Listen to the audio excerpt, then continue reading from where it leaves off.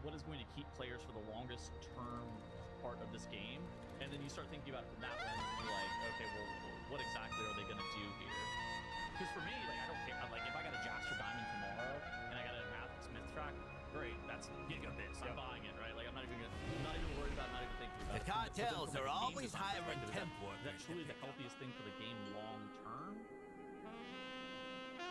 Yeah. And I think they shot themselves in the foot by pulling it off, because I do think that, like, if it was on, you know, week, what was it, 16, 17 of the patch, that is exactly what they wanted to use for bad luck protection, right? Like, that is, it's gonna be so long, you know, the season's been out for so long, you can get, you know, you can get the item.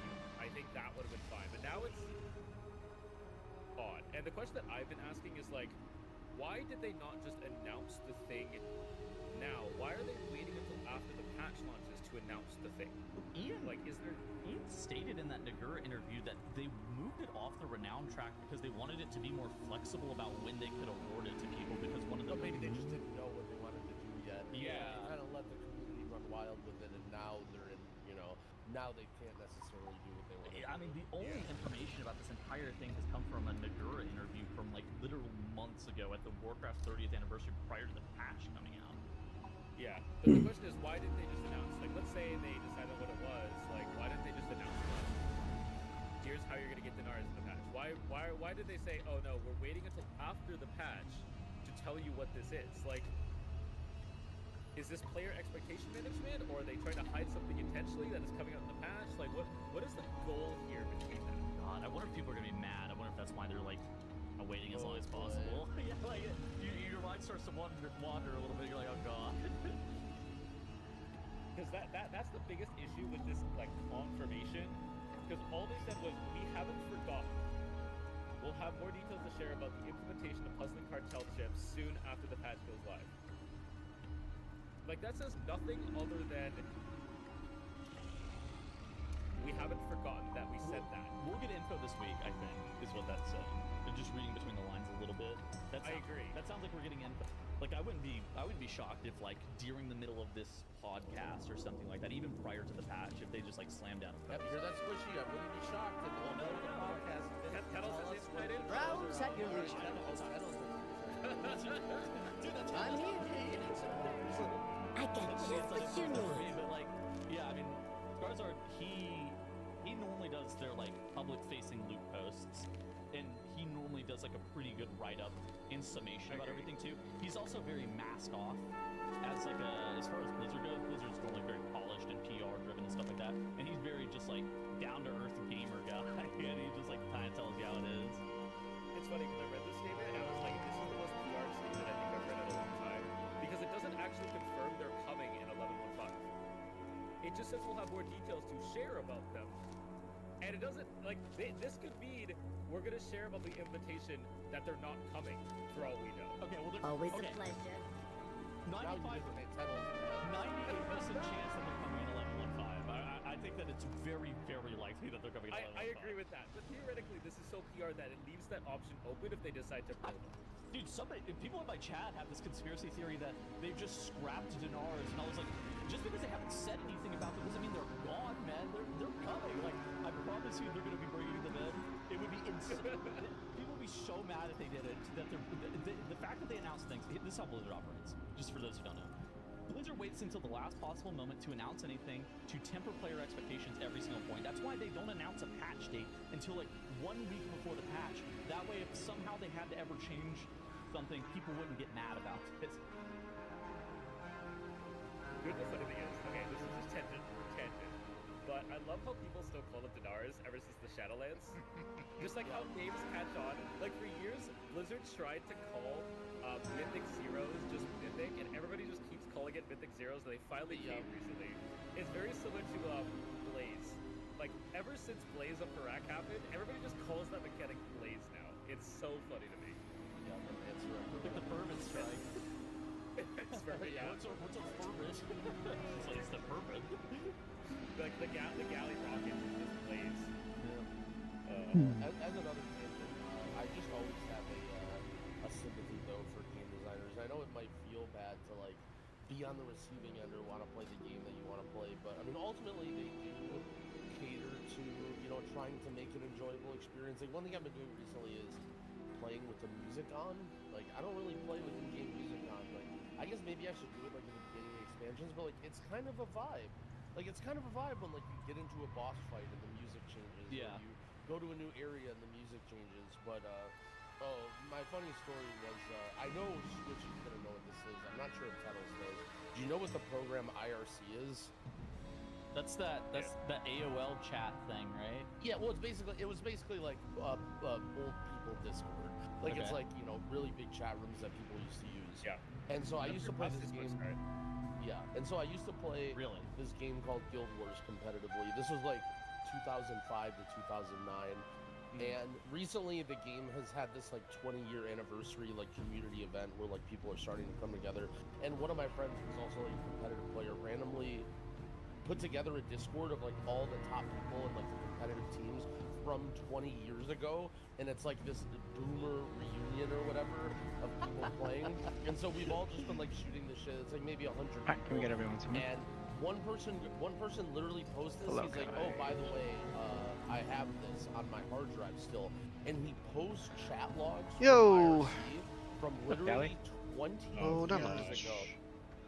And I'm just like, everyone's just like, oh How my is God. Like, how was your vault? Young growl. It was good. Like, I made a decision. I don't know if it was a good one. So of course, what do I do? But I got the Jaster Diamond and Mythic Gloves, and I chose the Jaster Diamond. Oh, you got the ring? Yeah. Nice, Crazy man. enough, there was 2 game devs that were actually in the chat, and it was like it's just crazy what a time gaming was back then, because there's literally 2 game devs in the chat just like shooting the shit with us, like, talking about stuff and their plans or whatever. And I control F my name and I'm looking at some stuff, and I see this conversation I'm having with one of the devs. One of them, I think his name is Morello. I think he started balancing for League eventually at one point. Oh, is that the Morello Nomicon? Morello Nomicon. Yeah. Oh So Morello is one of them. Morello is one of them, and then another one is a guy named Izzy who left the industry. And I'm sitting here, and I'm just some shithead 14-year-old kid, just like whining about, oh, my class sucks, buff my class, you know. And one of the game devs is just like literally making fun of me because my guild died. He's like, hey, what happened to your guild? You know, and I'm like, oh yeah, it died because you can't fucking balance, like blah blah blah, and we can't win. And it's just like this great. And I'm like looking back, and I remember being so frustrated at game devs or thinking that like they're so stupid, but like, man, I mean, it has got to be such a hard job to cater to World of Warcraft. And like, dude, I don't care who you are. Like, obviously there's some people who are not great who work at every company, but like, there's probably my so add-ons many aren't people that letting me care so rotate my much about camera. this game and do everything to make, you know, it just, I don't know. Yeah, Plater was ultra busted for me earlier, but they did update it. Work on these games and just like they're literally fighting against us. Like we're sitting here Can just someone like, double check give that we us have everything, give us every 21 item, people give on us every Discord? power, make my class OP, and we're like mad when they don't do it. And they're just like, I'm sorry, I'm trying to create a fun video game for you, and I think you might want to have fun a different way. Looks like 17. No, give me everything now. Stop looking for me. Make my class OP. Nerf Oracle Dispraise. It's just like, God, it's gotta be so rough to be somebody who's in charge of all this shit. It's like whenever you're young and you want candy for dinner, your parents are like, no, you can't have candy for dinner. Like one of the most eye-opening conversations I had was at BlizzCon, and they were talking about like gearing. Like I was talking with like a Blizzard dev about this. They were talking about like actually elongating the gearing process increases player retention just straight across the board. And I was sitting there thinking about it, and it's like it's Blizzard's job to create this tension in the game. But of course, the players at the same point are always going to advocate for their own best interests on how to reduce that amount of tension, right? That they actually have, where they're always able to, you know, just everything now, everything now, everything now. And so it's like the game developers are always going to be kind of. Lutre, I got to feel like what you're supposed to do. the warrior power We talked about this with, like, the this week. classic discussion, like, I did normal on my some warrior. numbers That's of still in people last like, season's oh, now gear. summons are a No thing. 2 Now you set, can no port 4 in the set. dungeons, like compared to So dumb. classic where you had to, you know, like fly there and make your way there, and it took 10 minutes both ways to get back. Can we get lock cookies one more time after this? Those kinds of things. The players are always going to want more from the life, but some amount of tension you did, it's the right amount of tension and like that is actually New fun. plan. Because a game Thank can you. blow over, Take care of No her. but it's just We trivial. It's check just, on our I mean, at least to cartels. me, not fun. I mean, I think that the gearing process. I think the gearing process generally does like a pretty good job, where it's like a pretty longer process. You feel like you get more powerful with each upgrade you get, and of course it's not perfect, right? Like some people would. All right, so this is the plan for tonight. We're going to do the skip on And heroic. of course, players are going to advocate in their own best interest. And then if we have time afterwards, I'll swap this to mythic and we'll do the first boss on mythic. But I mean, there's some kind of like balance that they have to strike, and we talked about it when we talked about the and just go from there and see how we do.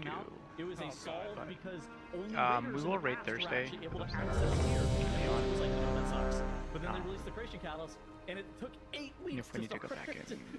Now there's a reason that it doesn't take 8 weeks anymore. It's just not fun. So I'll gonna have to manage. Do a proposed schedule for the next 2 weeks, 3 weeks. We will have a sense for player retention. It's one of those things that they just have. Achievement night. Those are the people in the Blizzard office in Irvine, California. I'll probably like in the future. I'll probably be on Thursdays. The whole idea would be this will be the full goal is to come in, do the skip, and then and he basically had work on the first 2 bosses on Mythic and just have 2 bosses Mythic. The first 2 are easier than the last 2 bosses on Hero, just so that everyone knows as far as difficulty. So that gives the people that are not running 10 still Mythic gear, everyone's piling in, everyone's celebrating, and go from there. And then after the weekend ends, they're like, all right, they're going back to normal now, and everyone's like, this fucking sucks. This feels terrible. And then retention just starts dropping off a cliff, and everyone's quitting. So now, don't assume that you're gonna get sat, so nobody log on for. But people always want waiting more. on Twist, you you're right. Want to hit the dopamine button, but the problem is you can't go back, right? Like you can't be like, all right, we're just gonna have the amount of drops that you get starting Monday. Like then everyone is just like, I don't know. I think game development stuff is really interesting. It gives me an idea maybe for if anyone has any suggestions about a guest on the pod for something like this, I feel like we should talk about that. And maybe not a Blizzard person though. I don't know. Well, I'll dig into it if you think about it. Yeah. The problem with Blizzard people is they probably just don't want to talk about a lot of stuff specifically. And it's hard for them. So maybe, but also like I don't know, maybe another dev or like Watch your feet. or something. Like, I know Kevin. Watch your feet. He's kind of a boss candy, but I don't know. Watch your feet.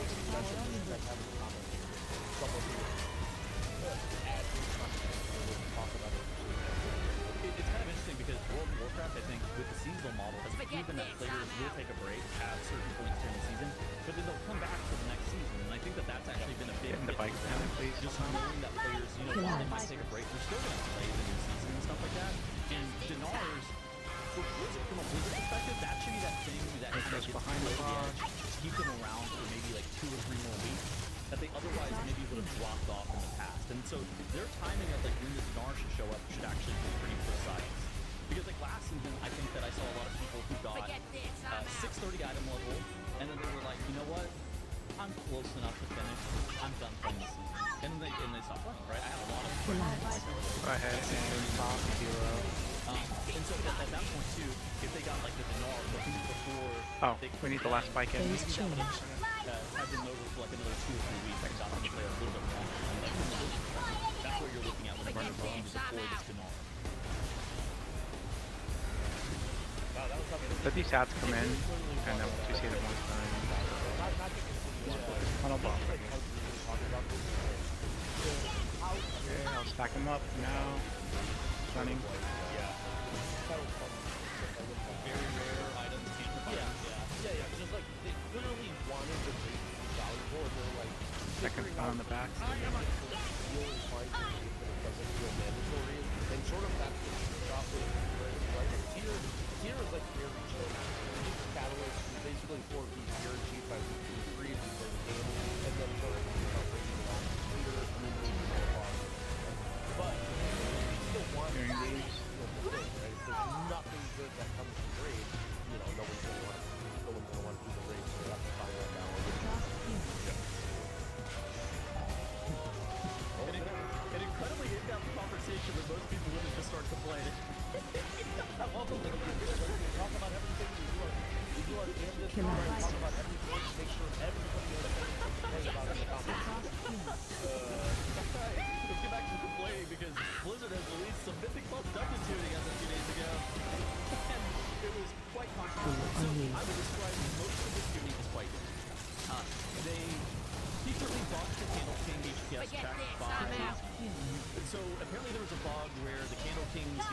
supposed to go on 3 players who got the circles. It wasn't, it was only going on 1 player. And then they Range help kill that last bike over there. basically they field checked that is just demonic on that fight. Then Blizzard was like, that wasn't really our intent. And then they nerfed it by 20%, which the fight is still very hard. It's still one of the hardest heal checks. But by nerfing the check by 20% on that heal absorb, honestly, in my opinion, very good change. The Cinderbrew Meadery Hobgoblins no longer spawn blue drops on death. This will be need greed. So need if you need, greed if you greed. Got nothing to do with me.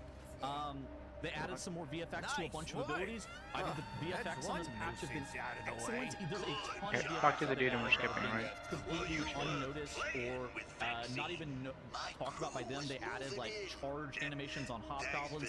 I would be down for like a charge animation on the first boss of Darkling Club. I feel like the VFX this patch has been absolutely standout. They did some very warranted nerfs to Priority of the Sacred It's the High Roller Suite, right? Nerfing the Ardent Paladin health and the last boss HP, trying to make some of the mobs, the links is a little bit more valuable to pull. Anybody? The only change that people talk about on think this so. entire patch, you know, I talked about all those good things, those great changes. It's the High Roller Suite, The right? only change that people talked about though was the Cujo change, which they reduced Cujo's health by 10%. But then they addressed an issue for who you might ask. We'll see. Where Cujo can be hit during venting flames in a certain angle, where previously you were able to hit Cujo around the box, but now you have to be fully LOS. Something happened with this clip. I'll find it. Why you stream my raid? I don't know, bro. I was looking for a clip, but for some reason it didn't give me the clip at all. It just gave me your raid. Yeah, I found it. There. So yeah, you have to be completely behind the box, and this was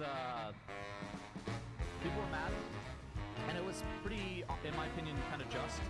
This change is, in my opinion, not great.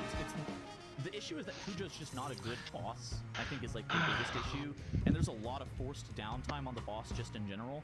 And having a fully LOS where you could previously tank gap the fight and continue to be able to hit the boss the entire time, just made it darken. I understand why Blizzard changed it, because it's not a great design to be able to hit through the box, especially if your tank doesn't know what's going on. But also at the same point, it's a fundamental issue the boss isn't very good. Yeah, so I thought Is this a significant that should come up here? in a good way. The Yes. 10% health is like somebody just look at the log. Like they do about 10% damage during the box hiding, so what is it with 10% health? And didn't think about like one, how fun it is to hide behind a box for 4 seconds. Yeah. And two, like the overall flow of the fight where the boss is leaping for half the time and now you're hiding for like a quarter of the time.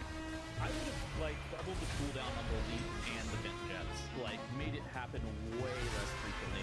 And like I don't think you're getting to a point where they're reworking the boss in the middle of the season. I think it's just not I don't think they are either. But if they just increase the cooldown by like twice as much as it currently is, that way your melee DPS can actually, because it's really hard to actually get a full bloodlust on this fight now too, because you have to LOS the entire time. It's really hard to like full send your CDs too, especially as a melee. We'll need to summon Darken. Jump and then you got LOS and you're just like, what the Yeah, is he this just came cooldown? back out. Like, what's even going on?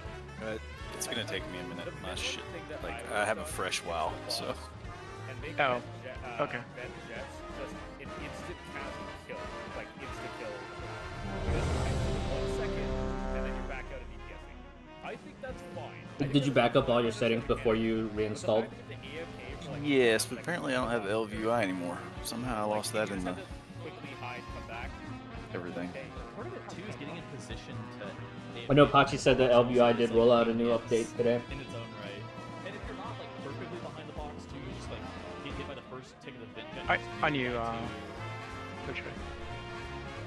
This is a very BFA boss. Like, you know, back in the day, I saw them actually hit the bosses. I don't think any player has up those bosses. 3, 2, Like, everybody just knows you don't get it. So, like, That is true. I don't think I've ever seen that last special coming. like, realistically, I think this boss work coming into this, like, where he drops, like, 5 boxes, and every person needs to hide behind their own box. It's like a, you know, like a Phase change. rather than a challenge or something. Yeah. Let's go yellow and orange, yellow and orange. So left and middle, left and middle. What is this new screen on my thing? Range, get on orange, please. The cooldown thingy? Yeah, it's the cooldown manager. It's a great mechanic, especially for tanks. And like as a like it's not explained to you at all. It's like sort of toxicity of like, you know, oh, you're not doing X like Y. Whereas, like, Special coming. Unless you're literally watching stuff, how the hell are you supposed to know that you can drag it to like a specific corner so that people like if you're a tank, you would literally never know you can do that unless someone else tells you that. And it's like, yeah, so I understand why they want to do it a little bit. What's that if you have innervate? Switchy suggestion of making it just like an instant kill you if you're not lining up. Phase change. It would be better, but also Yellow and blue, yellow and blue. Opposite sides. Do not run the middle coin, please. I think it's a small quality like probably. Oh no. Yellow needs some help. Special coming. It's definitely not. It's just not a great boss. I think it's like it's kind of where I've landed on it. It's just like it's not a great boss. The LOS mechanic isn't fantastic. So it took them almost 6 years to address this issue. Special coming. On June 25th, 2019. That gets hard. I think them fixing jank makes sense though. Like I agree. I'm not shocked that they fixed it. I'm shocked they fixed it now. It's basically like, not the second time. Not at the beginning of the season, they fixed it. Reworked all the bosses, but like mid-season on a Friday. Phase change. Alright, orange and blue, orange and blue. You know kind of what you have to do, but you don't want to see it. And then just like a little bit about it, and then about it. Special coming. Like after a while, Run out. oh, you know, you should make a chapter out of this. Or this man should say this, or should think to this instead of this. And you're like, all right, whatever, fine. Switch it. I think that was sort of a whatever, fine. That's fair. Of just like they probably had so many reports of like people having shitty experiences on that boss. Special coming. it's crazy. Like I actually have very little to complain about balance-wise this season. It's like the only thing I would even like I don't even know what I would change at this point. I would maybe increase the count of like some of these mobs that are being skipped with meld, like bubbles or like the motherless peacekeepers and just like some of these random mobs. And then like maybe I would nerf Impale from the Knights and Priory of the Sacred Flame, but like Alright, let's grab a purple on this one. Let's do purple and orange, purple and orange. all these BS mechanics that need to get nerfed. I feel like Blizzard's done a great job this season of having like a pretty well-tuned season, all things considered. I think that's probably Special coming. AKA all the Range helps blue up. Well, to be fair though, like I think I would just say Run that. out. Like if it's either paying lieutenants instead of 20 count, they get 40 count. I'm playing every single one. Okay, so those Finish that last there's been a lot of talk about Special that. coming. In my opinion, those Alright, vortex is down. they're a little slow, but I mean These guys are fun. the really the only one is the guy. Watch your step. That one, especially what is it or whatever, the one that like No, it's black. It's with the swift strikes and the unbalanced. whatever one that. Does it have second innervate? But I don't know. I don't think it's that bad. I'm kind of in this spot. On the one hand, I kind of want to say like, hey, stop putting all these annoying mobs that have these like in their path. Like you know, they're very clearly wanting and stuff like these. But at the same time, like well, Special coming. if you're a group that's good enough to skip it, you're gonna figure out a way to skip it. It's a little annoying that you have a mob like Bubbles, for example, that is so bad that you literally spend 30 seconds.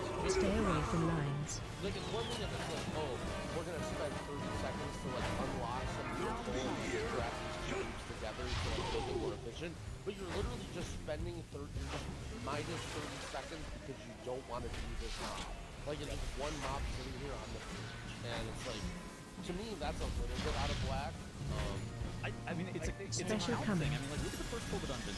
The first Cobra Target dungeon is change. 10.5%, and you spend You know, I don't know. But very clean. Good job, everybody. Bubbles is half the count, and if you have to sit here and fight him solo.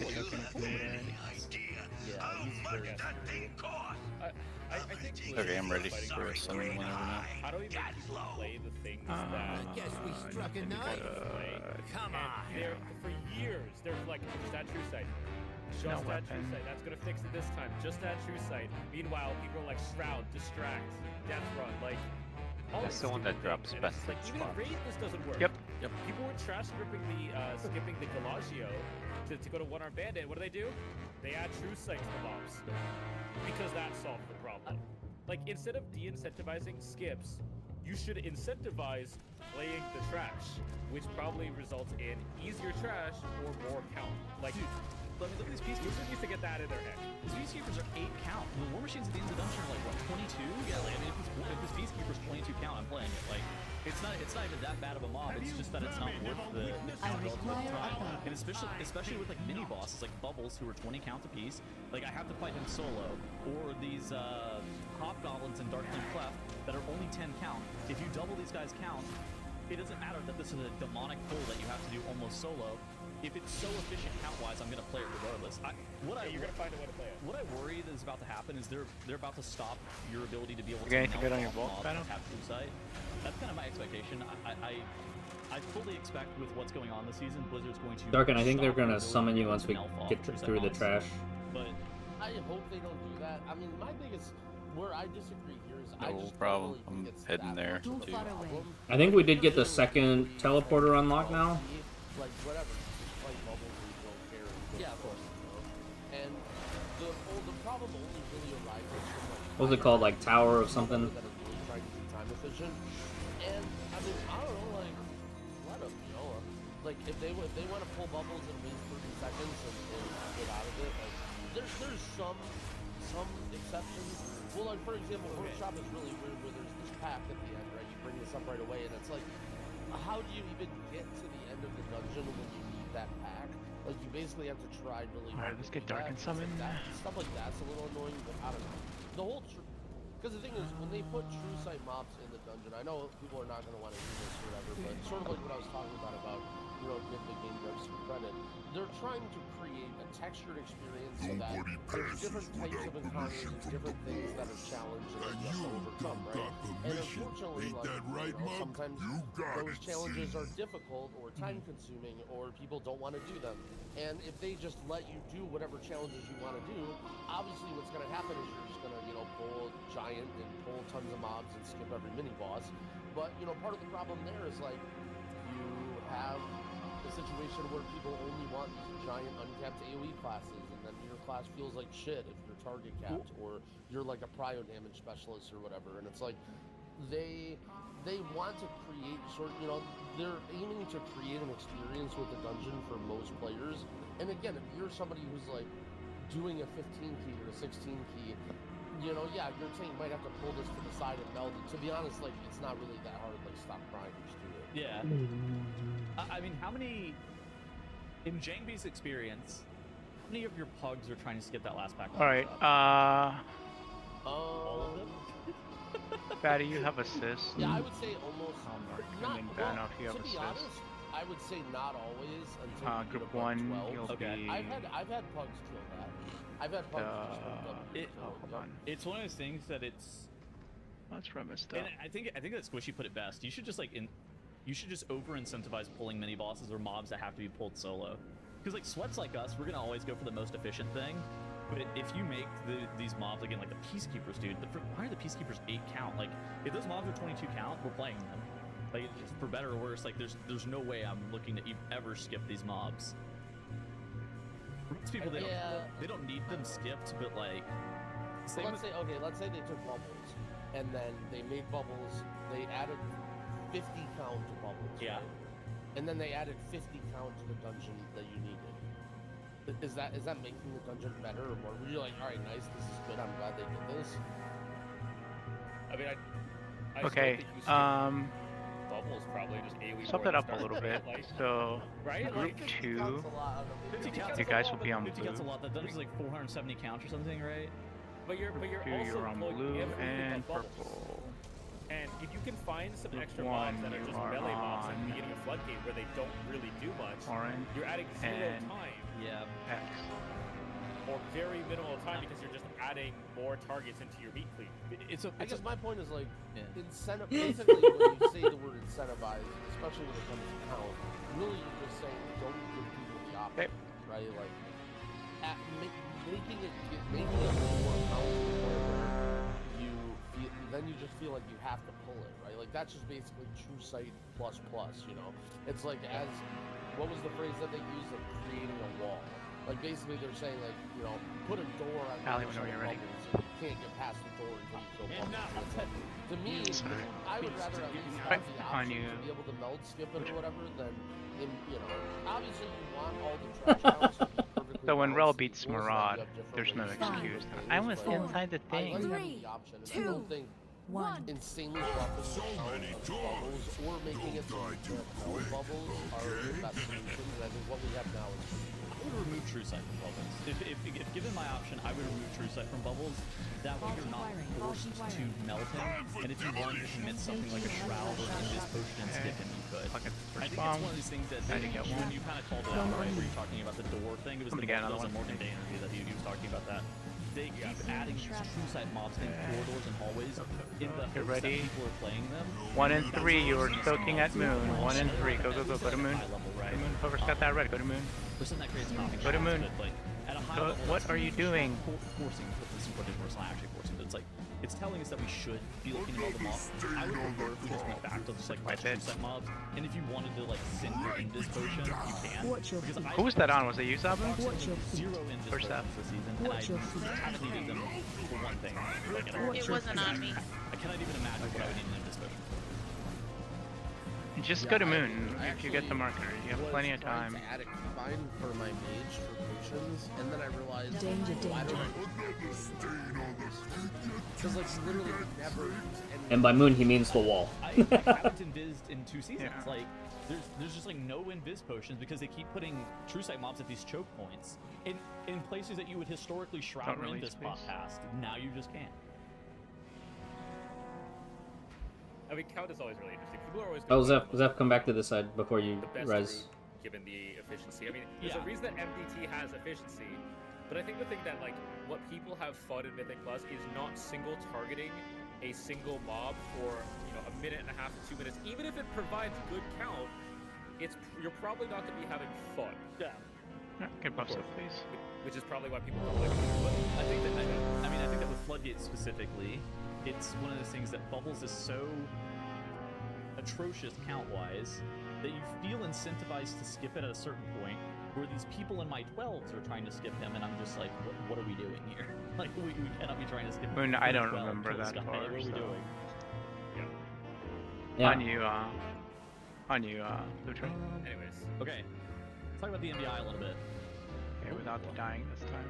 So there was a lot of healer representation actually in Darkling Cleft in 3, particular. 2, Not Prior to Sacred Flame. Prior to Sacred Flame, of course, was like almost exclusively Discipline Priest. Which makes sense. Prior to Sacred Flame, the impalability, the shouts, Disc Priest is just, I mean, the Paladins. Disc Priest is obviously very, very good in there. Hold on, real quick. Because so are time trials right now? Trials concluded today. Yes. Okay, there's 2 bombs. As soon as these are soaked, no, don't take. 2 different dungeons. Don't hit the last bomb.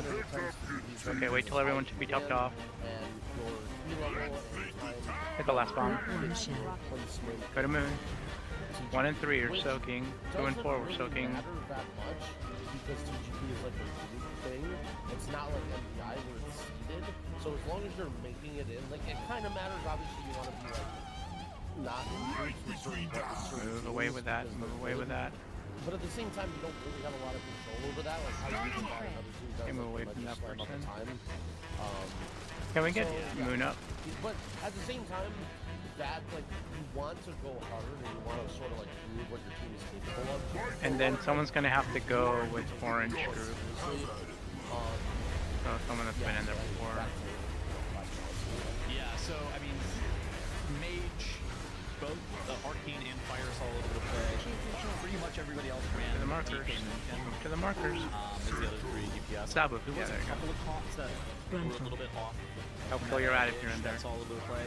There was a demonology. Make sure you stack up on one side when they're breaking. Had a comp with the vegans, as I call them, where they play Bear Druid, Mistweaver Monk, MM Hunter, Fury Warrior, Outlaw Rogue, Assassination. Get ready for Frozen Spears. Range, you should be near those walls. So you're not in general, people are tending to play this balanced route and only DK Arcane Mage comp. But the biggest and most notable thing was the healer diversity that happened in Dark Flame Clef, particularly because Candle King of HPS Jack. Okay, get ready to move away from that person. Where we saw Resto Shaman, Stop moving. Flee. and Mr. Monk all see some representation, at least in the top 20 runs for this dungeon. Yeah, healer's right. Healer balance, total dog shit. Healers are in a terrible state right now. It's absolutely atrocious. No, but on a serious note, like, everybody's playing with Vengeance. Everyone's playing Mage, DK, Boom, and healers have the best diversity of any of the heroes. And while it's true that Canadian I think what they're going to Steph, can you move into the room? Okay, somebody get one more bomb. Don't get all 3. Don't get all 3. Just one more. You can see. Soak. Okay, somebody get the last knowledge. Okay, go to the wall. 2 and 4. You're soaking that. 2 and 4. Yes, healer. And you see teams running Druid, even with another Druid in the group. Playing 2 Druids generally is not super great, and so they're saying like they value that survivability. Can you back up a little else. bit? Thank you. The damage is also okay. You also have Shaman. Shaman, I think, is a little bit of a sleeper right now because they're still finding it. They still have all the good performance that they used to. Also, their mastery buff is very, very good. Boom Kid benefits a lot. Danger. Mage has a mind mastery, and Unholy are not only getting the mastery with the Wind Kid, which is a massive DPS game, especially on single target for DK. I think Shaman buff is the second best offensive dungeon buff. I think that buff is. Did we not move the carpet side fast enough? Yeah, we were way behind on DPS though, so we were going to have an entire ad phase. 5% attack power for specific melee compositions can be elsewhere. I think at the beginning I died because Vig, you're where the boss spawns. Oh, sorry.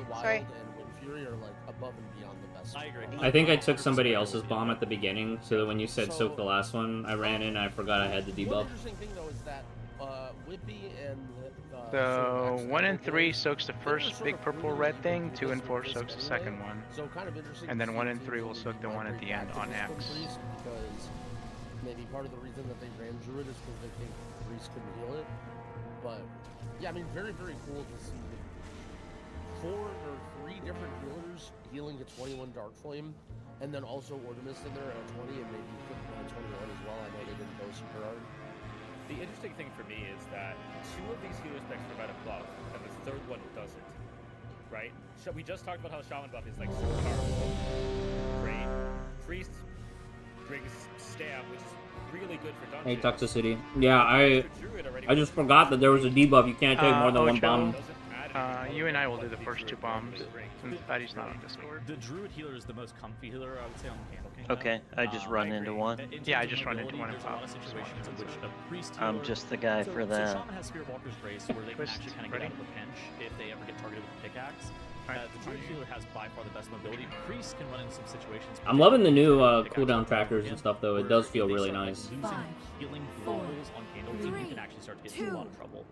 So you kind of have to. There's like a meta strat where you're playing up against the wall using the terrain to make sure that the candles are put in the correct spot. I think like at a super high level, you have to have your healer like fully planned the entire time and able to cast on your entire group.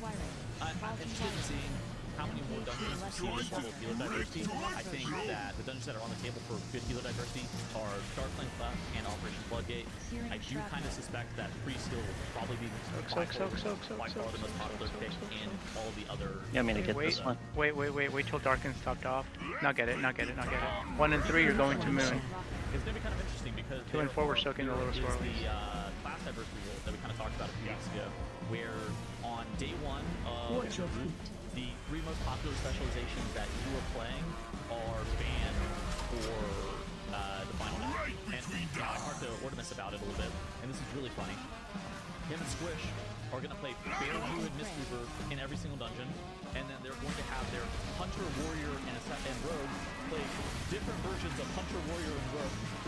So they're going to play the same classes, they're going to play different specs, and they're going to show up with marksmanship, whatever, I think Garden Fury, and then Assassination is probably not. I thought Snake would be like a fan first, though. If it's equal number, but... So what? They play... One to orange, please make a decision. Something like that, yeah, probably. I mean, what's fun is like, so people talk about this rule and on paper. Right, stack up. That cause you to place with specs is better for diversity. This sort of shows that it kind of is, but it kind of isn't. Because here you have what is basically range like healers, you should be on the other side of these walls or close enough where you can move. Stuff that, you know, are successful with it, and they're the ones that probably have the most issue with. You're gonna get blocked. The guys that are like not one. You're not on the specialists with their classes to the point where they're not recording every single season, and now they can't play those packs like a team because they had to wire the switch. Whereas, you know, you have somebody like Mojo who just will play any top level and just really nothing. I don't know what these other teams are realistically going to be looking to do. You know, I think that there's a lot of flavors of mage that are good. I think you can get one of the flavors of mage that you don't want banned. But then, like, the DK and the Moonkin, if not, you're going to probably have to, like, I got one. Maybe you figure Somebody in range get one. I think it's going to be... Perfect, don't get any more, Wait. Like, I think... Okay, make sure everyone's topped off. Okay, get one more. You guys can get those two. 2 and 4, you're soaking the... Especially considering you can also pair that with... Okay, 2 and 4, you're soaking that circle. Go. But, you know, you can play Rescue, you play now. Yeah, you need to get Histories, then lose the weekend and play Rescue Druids, you still have all that utility. This one's just for you. You can play multiple steps as well. Like, there's 3 right there.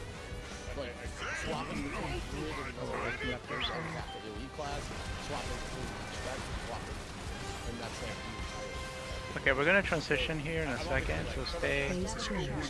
Nice. Face this way. Face purple and red. We're back to purple. Stay alive. Stay alive. Do whatever you can to stay alive. Something else, a different spec, very first key. And then you Okay, watch charge. and then your tank, your healer, and your mage. Oh, getting some really good RNG on the bullet storms here. Like, that's realistically the only thing that matters. As long as it's Behind Oh, up hero. this RNG is just so amazing. I think you don't want the Venge to get banned realistically, but like... Hey, remember, X and group 1, you are on X. Group 2, you're on purple. Range, get the range pad. Melee, get this one.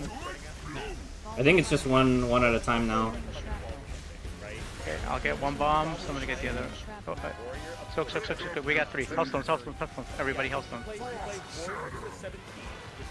Okay. Take those to the ad if you can. Get away from those people. Then you play, you know, one. Somebody hit that crawler mine. Get those 2 to X and purple. X and purple. Stop it. Purple. Only they play something else for 5 keys. Then they swap the keys. So then you have 1 and 3 help soak. 1 and 3 help soak. Then the Front Warrior, any healer, and your mage. This rule is now useless due to these two. To be fair, at least give them a little bit of a nudge, right? Like, let's say they're considering trying something new or like trying something. Get somebody up. Get Moon up. I Get away from that person.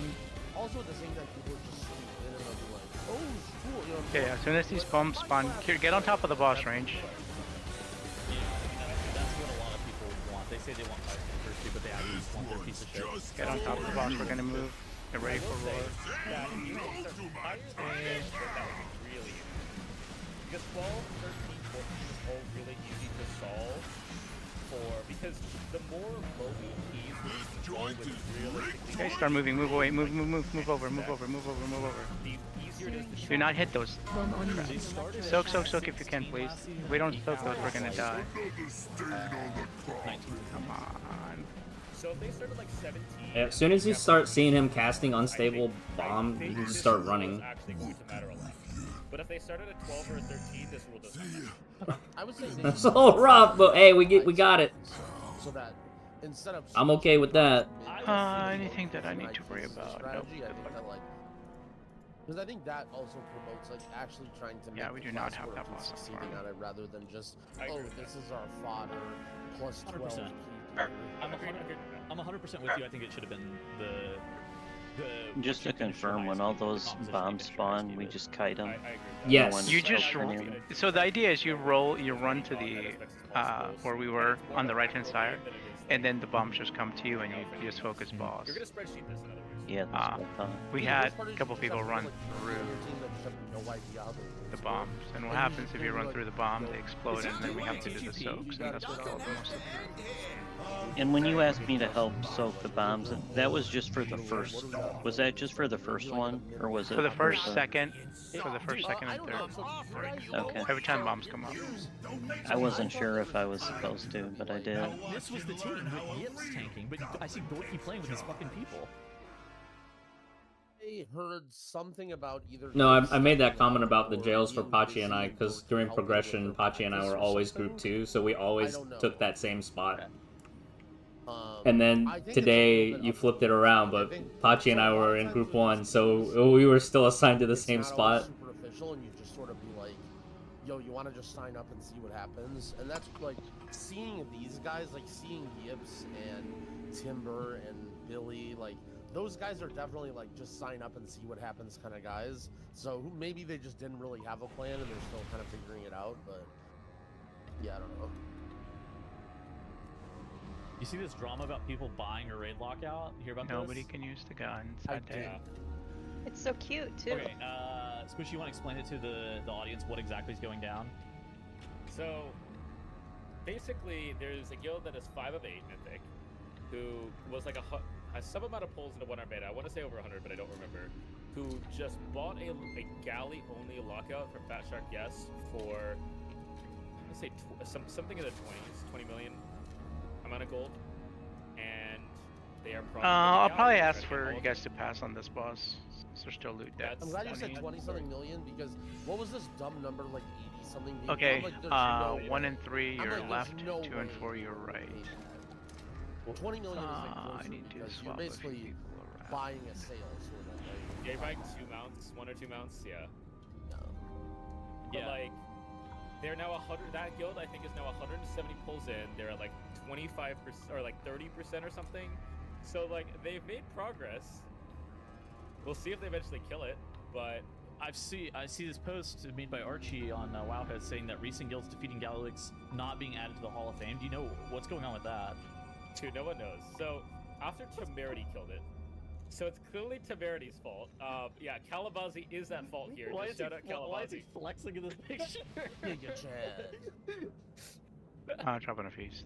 Yeah, so due to Calabazi's fault, after Temerity killed it, the Hall of Fame has started filling up, and any guilds after Temerity have not gotten their Hall of Fame guild achievement. So nobody knows why. Blizzard hasn't said anything yet, but the assumption, and this is completely unfounded, is that Blizzard will be Thought you putting stayed DPS in for a now. check We'll to make go sure you with killed that. the entire tier to get Hall of Fame, but like there's no evidence of that. Okay, so 1, 3, 5 we're left. Do you 2, think 4, 6 so? you're Do right. you think it's an issue? So Hall of Fame is a Blizzard thing, right? Like that's like an achievement. That's Yes. something that's in Blizzard.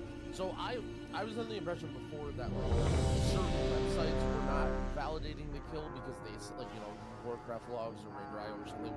But now Blizzard is basically saying that your Hall of Fame doesn't count if you skipped. Is that right? We don't know that for sure because like there Okay, well, actually, sorry, let me correct.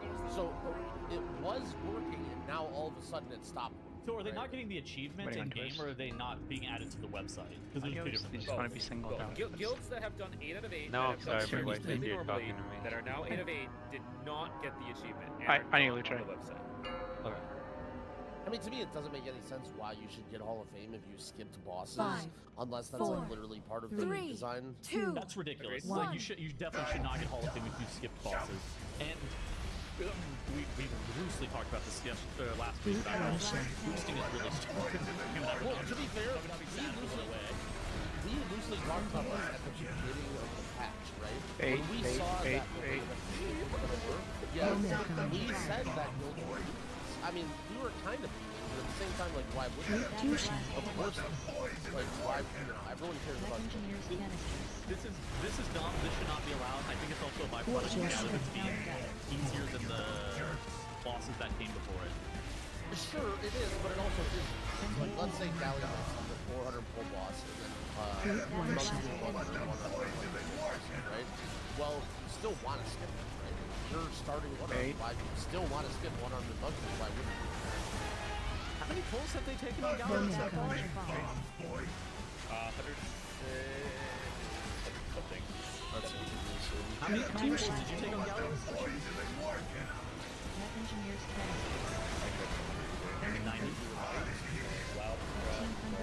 Left, you have innervate. Alright, well, I'll distract with Randy now. So, this is pro tip. So, alright, this is Growl's tip. So there's a skip that goes to one-arm damage, and when you do that, it like clears the bosses up to them, right? So you can't do them. But what you can actually do is clear the bosses in your lockout, then invite somebody that has the skip to go to one-armed or Mugsy. They can join your raid, open up the skip with the NPC to let you go to one-armed or Mugsy, and then leave the raid at the party before they get locked in your instance, and then they can open up the skip for you. Those two. Like, you can't do it with Gallywitch. Galley trap? You can give somebody a Mugsy or one-armed skip without even being on the lock. You can literally just walk into their raid lockout, open it, and then 59, by the way. So you're saying that's good. You say they're at 107.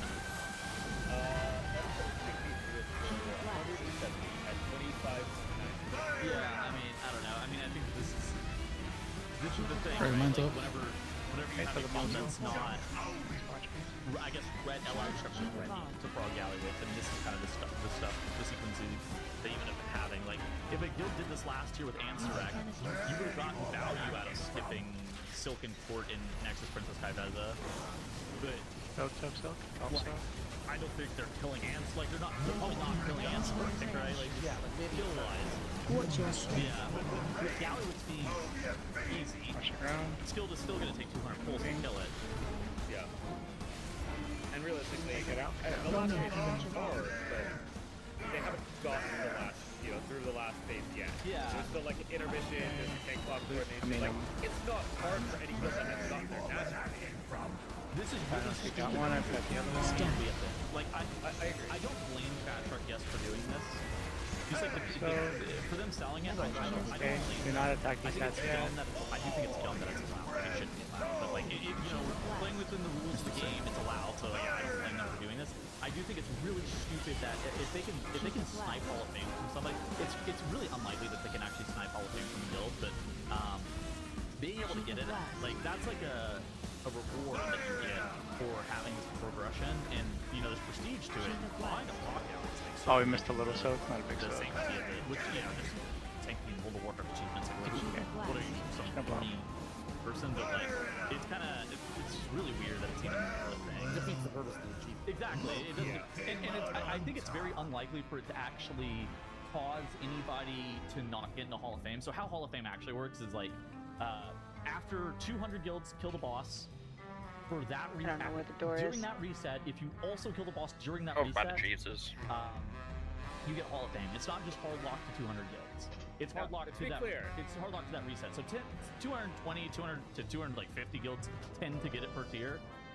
To be clear, sometimes they just randomly add an extra week on it too, like last year, where they're just like, we're doing another week, guys. You have another week to get it. And they're just like, okay. It's fine. Like, I don't care, but at the same point, it's like, so these people buying this lockout probably isn't going to do anything.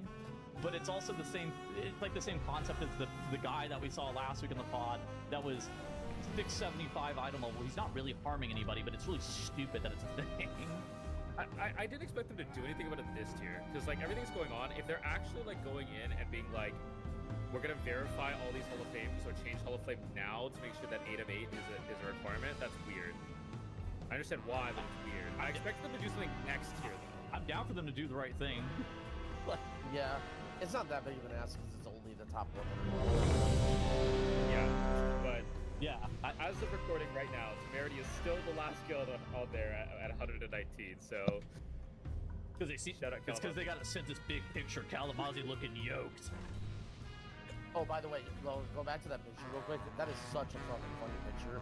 So if you're only listening to audio, it's basically a thumbnail picture of him flexing. But here's the thing: is he's not looking directly at the camera. He's looking like off to his other monitor to see how it looks, and it reminds you of every YouTuber who does these thumbnails. What they do is they do these photo shoots for themselves, where they just like, you know, put the camera on and then make all these weird faces and poses to use on thumbnails. And so he literally took the picture from him looking at his other monitor to see how the pose looks, and then he used it in the thumbnail, which is absolutely hilarious. He had to check to make sure he looked good. He goes, yeah, he's Hey, hey, man. 4, 3, 2, 1. That is a lead. I didn't think about that. Yeah. Oh, God. But yeah, the buying the lot of stuff is weird. Very strange situation. God. Alright, for cool stuff we've seen this week, I think they had this submitted as a question a few weeks ago. Talking about what would an in the dungeon like leaderboard look like, and somebody actually ended up going out of their way and created an in-game leaderboard out of a details plugin. And so this creates a scoreboard at the very end of a run. And it's kind of interesting. It kind of gives you some tools and so basically what will end up happening is once you like loot the end of dungeon chest, you're actually able to get a scoreboard, and it has like interrupts, it has damage done, has healing done, has damage taken as well. So you can kind of add a glance, like see all these like cool features of the dungeon itself. And I think it's actually like a pretty sweet plugin. Will, you got innervate? Looks like this. Oh, this is the okay. I've seen this stream. Yeah. And it also has a timeline at the bottom showing like where deaths occur, and you can like hover over the death and see what the most recent resources of damage taken were. You also see things like CC's cast, spells, DPS, stuff like that. You can also see kicks and overlap rates and miss kicks, so you can see if the kick is whipped or if it's overlapped with another player. Kind of cool. And how much IO people got.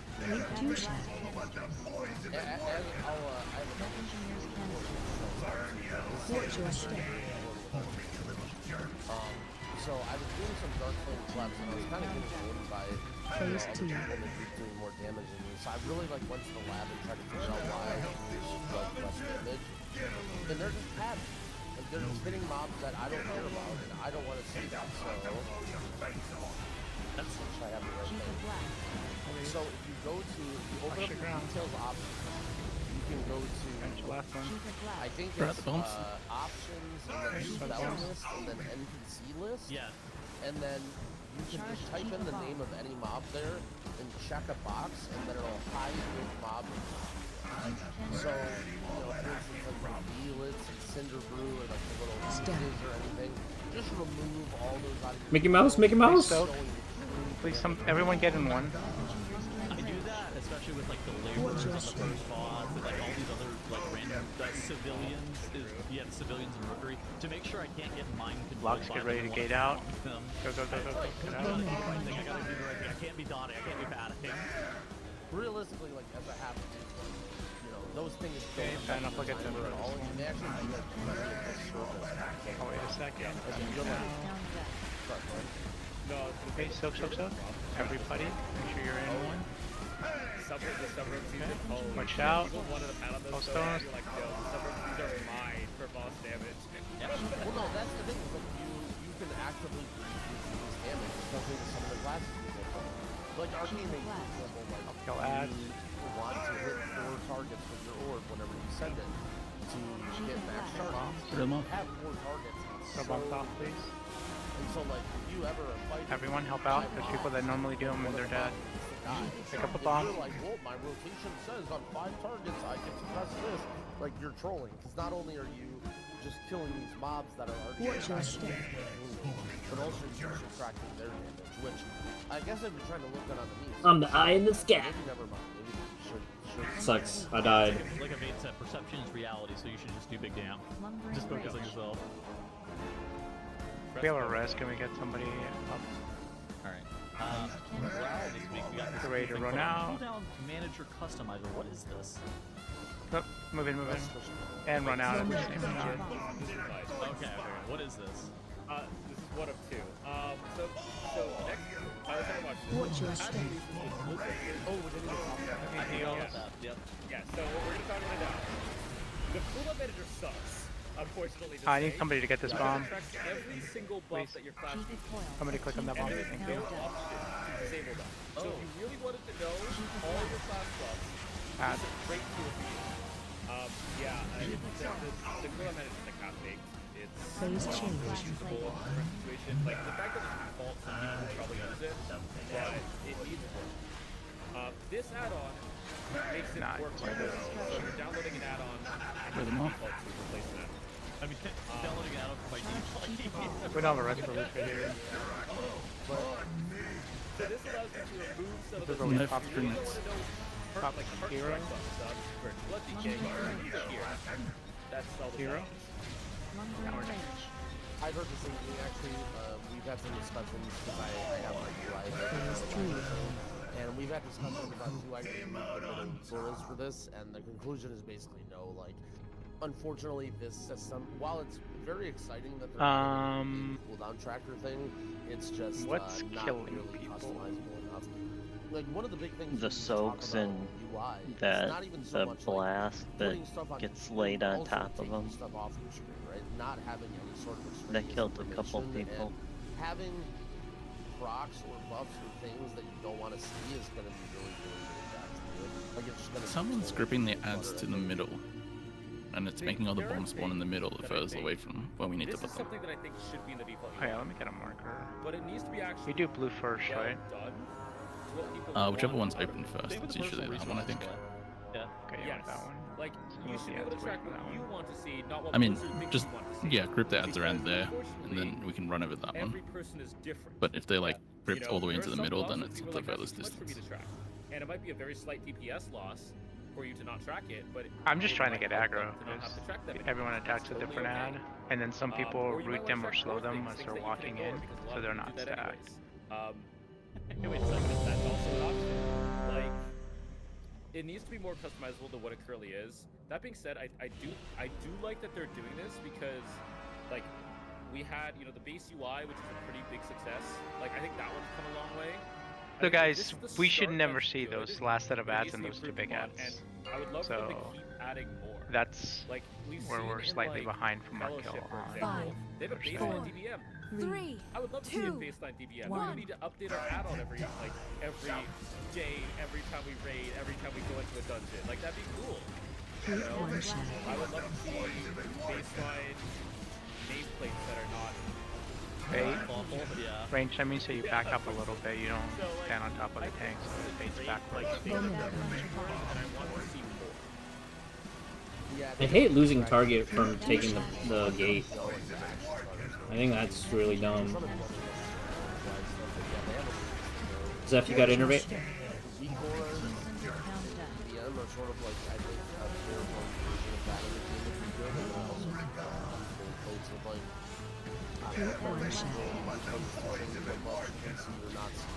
Yeah. I don't really think there's things for that. Bait. I think even in a really basic level, you need to see those things. Momentum It's funny because it comes bait. multiple times about the arbitrary add-ons. Group 2 shot. And how they're like constrained. We have to consume these add-ons and stuff. What's your strength? And there's no way for them to remove like weak cores or add-ons without removing the weak cores or sorry, assign the without removing the add-ons first. But removing add-ons has so much of a catastrophic effect on Bait. everyone right now. There's no replacement for them that they can't do it. I wonder if they're like slowly working on that. Oh yeah, I mean, I think adding the best way they can remove GM or Quoras is to remove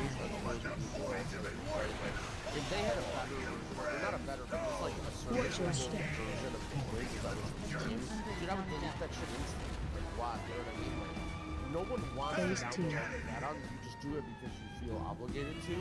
Whether it's or whatever. Having good notification for bosses, and then like, hey, you know, if you want to have some giant ear holes or use your sapling with echo ear edge pieces or whatever, yeah, you can download it as an add-on. But you know, for most people, I think they'll be happy. Like, that's the first thing everybody thinks of whenever you hear It's not animal. oh, do I get to delete this now? Like, that's everyone wants to delete their add-ons. No one wants these. I would love to delete the like tierly week or assignment pack. Do we have any reses or no? Where you have to go like, oh, did everybody update their add-on this week? Like, You have one. oh, we're on version 20 now. Oh, Growl, you're on version 18. Please update before we pull the boss. Jump off. Oh, where do I download this again? Oh, give me a second, guys. Like, it's like, oh my god, please get me now. It's gotta be so bad for new players too. He's like, I had a guy come into my UI channel or asking about it. He's like, asking about my raid week orders, and it's like, imagine you're a new player who doesn't fully understand everything. Like, you're pugging in heroic raid, and you're like, what? You're gonna download the liquid weekora pack, and then the liquid anchors, and the liquid this, and then it's like, you know, it's like assigning you to do shit. Like, oh, go mid left, and it's like, no one, you know, like no one else in the raid is even knowing like what's going on. All right, guys. It's such a terrible user. We don't have this boss on farm. People don't know better, right? They see, oh, every streamer that everyone, I see uses the liquid. We're being a little I have loose to on download things. this. Like, oh, tells me to go like. Tighten up a little bit as far as where you're standing, where you're baiting. I mean, maybe it knows or, I don't know. The fight hasn't changed. We're making small errors where we're getting. In Sepulchre. Oh yeah, they're one shots, right? We can't top people off. It was just a known thing that for pugs, you just downloaded a weak aura, and if you were like part of that thing, you would click vote or whatever above the person you thought was the traitor. Imagine a new player coming to that fight. You're just like sitting there like, what do I do? Yeah, like how am I even supposed to do this? And then like everybody just has like triangle above their head, and there's all these numbers being spammed in chat, and people are pinging you, and it's just like that's what people's genuine experience are when you don't know about add-ons and weak orders and you set foot in the raid. Quick tangent. Back to Galley. There was not a single weak aura that was needed on that boss, and I loved it for that reason. Everything was banger fight was possible to do without a weak aura. It gave you enough time to deal with the mechanics. Like everything felt fair and gave you enough time to like mentally figure out the mechanics. And I was so happy, and that fight was so fun. I have better things to not do a fight with boss. Imagine being such a fucking clown that you're just gonna say that this is some terrible boss. Imagine being completely outraged by a boss that you didn't even fight, and then meanwhile the entire player base fights it, and it's like, wow, this is one of the greatest bosses. And on top of that, it wasn't even really that bad of a boss for the top guilds because it was totally blind prog, and you actually got to learn the phases as they came out. Like, wow, what a great boss! Good job, Blizzard. You should be proud. I think that Switch and I were talking about it pre-joined. The issue that Gallywix had is that I think it was just like a hair too easy. Like I think that like Sergeant Breath difficulty. Yeah, if you're standing off to the side, don't go past where the lock gates are, and then when Grizz calls for bait, like stack in the middle line. Being able to like limp over the finish line with like 18 people is a little bit weird. But I think it's way closer to well balanced than Ansurrect was. Like, I just had to throw that in there just because coming off of Galley Frog, it was a really fun boss for me. I just have to throw it. We're baiting now. Stack on skull, stack on skull. That's you too, Vlad. Like, if you got like 4 web blades and you had to go in this specific area like Ansurrect like that felt unfair sometimes. And like I could go on about other fights that feel like unfair, like victory for barrels. Or, you know, like getting a left-right spawn on what our bandit, we get that mine being bugged, like... Vlad, you should be on this side with the group. And to be fair, I'm leaving a little bit. Obviously, there's problems. I think, like, if you're... Alright, stack on star, move to the middle. And you end up just, like, in the corner alone by yourself, and you just, like, stand there for the entire fight, and you're, like, not really moving, like, every one of those movements or whatever. Like, yeah, it's not really... I mean, at the same time, Alright, so Growl, what if I told you that I could save you a minute and a half of anything? shit. I was actually, I forgot that Are we behind on healing? Alright. Okay, one of the most commonly misunderstood things is the first boss, Captain Gilcry in Fiery Sacred Flame. Him and his mini bosses don't share health necessarily, but they redirect damage to one another. So first off, this is a two-target encounter. A lot of people actually have a misunderstanding of a two-target encounter. It's actually a two-target fight. You should be able to Glad you're not in my group, then why are you on the left-hand side? This week, I'm not. I'm stacked on loot tray. the MDI time trials that we're doing this, looking at the timers. But Are you sure you don't mean the other demon hunter? that are off to the side, such as Oh, that was Feo. Sorry, you know, I'm just used to one. also have the HP Yeah, share. I'm sitting here like I'm Go and kill the nowhere other mini near bosses, you so the or your Starflight group. mini I don't know what boss you or mean. the Thunderclap guy. I just saw Demon Hunter. Sorry, dude. Chainmail and Dumal off to the side. Then they have less HP because they are no longer attached to the boss. And then Emberlins, who is attached to the boss, War has this Glaive's been bonus jumping HP around. modifier, Like, which is what's why it going doesn't on? die during the fight. But these other mobs that still have the HP share attached to Dalecry, they still have it at unlimited range. They all look the same. Which means They're if not you the don't same. kill them and you proceed to kill the boss, and you're doing you're basically just like two-target cleaving off of them. Both Chainmail and Thaner Dualmaul will die to basically just AoEing them down, allowing you to get 50 did you guys counts drop of mini boss for free without having to do that, which will Oh, okay, no, about no, a no, minute we have the and party, a half. okay. I would say 45 seconds ish per mini boss that you skip this way. Okay, Absolutely banana strategy. I don't know. Vig, what's killing you? So how exactly? So you I keep being in a position. kill I the think. first I don't mini know. boss that's at the bottom, So right? look at this. Okay, you see, Zorthus is like targeting Thaner. So Hey, their Vlad, you count promised is me at top 382, DPS on your Demon and Hunter. so they kill, Is like you anybody said, the taking Thunderclap Oh, I guy didn't. and the Spell Reflect guy. I promised a magic buff. But they never pull them, right? They walk to like a static location, and so they never get pulled. And so now they're just like standing here. You see Thaner Like, Dualmaul here we have to bait. is Like, you sitting cannot here with be... 382 count. Yeah, Actually, he just dies. after that first soak goes out, We gain 50 count. after that first soak goes out, just start like shuffling backwards and towards the middle. Then so Like, when melee, a you lot- should some be on people don't skull, understand when- right? A when forward you kill skull. those See, two the mini boss bosses, is a the massive black guy hitbox, and the but you guy should be in the that first close. room, You Yeah, don't have a to mini be... boss Like, there's a runs few to people that between location. circle and blue. Yes. Like, you're So gonna bait the kill bomb first guy, then further that Chainmail or side. We whatever want to will bait run the to two that bombs spot. on this side. You avoid him. I you nearly don't tried. pull him. Then you just go over to the reflect mini boss. You kill that one. Then the next mini boss spawns and runs into you. Gotta relearn the Makes dance. your way to the boss, and then those two mini bosses just end up dying. Sashay 4, right. 2, It's crazy that everyone was killing these mini bosses and no one knew that you could just. They're good count.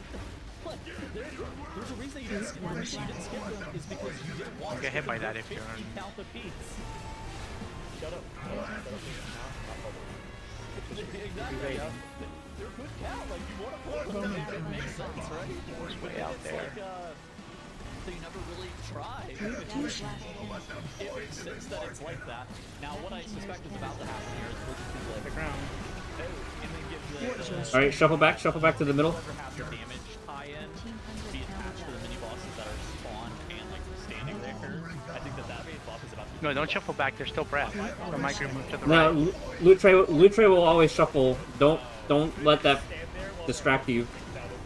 I think you're supposed to be allowed to skip them. We had 2 people get hit from our group. What? What does that call out? I think you're supposed to be allowed to skip them. Also, you can be able to No, I think all I want to say we had 2 people get hit. you know, give it like a 15-yard range or a 10-yard range, something like that. Why? I was thinking, I was like, is there gonna be a way where you can pull the third mini boss far enough away and benefit from that as well? Just jump off, man. I don't know what's going on. Unless there's some kind of It's the move. Don't call bait until after breath. because it's definitely cool tech. You have to fight the boss with the mini boss. That's just like part of the encounter. So it's not like you could go and fight the fire circle guy and then like have all 3 mini bosses out at the same time or something weird like that. I mean, It's after breath surely moon there's when we some bait. way- Well, Okay. I did it on the. I killed 3 of them on the PTR. So They at the fucking beginning, beat there's Greg, people standing right but, here, like, maybe and there's they're some- getting hit there's by the some, breath like, on green. insane way. So shuffle left a little bit so you don't get hit by the breath As a and side then note. move in. Oh, I guess you don't get the count, but if you pull double mini boss at the boss. Yeah, Lucher, that's what I try to do. Like, leave the group on the markers and the tank just moves Boss further exposed right, HP, so it covers that I piece think of I think it does count for you triple cleaving the boss with the There's like a bonus HP modifier, I think, on them. I thought that was only on the eyes, but I could be wrong. I think Raz is just messing around with it. I don't think. I remember the conclusion was like, there's nothing here to know. I remember that. It's like the end result, but I don't know exactly why. Do you know if chainmail needs to be in line of sight for the damage transfer to work? It does not. There's no range on it either. 3, 2, 1. That's a good tip, though. Shout out Sorthus for showing that out. Yeah, I think MDI is looking at the time.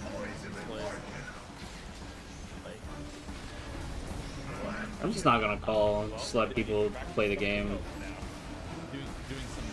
Doing some 20s, they were like 2.5 minutes under. Yeah, 2:45 under 20s. That means outrageous. Yeah. Mech Engineer's canister. Alright, you guys ready to move on to Q&A? What's your If you want to submit your Q&A, you can tweet at the WoW, DM them on Twitter, or alternatively, you can see me on Discord. My name is DM Discord. I'm just really mad about that. But I do check the Twitter DM like out and cloud. Always the best place sending your questions. Now you bait. This week's question will be from Garlic. Because I'm not a new player to WoW in general, but I'm actually not engaging with Big Plus at all. With Season 1 of the War Within being my first ever season, and now continuing the trend going on in Season 2. For reference, I didn't set Big Plus 10p until after the 11.0.7 patch in Season 1, despite playing the entire expansion up. Going into Season 2, I progressed to the point of all-time 10s much faster, and I'm left wondering how to approach moving further beyond just from a pacing perspective. For example, would I really have any business jumping up to 3 level when there are still so many things to improve on in every single dungeon at the key levels of already time? Or does slower progression to higher key levels just cause stunting of improvement overall? There's probably a good chance that I'm overthinking this whole thing, particularly when I'm exclusively doing pug keys. It just seems like it would be better to spare the other people from my own potential LG terrorism as much as possible when I should have gotten way more reps in the dungeon beforehand. I'm just going to be I'm just going to say, you making a mistake in a dungeon, you have every right to make a mistake in a dungeon just as much as just because you don't think that you're qualified for that key doesn't mean that you're not necessarily qualified for that key, and everybody's going to be making mistakes. Even people who should be more qualified than you, they're going to still make mistakes as well. So I don't think that you should look at it. Drow, what do you think about this post just in general? Guys. I mean, I think Turn the bums off. for tanks and healers especially, I think it's really important that you go into as high skill level as possible all the time to get the best reps in. Like doing easy content is I think stun your growth a little bit because you're sort of like, your ability to play those classes has to be playing under pressure. Whereas DPS, not only can you like still get reps in, but also it's harder to find DPS that like or whatever. So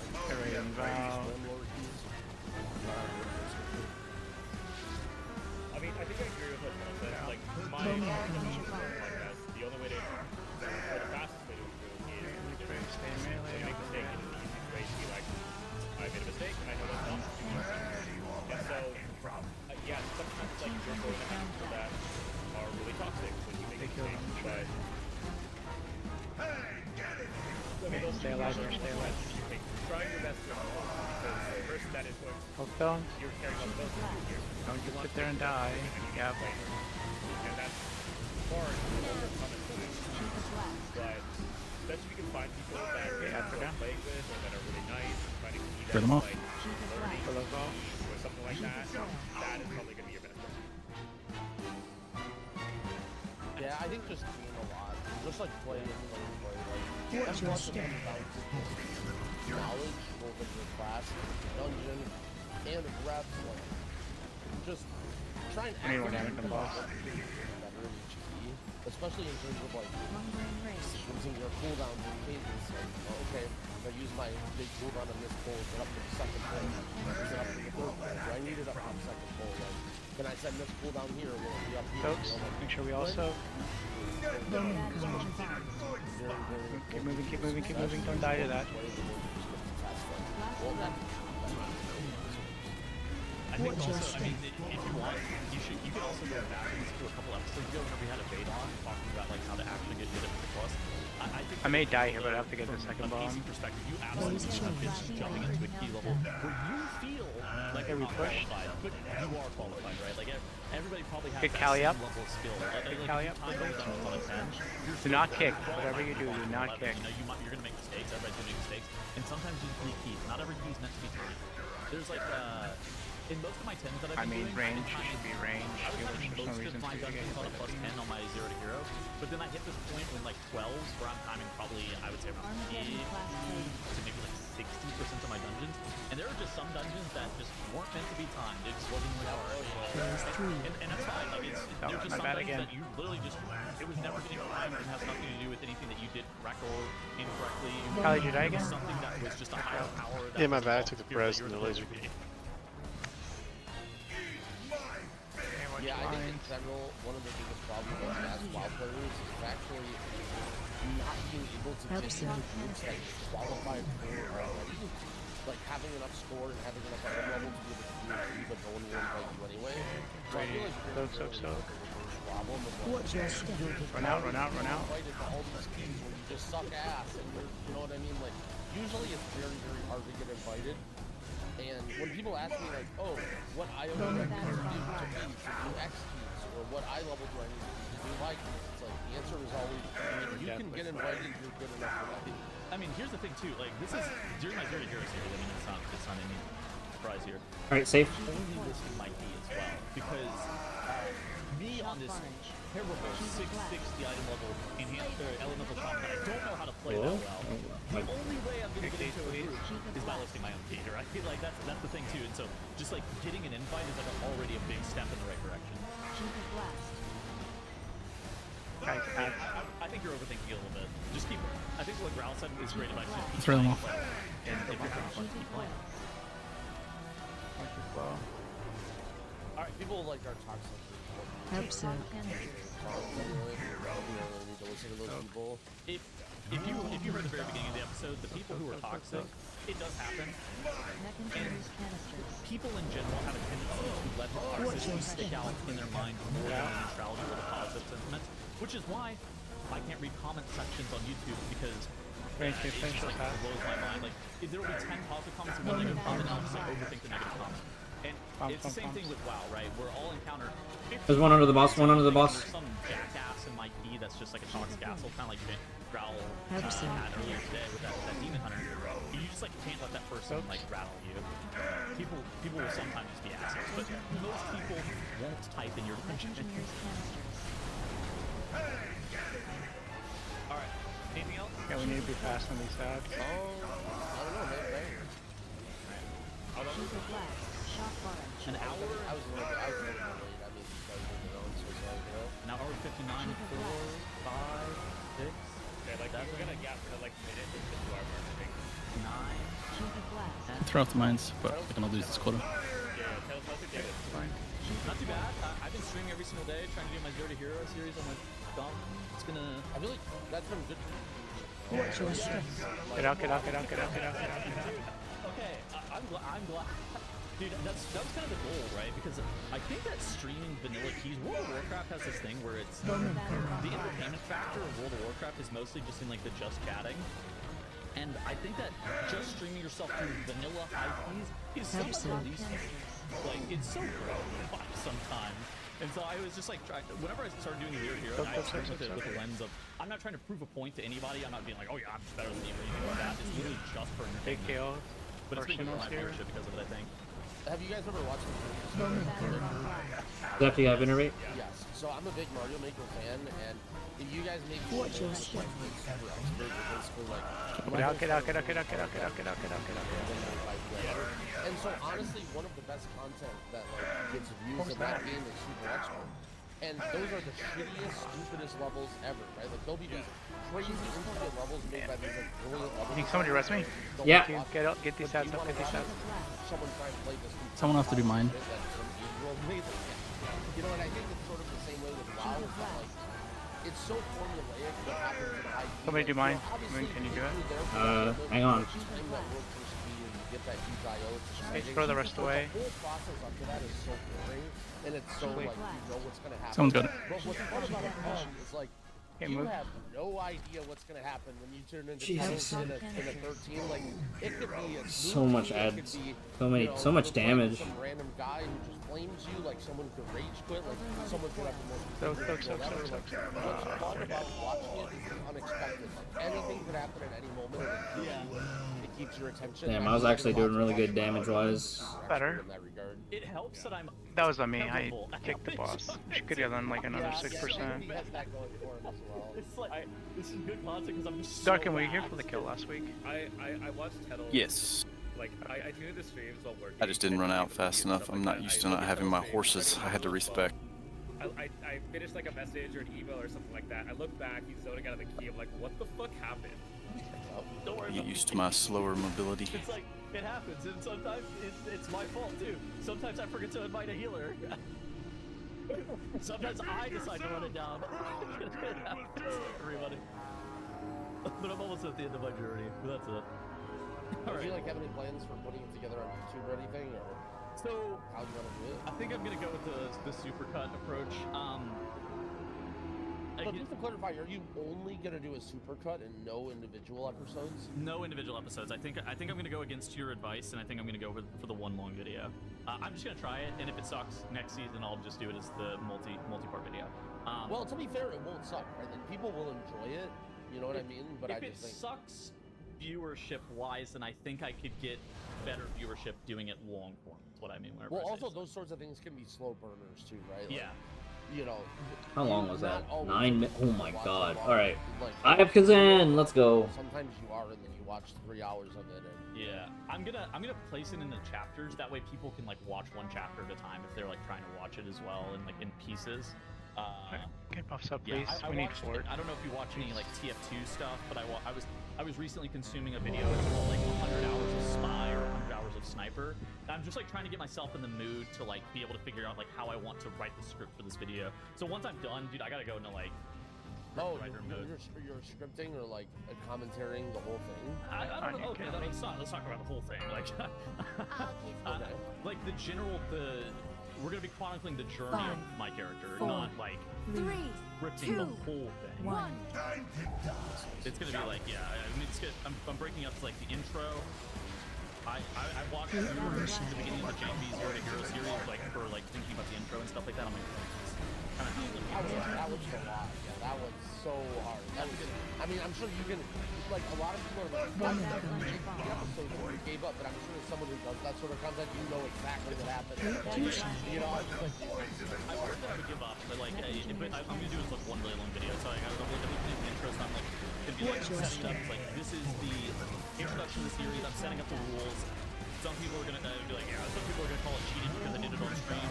Ultimately, if some people, I told people not to do it. They know it is what it is. It's just for entertainment anyway. It's not fun. I'm gonna go for the most hardcore challenge and whatever. 6 subrules, right? For the challenges, and then it's like the leveling process, and then it's like then I'll have like I made one. It's gonna be like a part of a chapter. It's called the Jang B encounter. Whenever I encountered your mage. Like, I haven't touched with anybody I knew except for Growl's mage.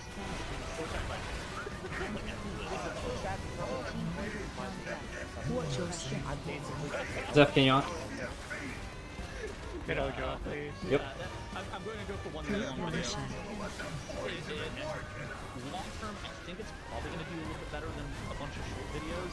That's what I've at least seen with the everything you need to know about Mythic Plus video that I do from the beginning of every single season. That one really long video does better than Broken. Ojo, what were you doing on this side?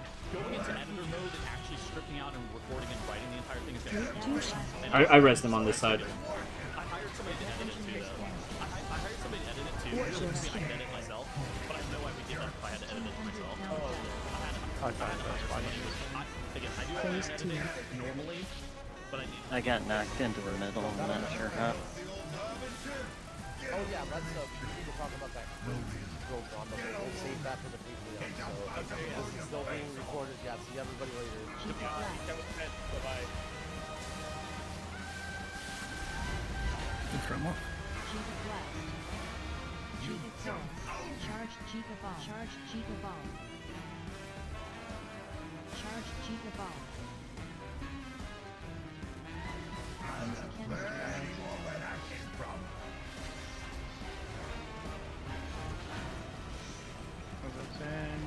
They'll be on top of each other, but one to the left, one to the right. Engineer's canisters. Lumbering rage. Watch your step.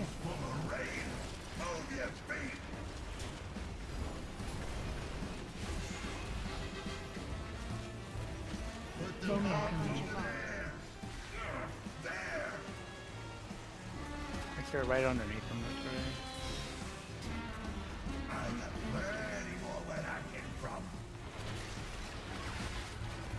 1,500-pound gun. Mech engineer's canisters. Stay alive, please. Chief of blast.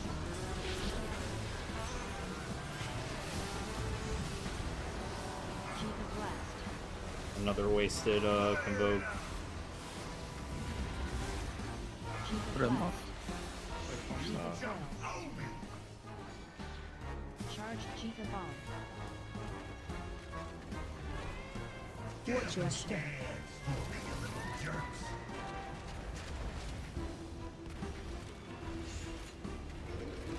Venting heat.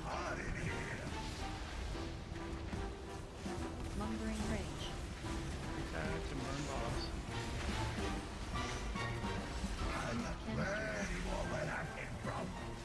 Soak. Bowman coming. Oh, Trey, if you want to get one. Oh, wow. We were 2 soaks stacked up. Watch your step. My soak like jumped away from everybody. Look who came out on top.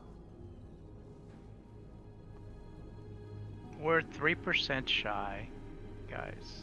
3%, and we don't have to deal with that phase at all. See, this is my struggle with Kazan. I have Kazan's good once we get full ramp, but up until we get Like, full if we ramp... can get to that phase and not have to deal with that, like, we win. Like, there's so much damage, and it's an RNG fest on who gets the circle. If people are running with the circle, they're not running with the circle.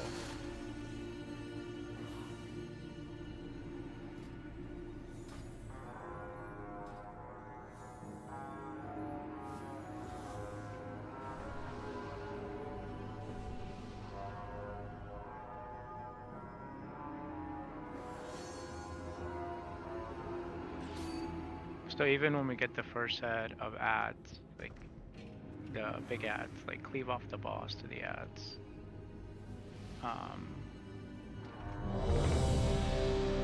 3%. That's what we need.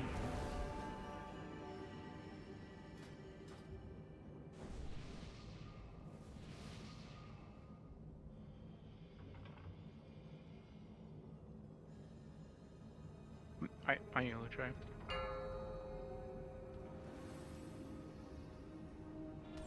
Five, four, three, two, one. Time to die. Shout. One shot. Let the poison been working.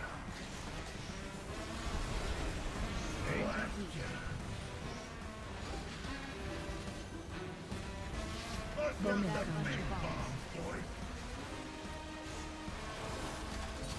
Two shots. Let the poison been working. Mech engineer's canisters. Watch your step. 1,500-pound gun. One shot. Let the poison been working.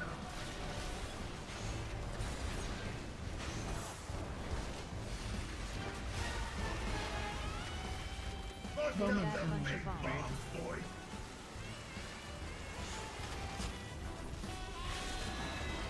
Two shots. Let the poison been working. Mech engineer's canisters. Big kills. Watch your step.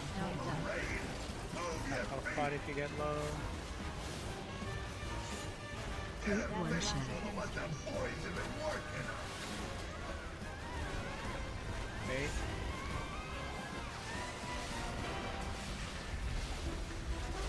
Bowman coming.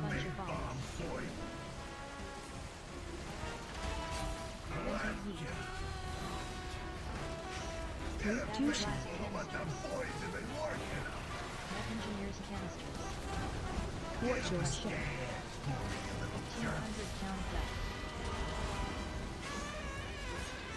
Phase 2.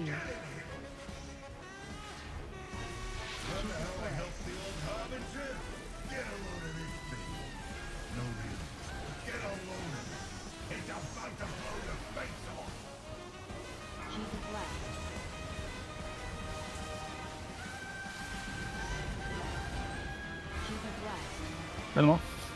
Throw the bombs off, please.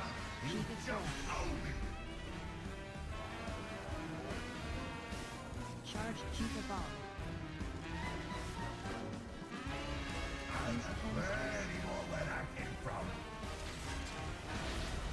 Don't be a mile away. Move in for soak. Self soak. Babby. Watch your step. Watch the ground. Get out. Burning Burning boss.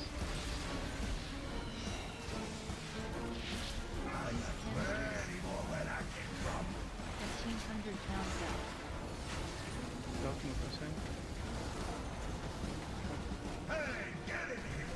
Stay alive, stay alive, stay alive, stay alive.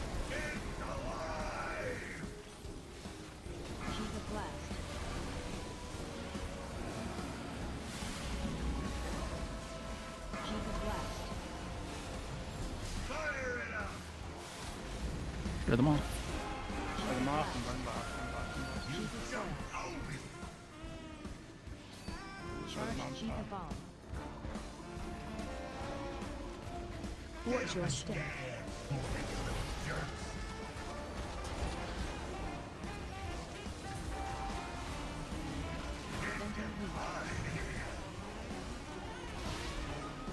Lumbering rage. Burn boss.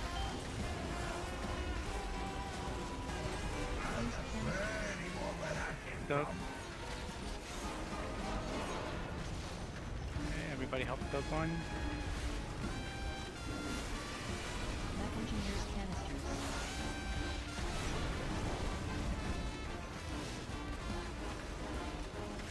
Phase change. Get out, get out, get out.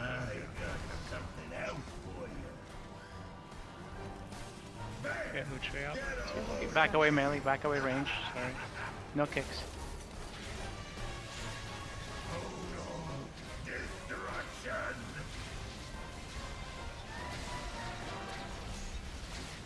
No kicks.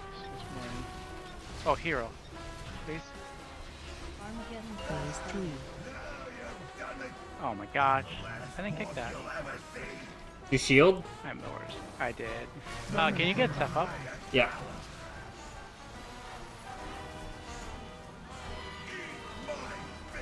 Watch your lines. Go try to make sure you get that bomb in melee when you... Help soak. Get ready for soak.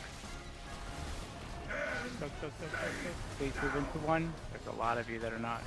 Mech engineers canisters. Watch your step. Get out, get out, get out, get out. Get out, get out, get out, get out, get out, get out, get out, get out, get out.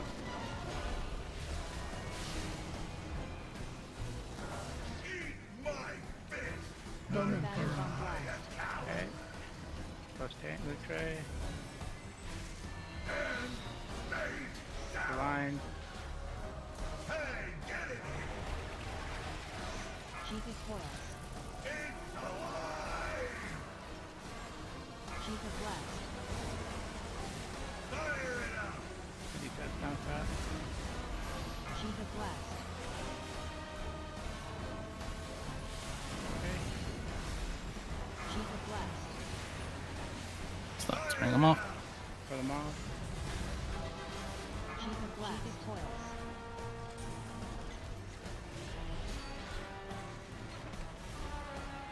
Help soak.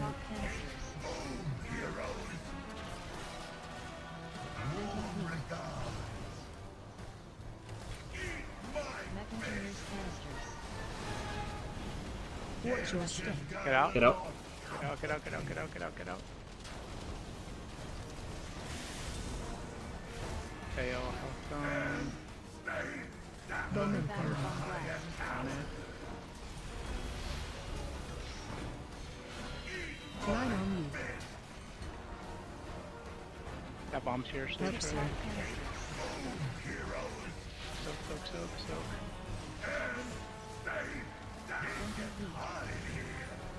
Mech engineers canisters. Yeah. Chief of coils. Chief of blast.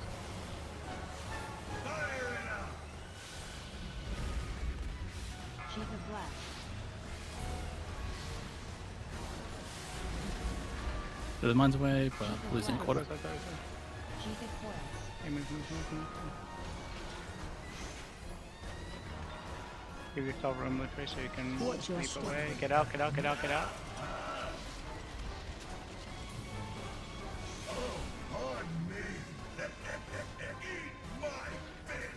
Bowman battle bomb blast.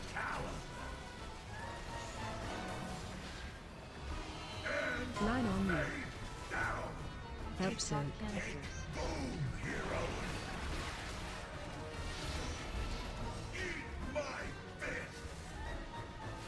Mech engineers canisters.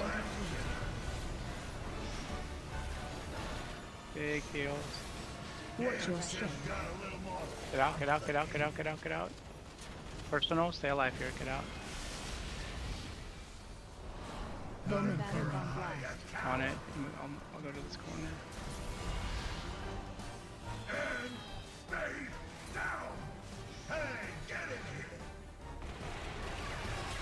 Chief of coils. Chief of blast. Chief of coils. Alright guys, pass on everything.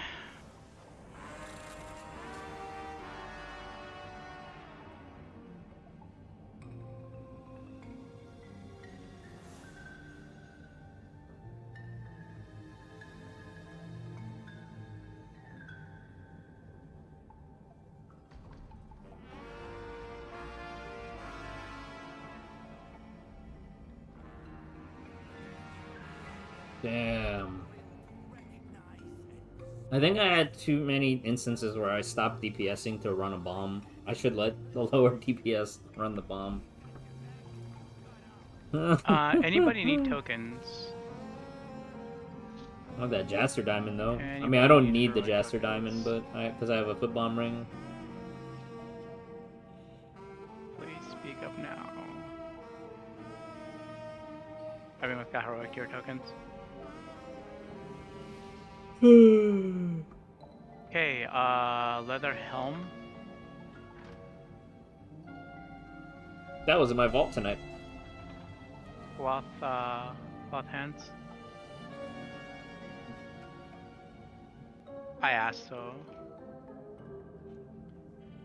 Yeah, Callie, you should just consider that a need. Upgrading champion to. Yeah, I mean that's what I'm asking. So if you guys are upgrading, then so cloth gloves.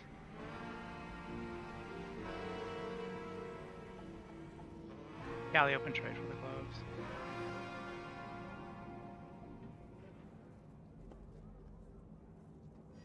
I mean, I was talking about the tier set, but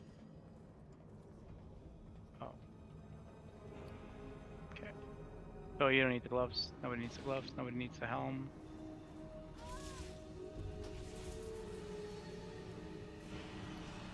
Why is this not working? Male legs.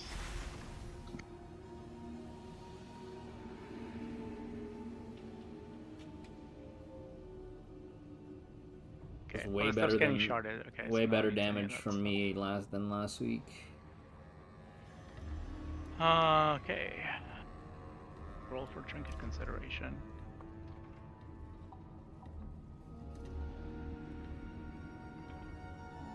Should I roll just because it's an Eye of Kazan? Because I feel like Eye of Kazan only works in these raid fights. It's not that good in M+.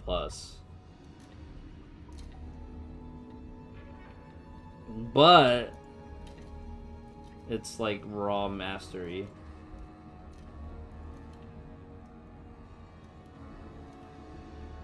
Nah, I'll pass. Maybe I'll hope for the Jaster Diamond. Ring. Damn, 16. Even though it's just rolling just to get in on the consideration.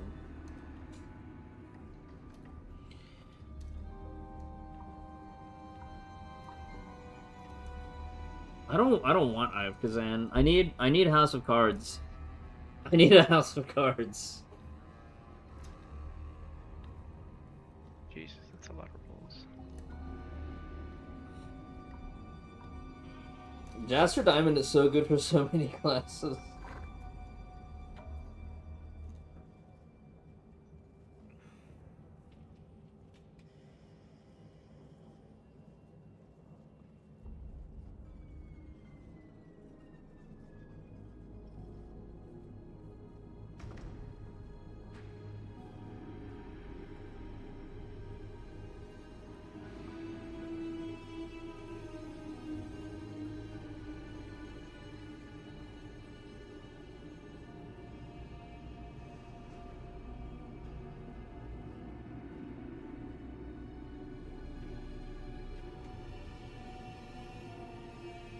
That ring is rare, right?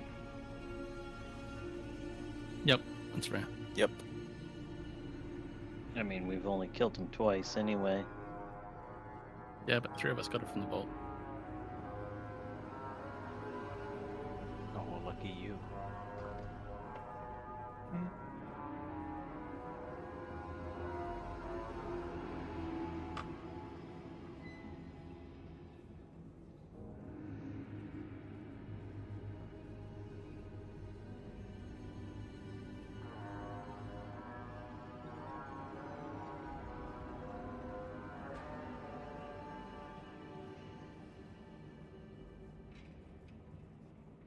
Did this guy pour you out?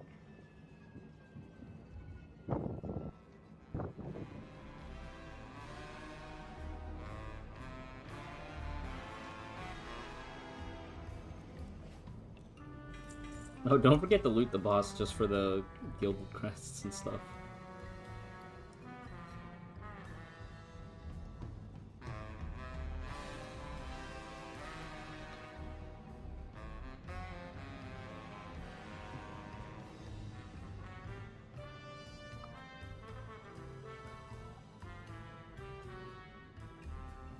Alright, so now and so back in, guys. I'm still debating on the ring, sorry, I haven't given that out. I'm just so happy I'm actually doing more damage We get things done. on these long ass fights with the meta raid build.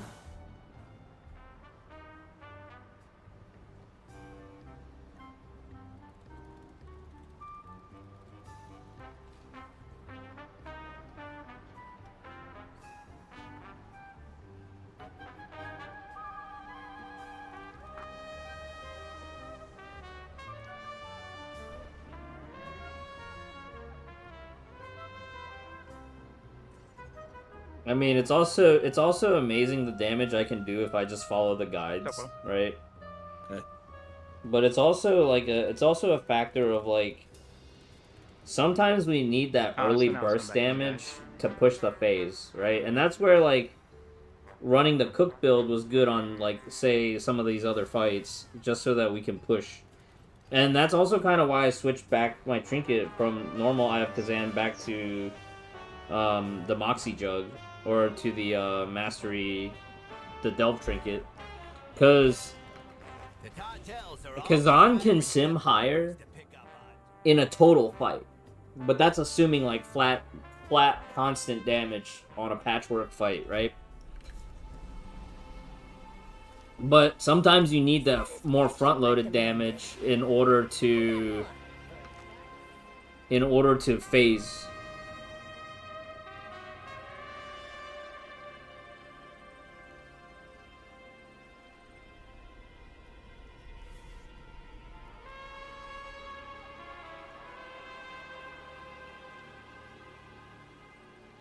That's kind of where like Hopefully the guys cook build smell is some so like good in M plus is because it lets me do a lot of front loaded or like phased single target damage.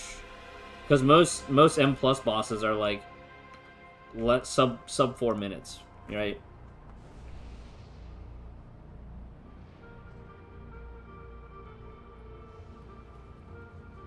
But I definitely lost a lot of DPS time trying to run bombs. I should have just tunneled and let somebody else take care of bombs.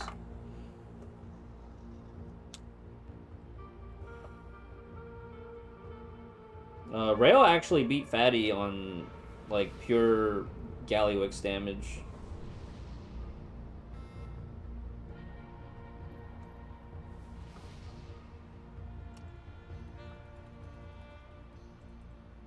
Okay,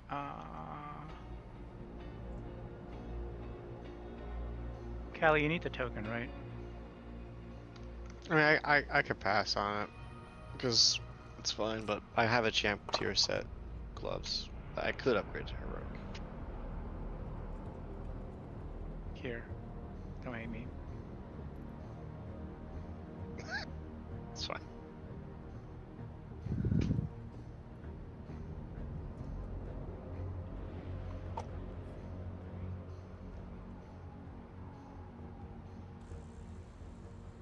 I'm surprised Callie doesn't have gloves transmuted from Catalyst already. Because I know he does enough keys. Okay.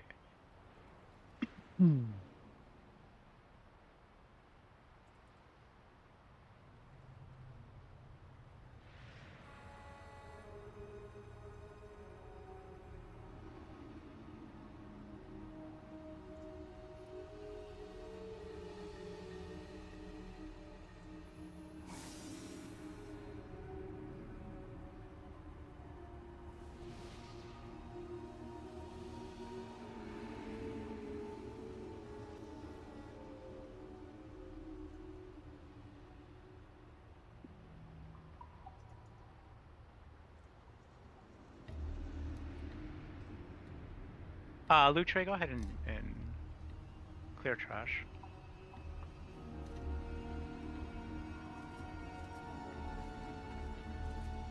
Please.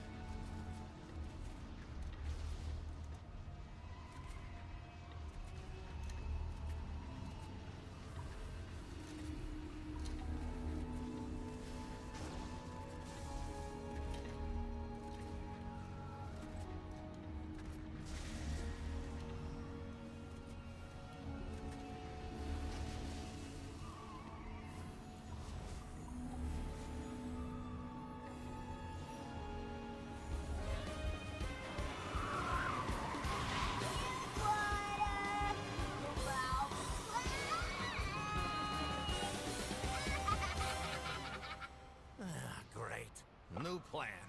Champions, take care of her while we check on our cartels.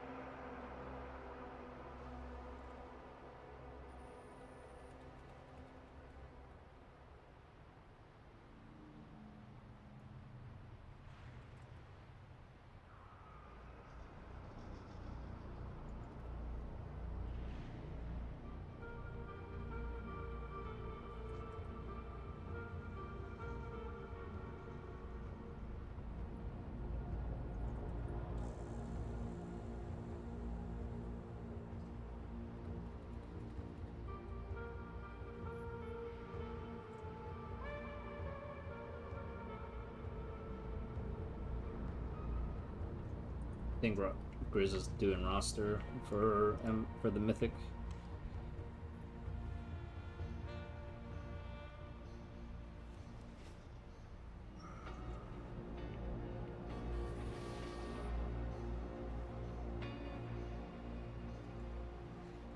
And then I think one of the mages is gonna have to sit.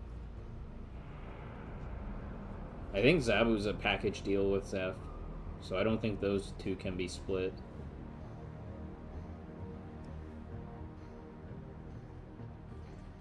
Okay, guys, we're doing Mythic. Mythic, only 20 people can come. So, that is where I'm at. The issue that I'm having is we have one too many healers. But once again, this is not a bad issue. It's just kind of where we're at, right? So right now I have groups 1, 2, 3, and 4 in. Group 5 would be out. And we can rotate. We are one healer too far, but we need to get this going, so let's get Steph summoned. Frank chose to, well, Frank offered to sit, and then I took him on it.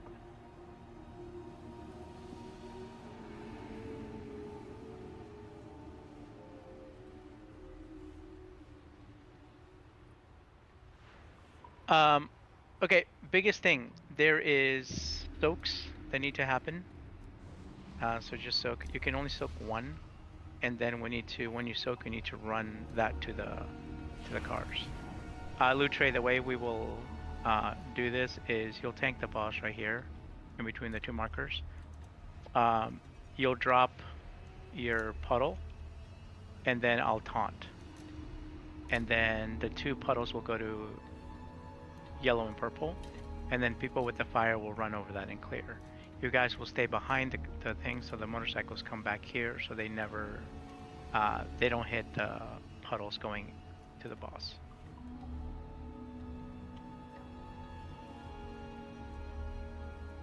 Okay.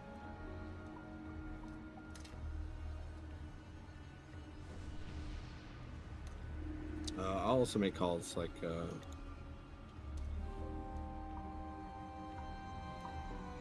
for people who have the red and as far as like do people even know this fight at all? No, I assume nobody knows anything. Okay, the hardest part is going to be the soaks, and we have to do the soaks because if not, we will just die. So, I don't know. Let's just pull it and let's, I guess, give it a try, and then we can kind of see. You three roll. Good luck.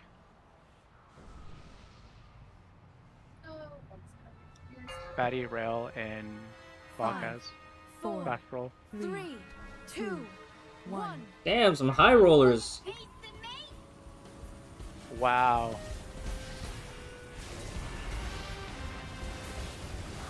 Okay, get ready to taunt so the boss doesn't move. Perfect. So circles go to yellow and purple. Circles go to yellow and purple. Big purple on the other side. Okay, back up the boss a little bit.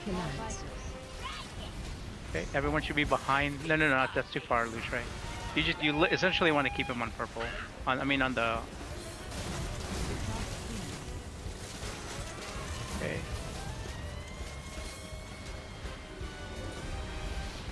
Yeah, fudge. Soak. Yep, soak. Target you. Okay. And we need to go to the car. Soak again. Fire, run to the purple.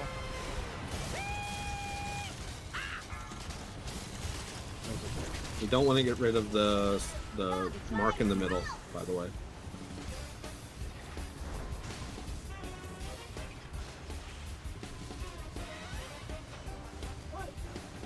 Soak.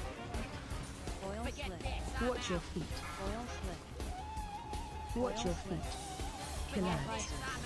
Watch your feet.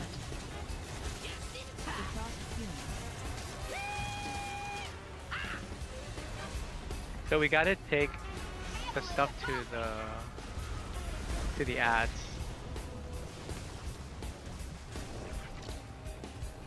To the bikes, and then we gotta empower the bikes. Okay, if you get the lines of fire. If you soak, he means the fuel that you soaked. Yep. His bikes.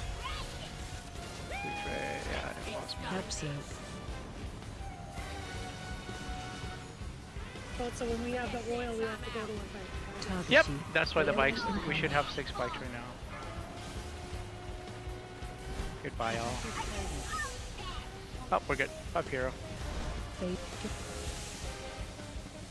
Now we're good. Yeah, it's just. Okay, so we'll wipe it and we'll do another pull. So basically, Lutre, we hold the boss in the middle. The boss never moves from where he's standing.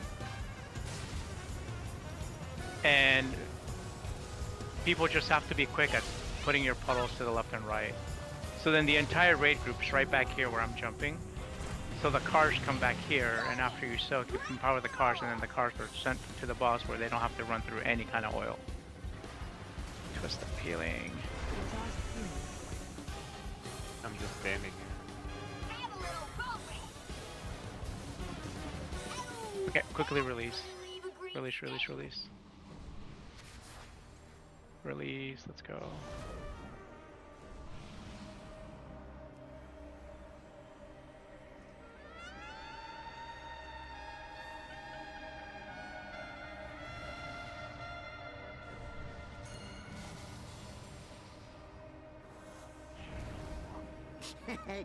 Nelly deals for a friend. This is crazy, Lahit. This is We'll my tank the first boss time right doing a mythic raid boss in like forever. Alright. Oh, it's gonna kill me.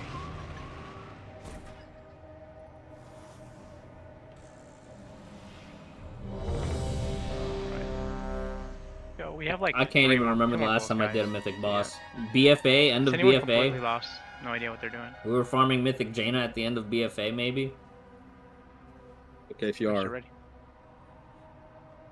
Just say something. Yeah. When you said the soaks need to go to the bikes, is the little red soaks or the big purple soaks? The little red soaks, Yeah. you run to the bike. Okay. And you empower the bike, so. And do you need more You get than a one little person? oil splash or whatever on you, and then you run it Should to the everybody be bike. trying to soak that, or should I not worry about that because I'm? You can only soak it once. Okay, got it. So You get a wait. debuff. Okay. Yep. Thank you.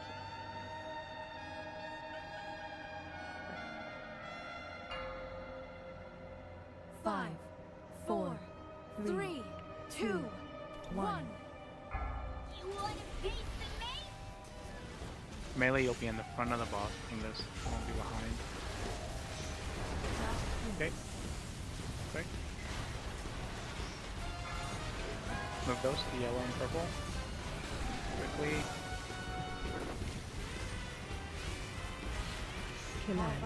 Don't be so far away so you can run if you've got the mark on you.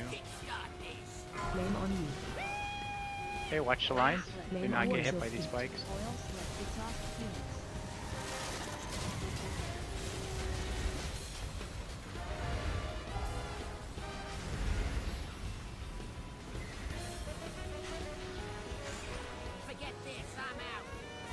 Whoever that has fire, we need to clear those next.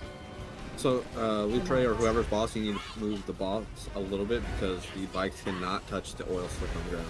If you run it to the front, they're not touching. It's not on the oil. Help so.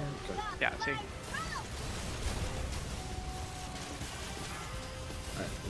Alright, playing a dangerous game. Help so. Yeah, as long as you throw it to the front, there's no oil there. Somebody didn't clear the right side though. Like ideally, we got the right side clear. Killers. Okay, bikes incoming.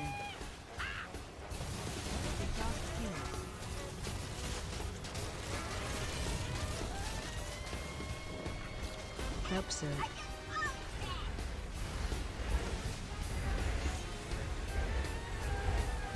There's plenty of room there well now. Forget this, I'm out. Target you. Quick Killers. soak.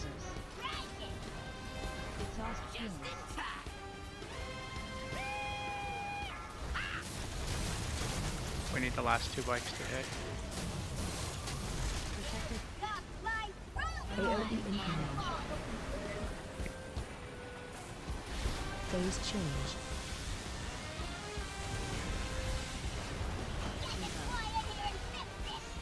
Hero. Yep.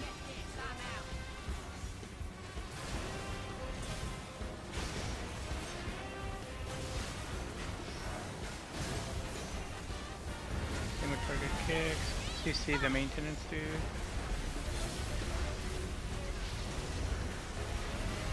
Somebody CC the next maintenance dude.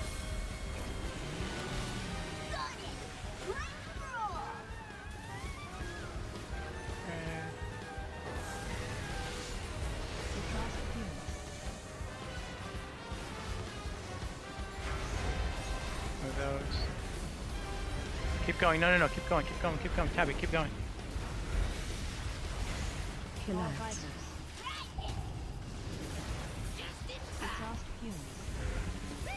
Okay, bait the bikes. Don't get hit by those lines. Or if you have fire, do not clear the middle one. The middle purple marks. Flame on you. Watch your feet.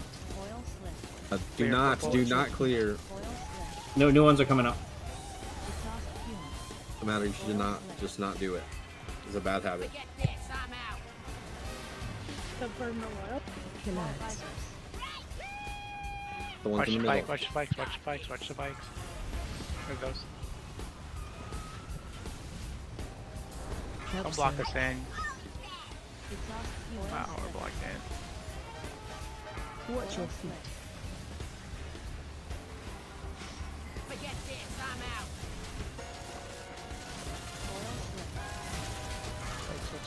Get those out. Just move them away. Move them away. Don't just drop them there. Move them away. Staff, move it away. Future will have to move to the left a little bit. We have no room. Watch your feet. Watch your feet.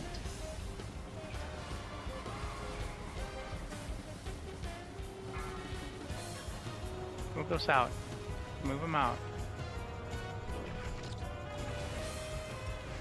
If I don't have a debuff but I'm soaking, is there anything that prevents me from picking up oil from that soak?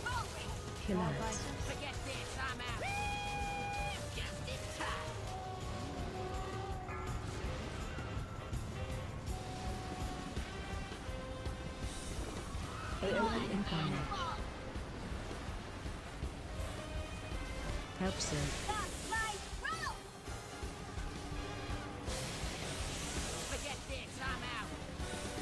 Okay, Wi-Fi will do one more poll. Then we'll call it. I'll do this again on Thursday. We have 20 people on. Or 20 couple people. So,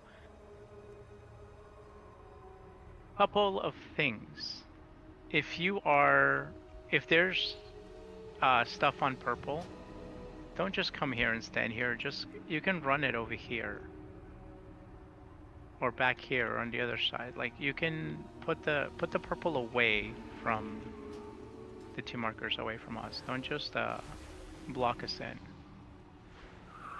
There's people with the red debuff that are just running in circles over here.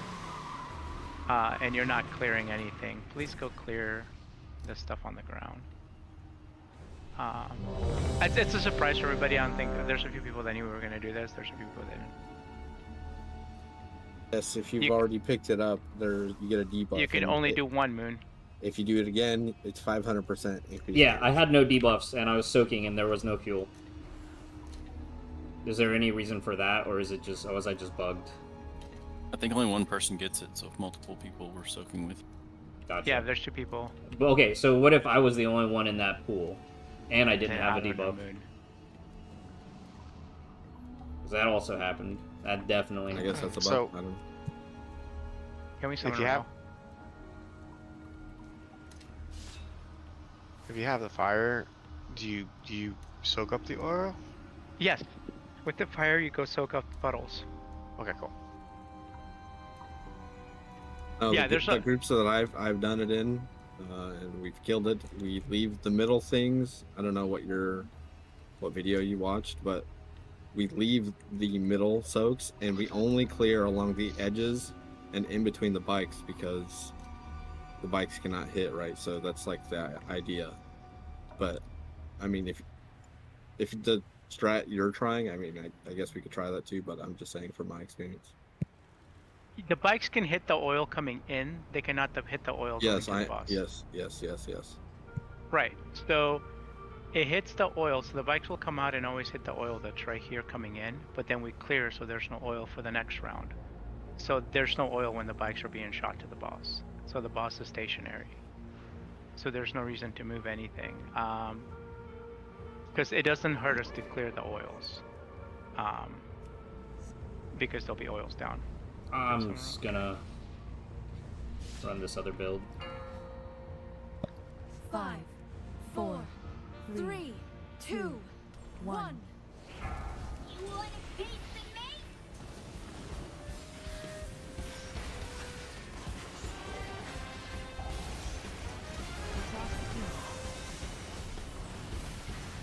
On you.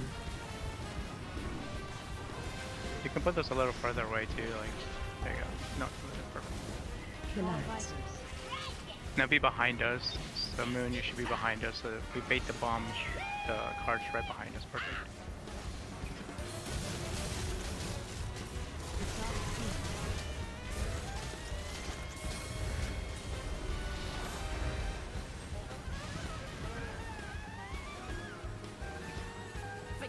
Get ready to soak and power those cards.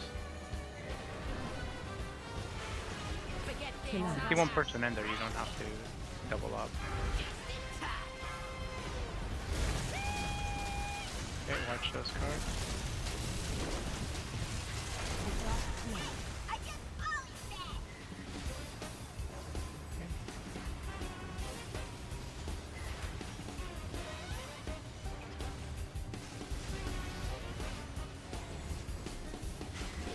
Flame on you. Oh, soak.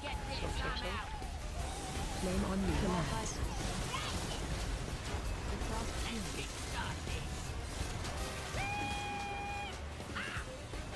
Watch the cars. Cool on you. Move out.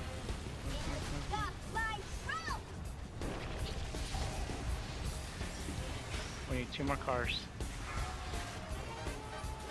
Fire. Target you.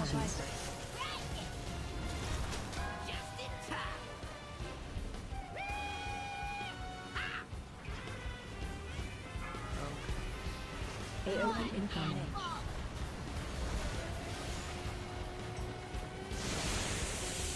Ah, the oil slick.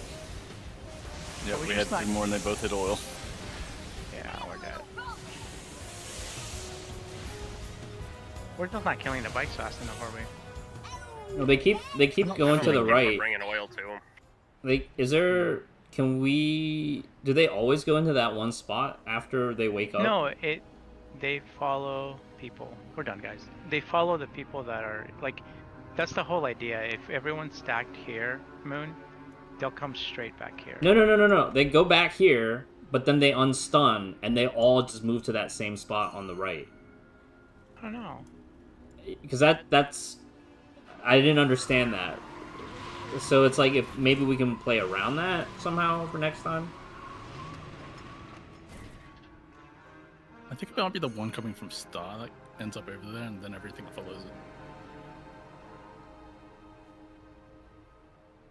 Because after I dropped my puddle, I went back to the stack point. You said, Moon, get behind us, so I did. And, 2 went to me, and I was, like, in between 2 parallel lines, and there was one that intersected them that was a little bit off to the right. So all 3 were in the same vicinity behind the raid. And then as soon as the stun wore off, they just kind of, like, casually just drove slowly over to that corner. And then afterwards, like, all the bikes just kept driving into that corner.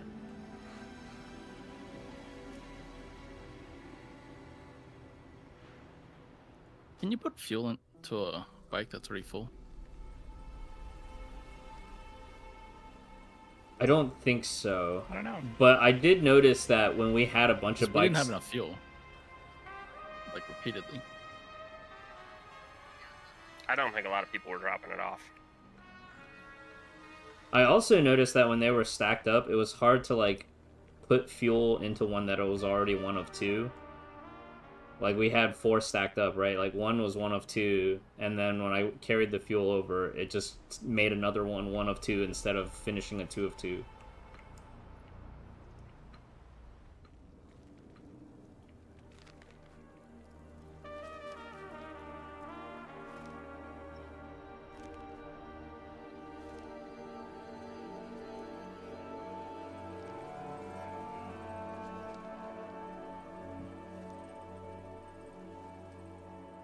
Did you guys see that on stream? Like, I'm not going crazy, right?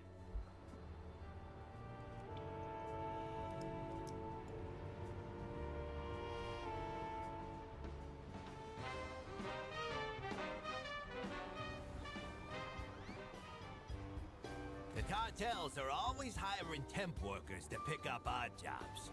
See if you can lend a hand.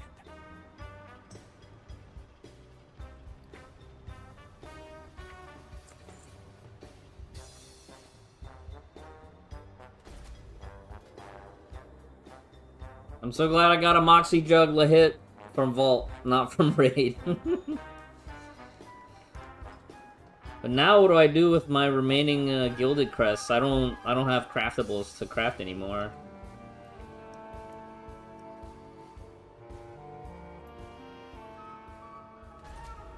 My gear is great. Yeah, but my spec is not. Like, the spec I enjoy is an M+ spec. Which gets me actually really good M single target, like M+ single target. But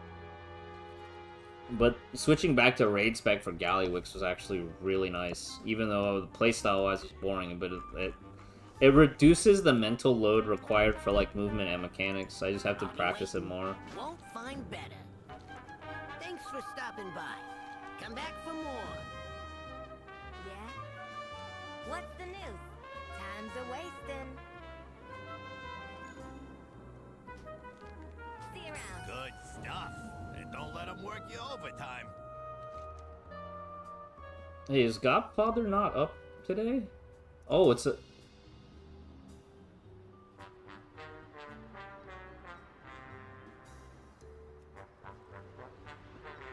Huh. Is it because I did this, boss?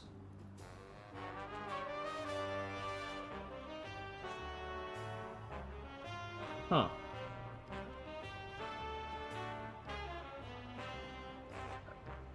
Oh yeah, there's the new Nightfall content. Have you done any of the Nightfall stuff, Lahit?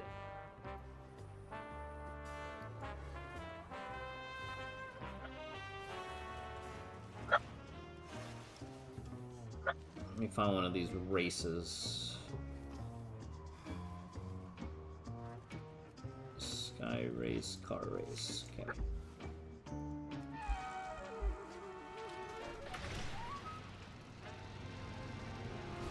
These pipes were not rated for this much pressure. Go patch up the leaks pronto. Dim lighting and absolutely no airflow. Perfect day for a race.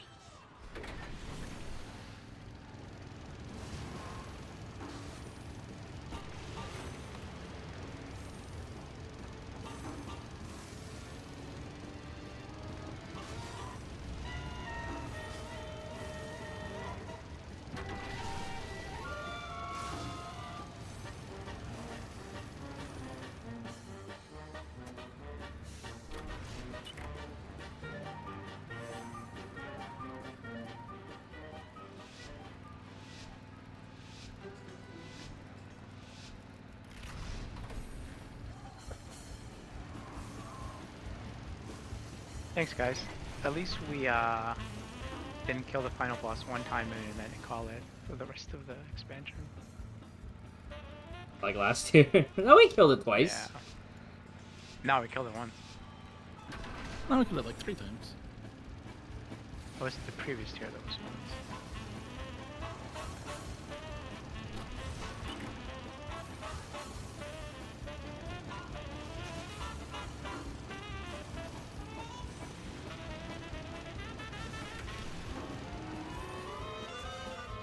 No, I think we killed Fyrag at least twice.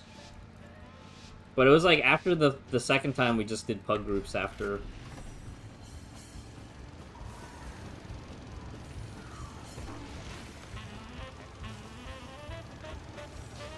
I was scared because I missed.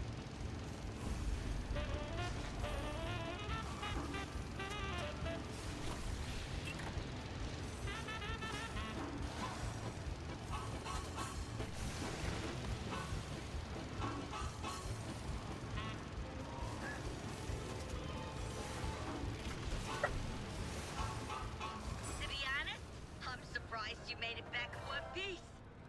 natty gold. These races, If you don't have enough warbound equipment, it looks like you get a lot from doing this shit. Did the bikes die pretty fast, Moon, or were they slow? The dikes, well, Freudian slip. The bikes died moderately fast, but it's like the time between when they die and when the pool spawn felt a little bit inconsistent. I might have to keep chasing him to the corner. Yes, and that was the other part, right? Picking up the pool, the soak, and then running it back to the bike.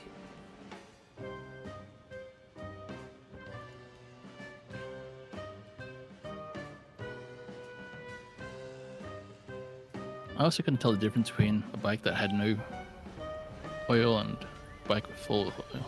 There was a status bar that popped up on them that had like 0 of 2. What's shaking, pal? But it was hard when they were stacked up because like your nameplates could basically cover up that status bar. Yeah, I couldn't. I was over there with my oil, and there's the bikes, and I couldn't figure out how to make anything else happen. I'm standing there with my oil with bikes. Does it? And no, was there an extra action bar that I didn't see, or how do I get the oil? No, you on the just bike? run near it and it throws it. Yeah, it's supposed to be proximity. So I was standing there, spinning, running over the bikes back and forth, and nothing was happening. Well, the oil.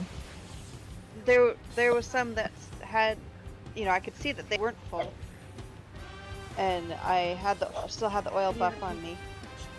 I'm not sure, yeah, because I just ran. Yeah, I mean, I'm like stepping on them. I'm like running around them. I'm like mousing over them while standing on them, and I'm sitting there with my oil on me. And there was one that was 0 of 2 and one that was 1 of 2.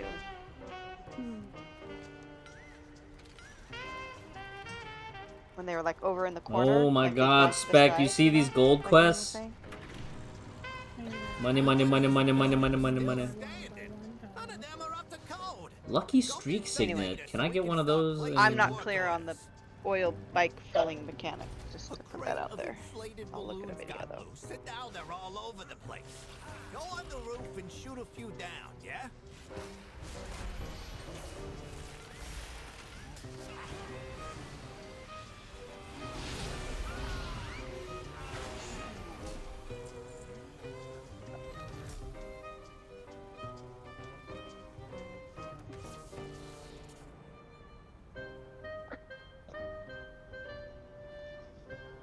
Here we go.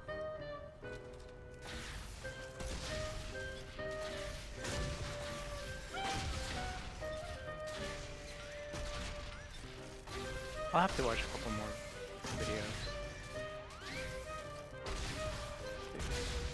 Because the ones that I watch, Moon, like basically, it was pretty easy where the boss didn't hardly ever moved. And yeah, it seemed behind. Conceptually, once the bikes land behind us,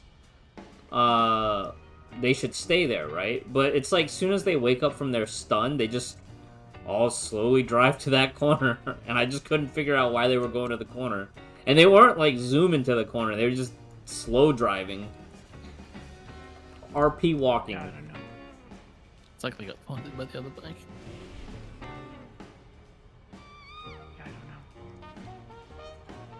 Don't know. Dog fuse. Again?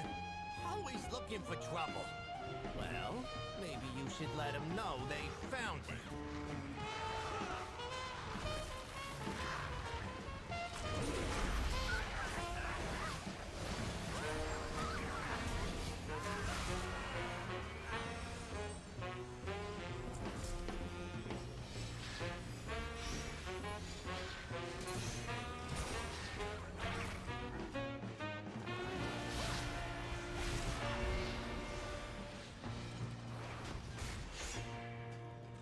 What's good? I need to get closer.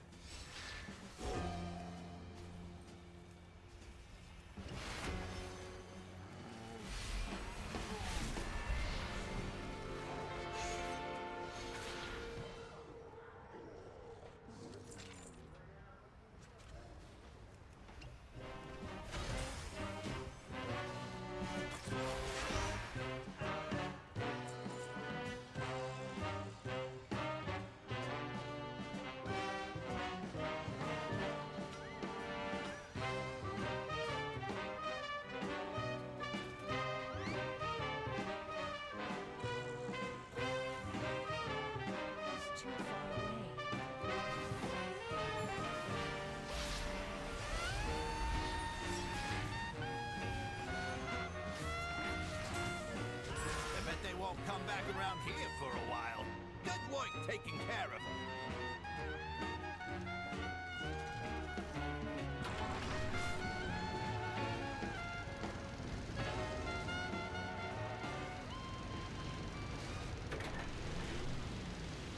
Dark Fuse is sending their best to try and make trouble for us. How many of their best you think adds up to one of you?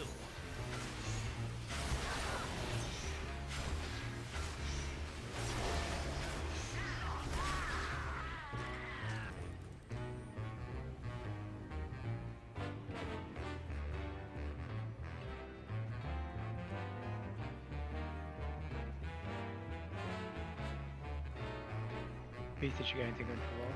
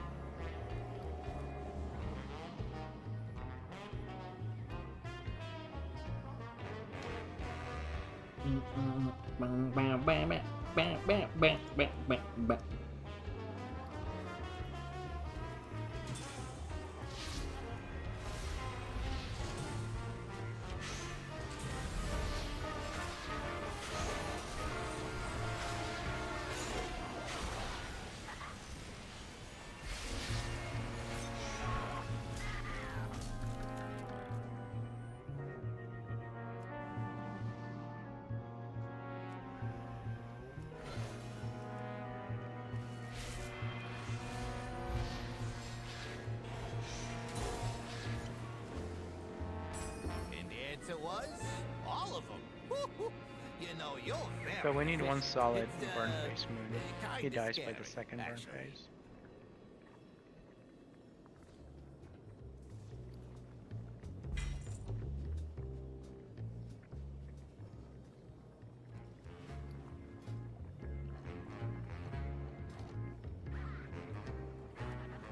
Yeah, maybe we aren't killing the ads fast enough. Maybe they have to die in that stun duration, but I feel like that's such a short window. It's supposed to be 5 seconds.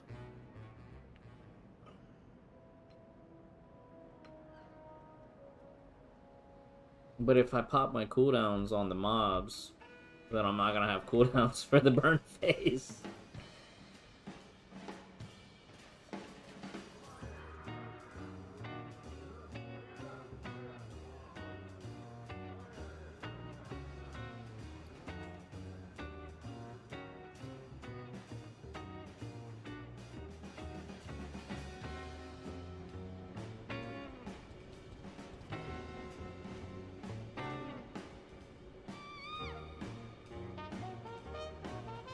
Bruce, didn't you get glaives from the raid, or did you lose the glaives from the raid? I got one. I only give you one. Right, you got one glaive from the raid. Normal champion, right? You can craft the other one. Didn't you craft some, or no? No, I didn't craft anything yet. I would craft the glaives. Okay.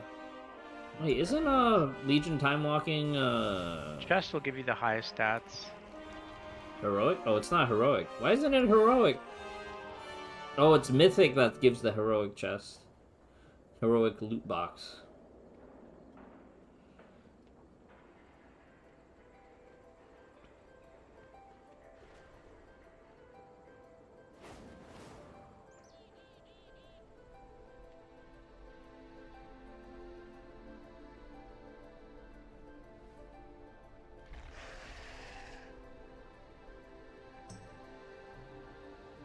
Oh, dude, we gotta play Honkai 3rd tonight.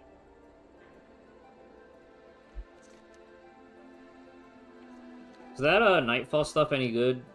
Or is it just like catch-up mechanic for alts? Catch up for all.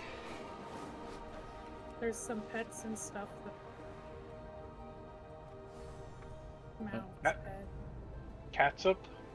Even Yes, though there's the cats. coreway is usable again, Catsup? there is still plenty of construction work and rubble clearing needed.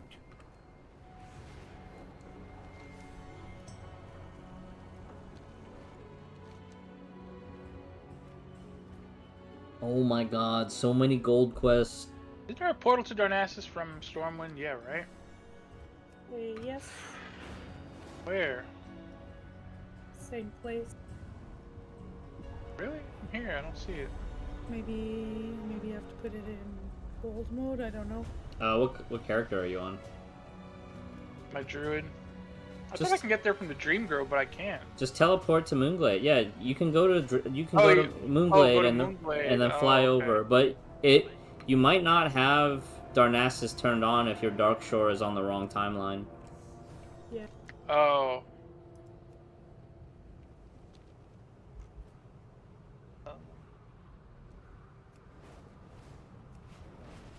No, wait, it doesn't give me an option. It's the Like so portal to it's Duskwood, no. You gotta look for it. It's the one up the hill, opposite of to Dream Grove. Grizzly Hills? No. That's the only one that's opposite. Oh, hang on 1 second. I'm gonna teleport to Moon. I'm gonna dreamwalk, and show you. Yeah, there's only Feralis, Grizzly Hills, Dream Grove. There's one to Moonglade, Nigel, and then there's one to Amir Antoine's, and Drasil. Duskwood. Alright, are you I don't here? see that. Yeah, I'm here. If you go up the Are hill, you? Oh yeah, that's you. Okay. this is Moonglade right here. So then, yeah, so that's Moonglade. So that's the portal. You remember when you do Nightmare, Emerald Nightmare? That's the portal that you enter from, and you walk down this way, and this is like the fight area for the dragons, right? But that portal's the Moonglade one. And then the one that back then that was like inactive on the underneath, under the bridge. Not the bridge that we crossed, but next to it is Amir Drasil. So if you needed to get to Dragon Isles fast, Amir Drasil has its own portal as well. Oh, okay.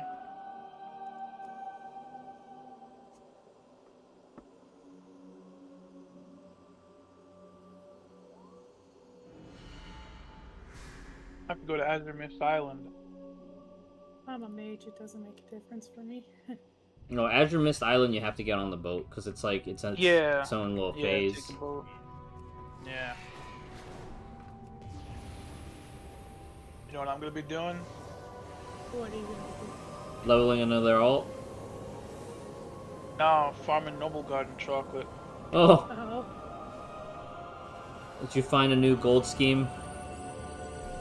No, not really. I mean, it's just shit that I haven't collected, and I mean, it's not. I don't know if you consider it a lot, but for all the shit that I haven't collected, I need 800 Noble Garden chocolate.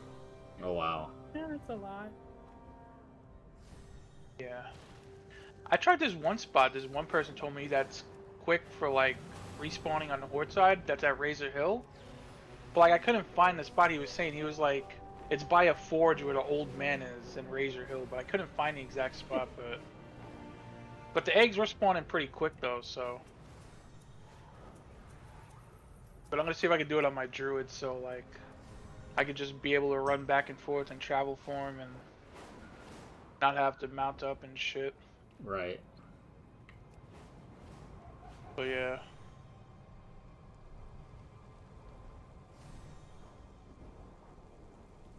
Yep.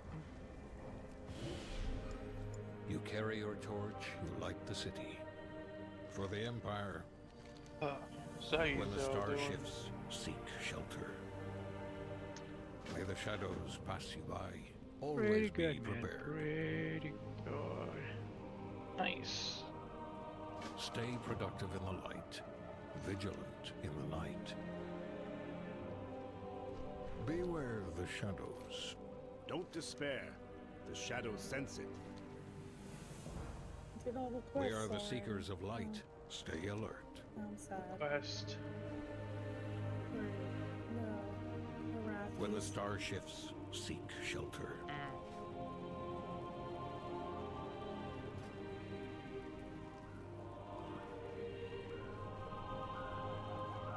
No kitties in my bag. So sad.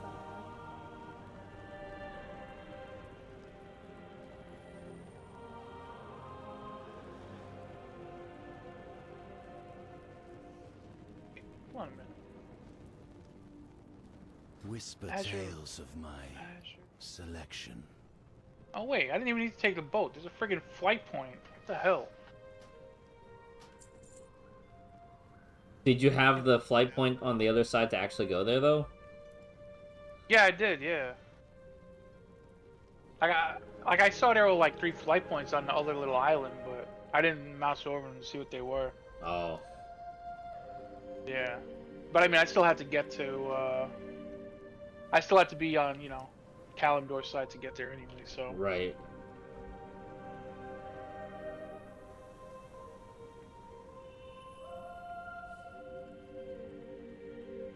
Yo, the transmog actually looks not bad for this new zone, for this new event. Like, it's the same armor, but the recolor, I mean. I really like the recolor. I'm gonna have to do it because I know I'm gonna want it in the future.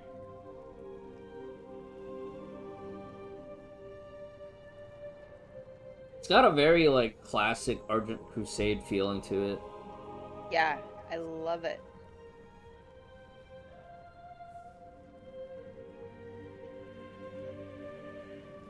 That was another good time to level more alts too and do. So what released today? The sacred flame tempers not just. There was like Really open. just Go ahead. the Hallowfall event. But didn't they add stuff to it? Like, It's a new, like, a thing spawns, gather the stuff, do the quest, yay, you did it thing. oh, Yeah, I'll come back and do it again later. so visions, horrific visions didn't open up or any of that? No. Nope. That's not That's in a month. Yeah. Oh, okay.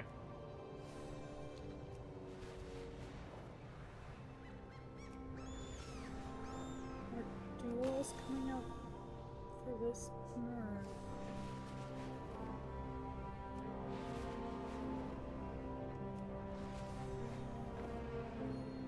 I don't know, they decided to be weird this time.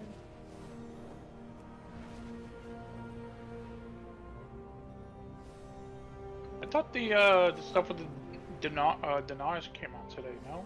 No. I was listening on the podcast, The Bench, and they were like, yeah, Blizzard had to make an announcement of an announcement just to remind people that they didn't forget about it and that it's still on the way.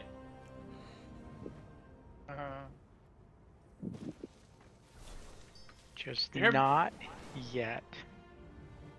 Did you hear about that that bug that was going around? Like, it wasn't like it was, people weren't doing it intentionally, but like it basically, like, if you log on a character that you haven't done any war within content in yet, like there was like a chance that you get like a crap ton of the Bellagio rep or whatever, the cartel rep. Oh. Like there were people getting on like renowned 20 and stuff. Didn't hear about that one, but I heard that there was a guild that bought a lockout to Gallywix Mythic just to try to get Hall of Fame faster. Like, they didn't do one on Bandit or Muggsy on Mythic. Yeah, I heard about that too. Like people who didn't kill him, they got to kill him again. It said or something. I didn't read the whole story. They paid 80 million for it, I think. Jesus. 80 million, holy shit. I think it was 20. Well, the bench said 20 million was the actual number, and that the 80 was like a meme that was being passed around. What's 100 now? That's a lot of real life money. Holy crap. That's got to be at least like $5,000. I mean, if you paid. No, I mean, I'm just saying, like if you factor in how much 1 million gold is to USD, that's got to be at least a couple thousand life dollars.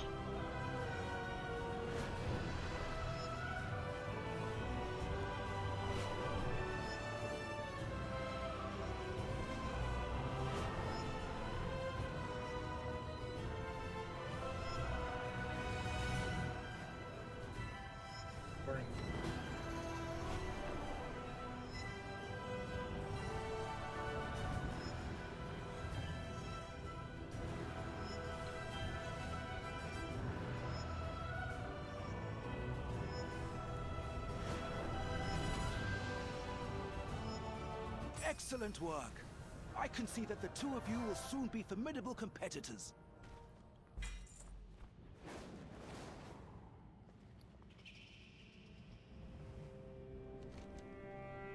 I think I'm gonna be good today. And eat my supper and go to bed.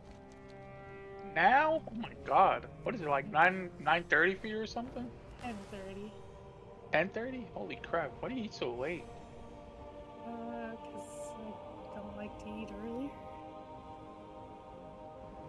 Why not? Because then I eat more. I'm having some. Yeah, but... Well, like plain yogurt or like flavored? I don't. My wife makes fun of me, but I only eat plain Greek yogurt. Ew. I mean, do you add like granola and stuff to it, or? I add blueberries. Oh, okay, that's acceptable. Some Recover peanut what butter, tools you can. and bananas. Have you ever like put honey in your yogurt?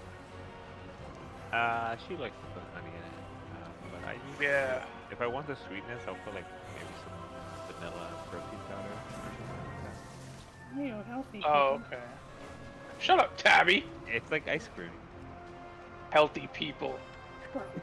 We're trying to live into our hundreds here. To our hundred. Yeah. Yeah. I gotta get in my hundreds again too. But yeah, honey and yogurt's pretty good. I like that.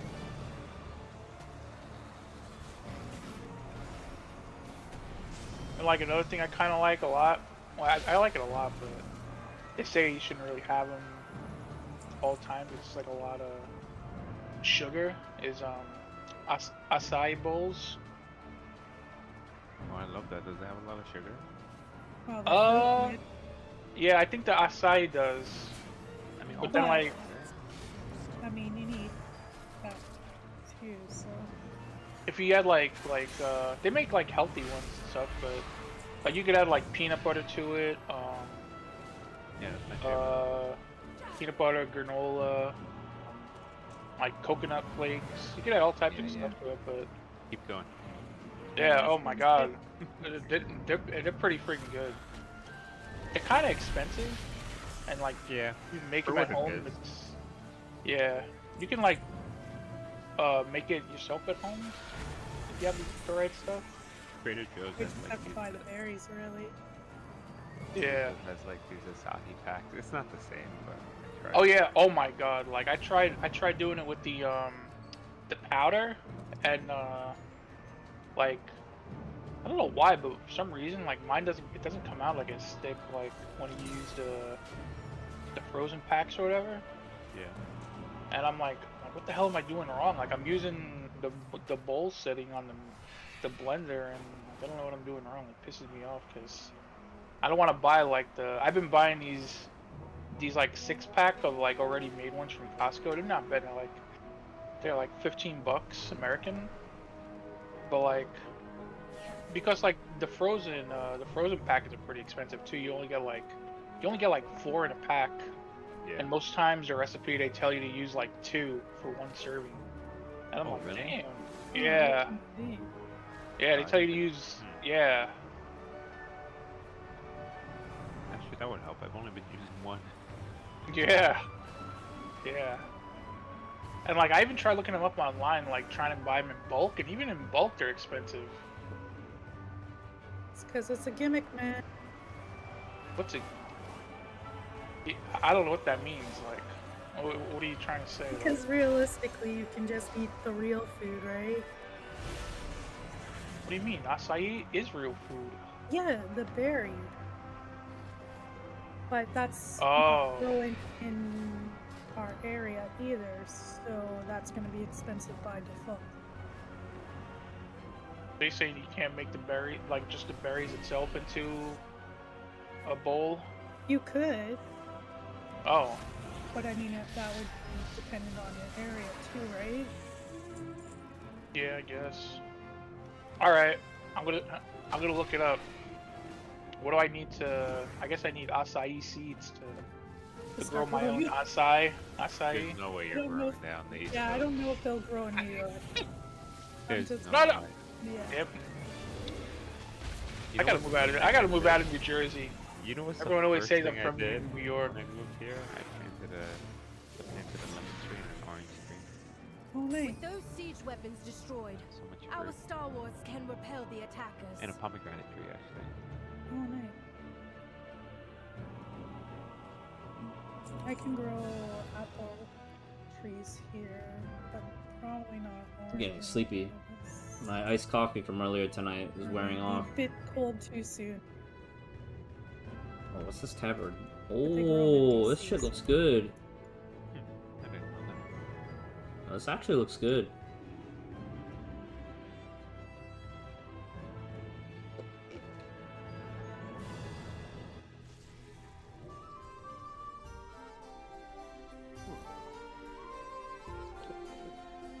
I grew an avocado tree on my balcony in Chile.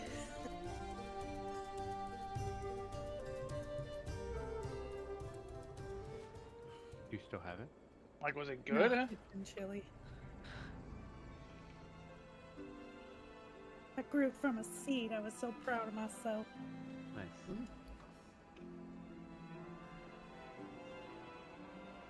Do you have like do you have like a house out there or whatever, or No, was I it just lived in an when apartment. oh, is that when you were? Did you date Pabloco or what? I didn't date him. He's a Oh, I friend. don't know. I don't you know I don't know. Oh, I just Anderai. I married Anderai. Anderai. That Probably had seen him at that time.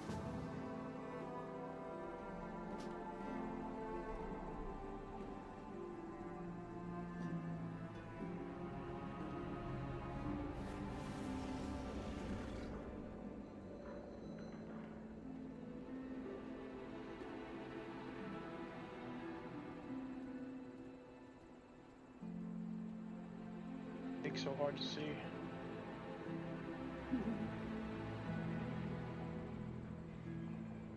Alright, it's food time. Bye. Wait, what are you having? Chicken and salad. Oh, nice.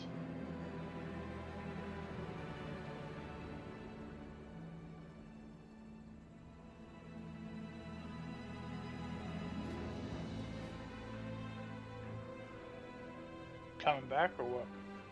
No. I gotta go to Why? Because I gotta work.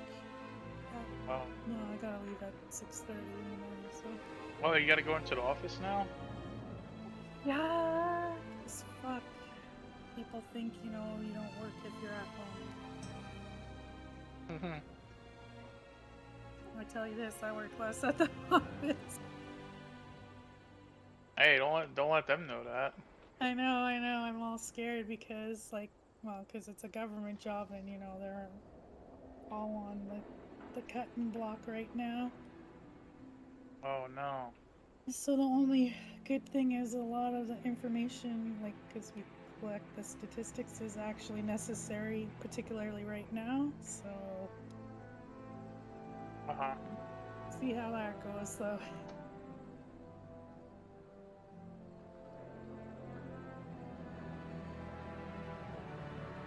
Who left? Pachi. Pachi man's gone. Oh, he got knocked down to the non-talking place. When are you off, Tabby? Yeah, actually, I'm off Thursday, Friday, because I work the weekend and nights next week.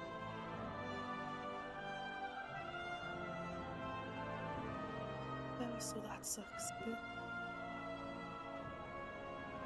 Wait, when are you off? Sorry. Thursday, Friday. Oh, Thursday, Friday. And you work Saturday, Sunday? Yep. Damn. Yeah, just to have people tell me that the government doesn't work on weekends. Okay. So what do you do then? The same thing we do all week. But if the government doesn't work on the weekends, then It's a lie. So what do you do? Actually, if you think about it, most government works most weekends. Just show up. Like hospitals, policemen, you know, all of the public services, although maybe not. Oh yeah. Yeah. So it's like, guys, the only thing that really doesn't is, I guess, more or less administrative prep.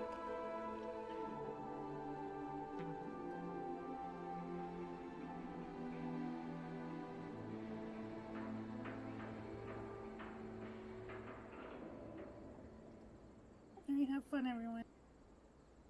Bye.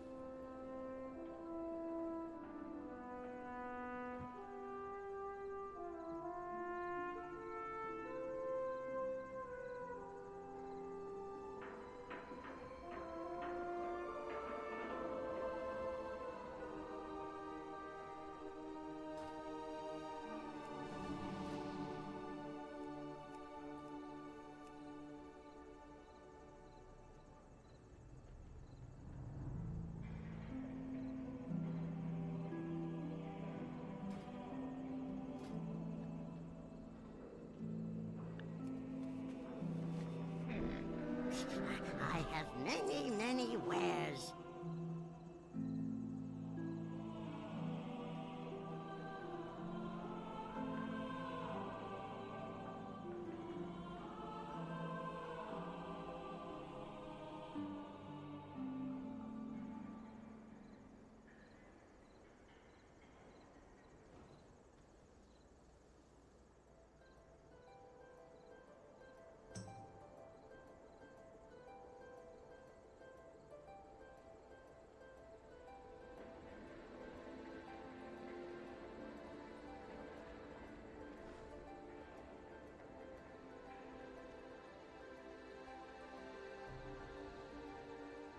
May your feet find good trails.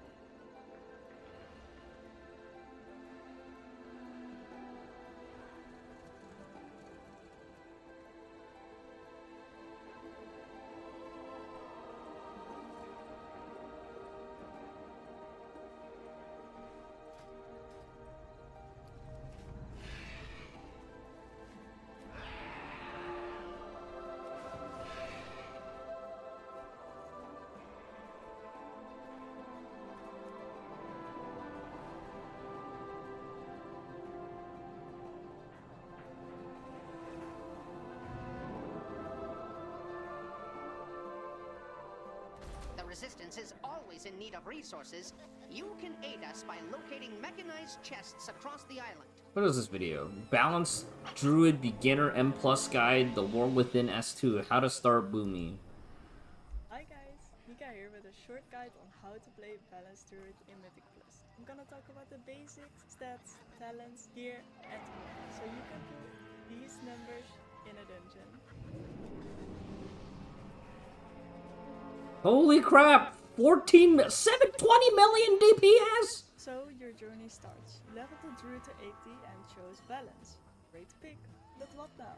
First thing you will notice is that you have a resource called Astral Power. Our main generators, or also fillers of Astral Power, are the Wrath, which is our nature single target damage spell, and our AoE damage spell, which is arcane, called Starfire, which deals splash damage. Other spells also generate Astral Power, like our dots, Moonfire and Sunfire, Fury of a Loon, and passives in our talent tree. As you can see in the video, I use my Wrath, my dots, and my Starfire to generate this. And of course, we also need some spells to spend our Astral Power. These two spenders are called Star Surge for single target and Starfall for AoE. Starfall is a 45-yard AoE dot around it. As you can see in the video, you see that Star Shirts is just a single target hitting ability, and that Star Ball is in a 45 radius around my character even when I'm moving. Now let's get into the Eclipse system. Eclipse is the core mechanic of Balance 2, alternating between two phases that are triggered by our filler. 2 times Starfire will bring us in Solar Eclipse, and 2 times Wrath will bring us in Lunar Eclipse. You can only be in one Eclipse at a time, unless you are in your cooldowns. So firstly, Solar Eclipse. We cast 2 times Starfire and then our filler Wrath, because Solar Eclipse buffs our nature spells by 15% and Wrath by 60%. That's a crazy plater profile that she's using. It's actually kind of cool because it shows you who you're focusing on. Because remember, Starfire splashes to multiple enemies when it comes. What's the epic? The healer, dispel. In the videos just oh, fun times. Good luck, Vic. We have 2 main dots called Sunfire on the left and Moonfire on the right. They let us do. I mean, it's easy if you have like people who can help you. This depends on how much mastery you have. Yeah, That's well, why I mean, mastery is also an important stat for us. It is important. That's like self-spells. You can also clear it with self-heals and stuff too, because it's a heal absorb. Yeah. Yeah. Yeah, it goes with Like I swear, like I was in a party earlier with, I forgot what type of healer it was, but I was tanking. There was also like a mage in the party, and I swear, like it felt like the mage did not remove the curse at all. Like that. I'm saying to myself, come on, man, like you could help, man, like, cause I'm over here, like, you know, I'm doing it pretty much whenever I can. Yeah, I'm probably gonna be dispelling Hachi and healing back on the ones though, and I don't have a master spell. Well, your astral spells will get a multiplier because they benefit from both eclipses. While your nature and your In order to stop my father, we need to infiltrate the city now itself. that we've covered the and basics, that means we can passing look at through our stats. the Haste Mastery are our most important stats. For AoE, Haste gets more importance than Mastery. One thing that I want to highlight with these lists is they are not singly used against that. With Haste Mastery here, stats have been turned so at a certain point the stat loses. This is why I always recommend you to sing your character. Also think about certain scenarios, maybe you want to rock version of the thing plus, because it makes you also take less damage. So these always have to be taken into consideration when you choose your stats. Now we can talk about the crit. Stats. I'm gonna talk about rock environment. Plus tennis, because questions that I get. No, I don't know. That wasn't me. Why is my damage so bad compared to other classes? The first thing that's important with balance gameplay is that you need time to set. If you play low key, rocket power, 12 and below as a mod, your time to set a proper damage is very low. This is why I recommend people to grow for lower keys, and for 13 and above you can play Elite's Chosen, and always keep in mind that it also depends on what classes you have in your group. If you play with a Shadow Priest, for example, they also need overcome time to set up. this So maybe trial. if you play a 12, then you can Win still play my with favor. Elite's Chosen. If you have a Red Paladin or a Devastation Invoker in your group, just people because they blast. First, I'm gonna talk about the low builds. This hero talent tree is all about your little tracks that are called Force of Nature. Open your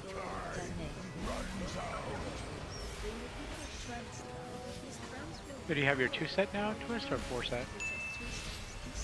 Now this is a statistical anomaly. Our visitors are still alive. Only when your Time to introduce them to the legends of the Tussle Talks Arena. Platinum Pummeler and no mercy for you. Let's get. The city's entrance is located just past this arena. You must hold your ground until we can clear a path. No sweat, pal. I'm putting 20 large on no mercy. Your chance also If I can't bet on a sure thing, then I ain't really living. If you have the chance to people Platinum tunnel.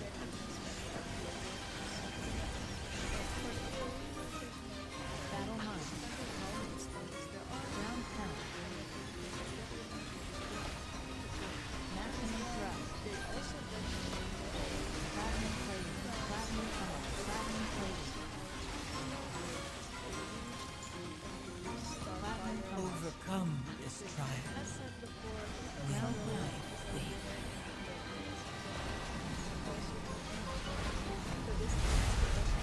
Battle mine.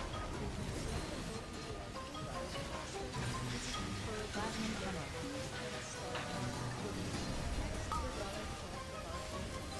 Ground pound. Maximum thrust.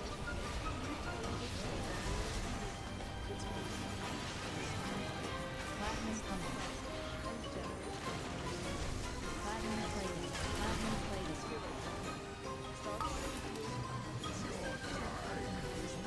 Ground pound. Battle mine. Platinum tunnel.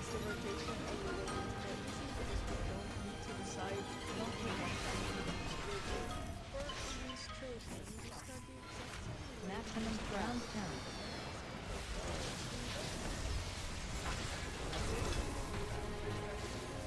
Platinum tunnel. Overcome this trial. Win my faith. Oh, that was scary.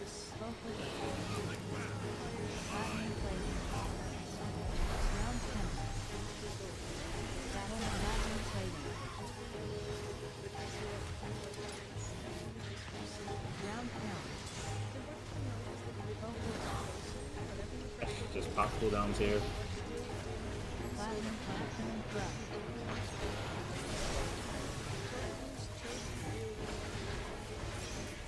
Electrical storm.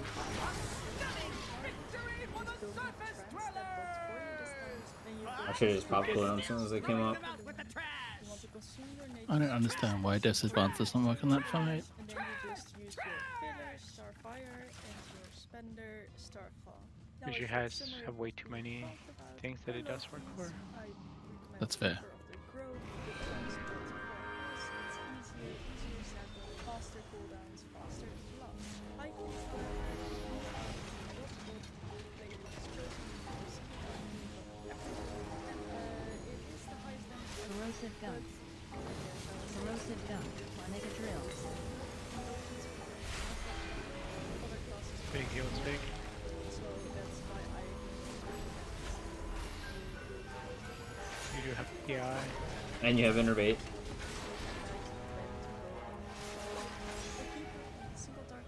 Overcome this trial. Win my favor. Corrosive gun. Make a drill.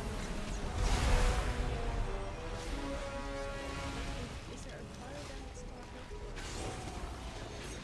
Cost, starship, one,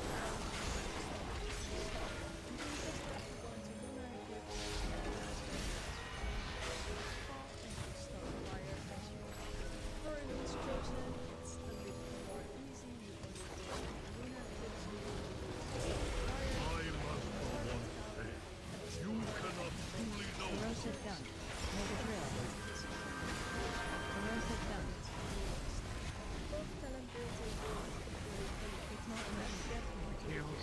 For gear, I just wanted to show any options and not just the trinket from Priory. I love it. Yeah, the Priory trinket is a 2-minute cooldown. Take that in mind because our cooldowns are 1 minute 30 seconds. But in the raid drops House of Cards, this is a 1 minute and 30 second use trinket, so it's easy to use without cooldowns. And most is also Overcome this trial. that I want to take Win Corrosive my gun. favor. always Make a drill.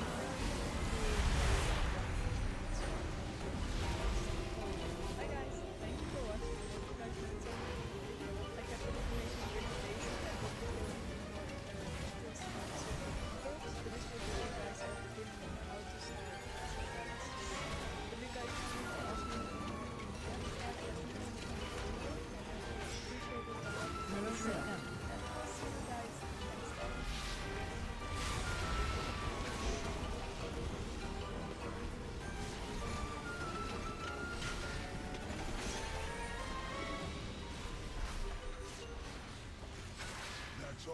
can muster. When do you leave for vacation, Tourist?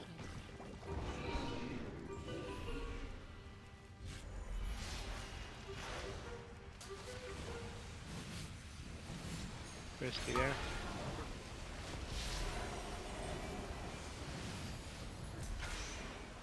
Maybe you already left. Yep.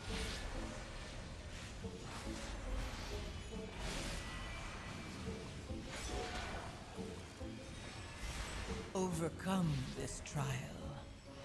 Win my favor.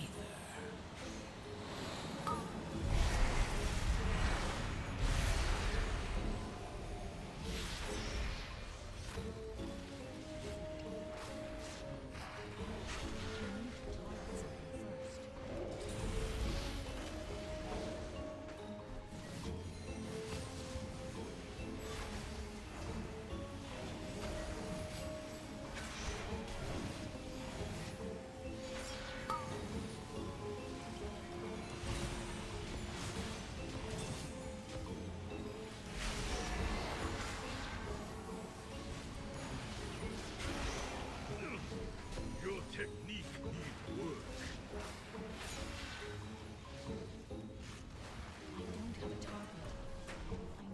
Sick 'em, boy! Look out below! Airdrop. Blazing chomp. Overcome. Venting Line of flame. sight. Should've walked you earlier. Marcus is down. Blazing chomp. Look out below! Airdrop. You're away from that. It's playtime!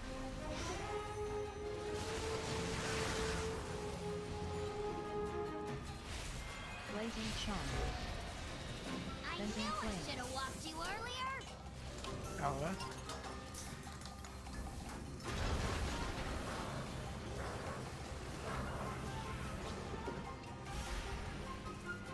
Blazing chomp. Look out below! Airdrop.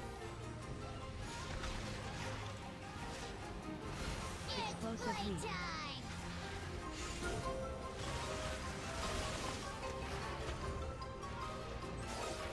Blazing chomp. I Venting knew I flame. should've walked you earlier.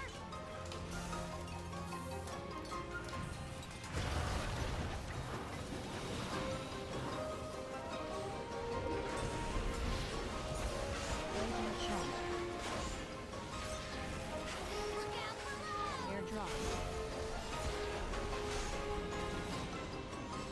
Explosive heat. Playtime! Moon, you're on top of the box. I'm fine, I'm fine. Falling asleep on us, Moon. Huh? Venting flame. Yeah, I'm tired. This is really boring. This fight is really boring. Dude, they don't do keys. Well, I like keys, I just don't like this fight. Blazing chomp. Look out! It's a lot of stop and go, you know?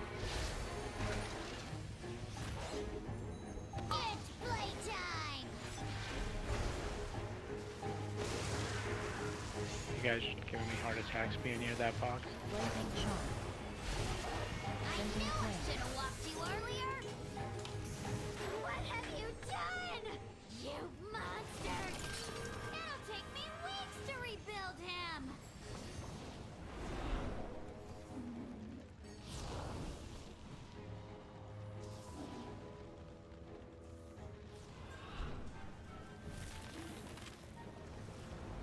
No!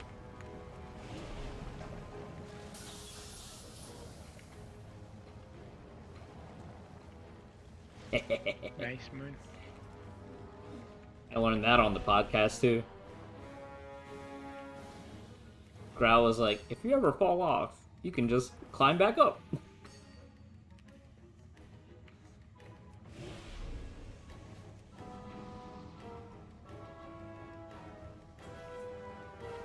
Warning. Excessive levels of flesh detected. Attention, citizens. Please remain in your domiciles. Guards are currently en route to quell the disturbance.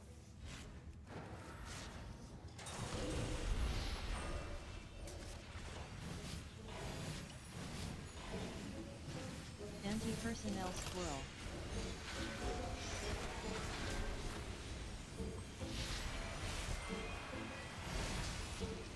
Overcome this trial.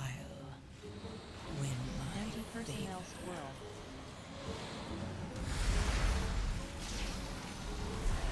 How'd I survive that? Holy crap, thank you, Big.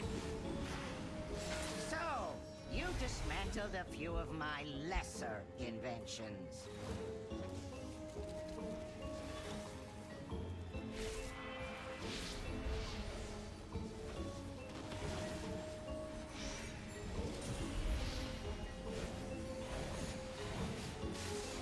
Short out.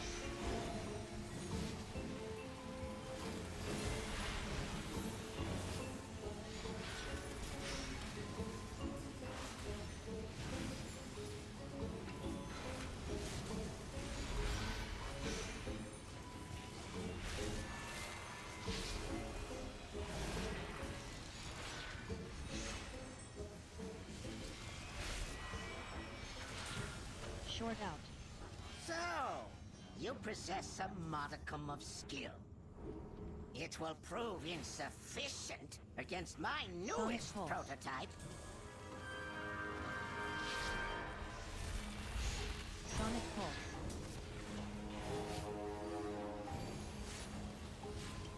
Sonic When you're not in line of sight.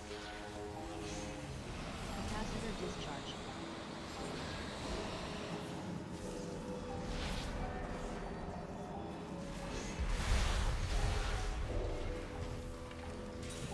Sonic pulse.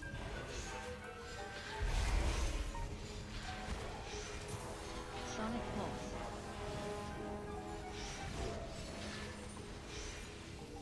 Sonic pulse. Capacitor discharge. Sparklocks! The invaders have made it past the outer defenses. I want their stench removed from my city. I have activated all civic Somebody attack defenses, those? my king. Rest assured, these organisms will be expunged from our metropolis. Do not allow these bots to detect you. Remaining within the steam will shield you from their sensors. Oh, why are these things attacking me? Resist. Yes, resist. And yet, the void still grows. How did you pull those? Did you have I have no idea. I didn't think I had to follow anything down. Now you're gonna kill them since these aren't easily killable, but you let them kill big.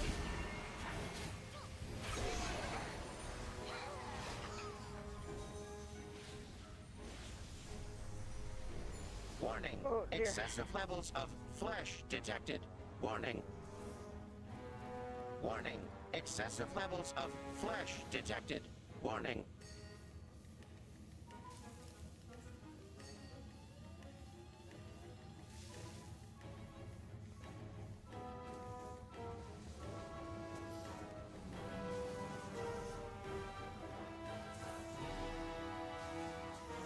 Just wait. Just wait. No, just wait. No, Excessive levels of I flesh knew better. detected.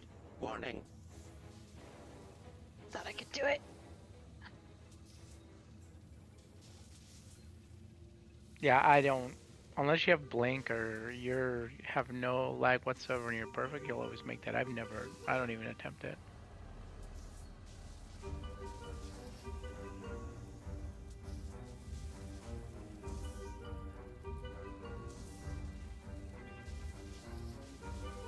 Do you have a mass barrier? No. I'm not this. No, I'm feet. Okay, I'm going.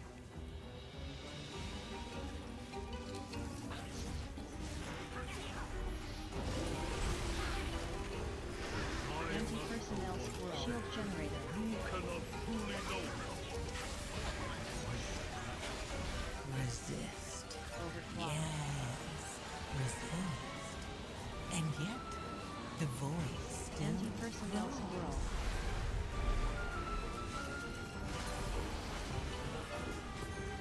Tune up. Shield generator overclock. Tune up. Anti-personnel swirl.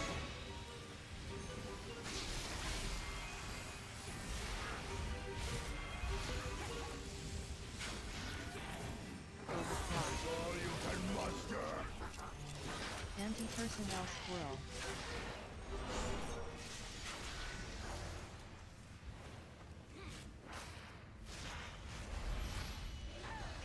Welcome to my garden, trespassers!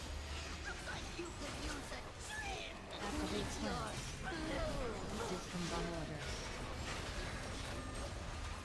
Hidden flame cannon. overcome this trial. If you can't handle the heat, stay out of my garden!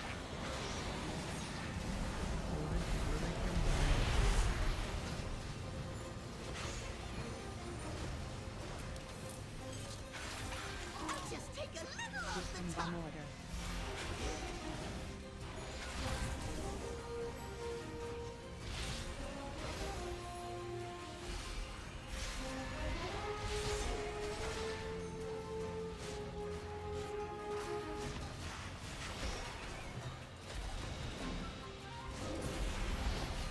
Activate plant. Discombobulator. I'll just take a little off the top. Hidden flame cannon. If you can't handle the heat, stay out of my garden!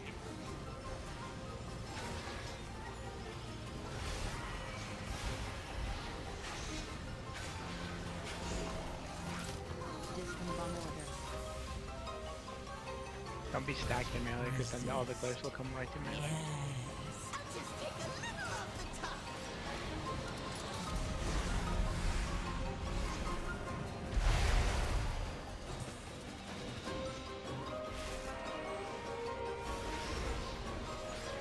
Discombobulator. Activate plant.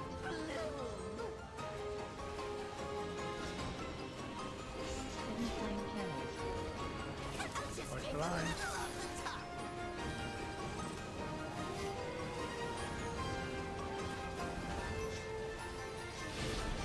Discombobulator.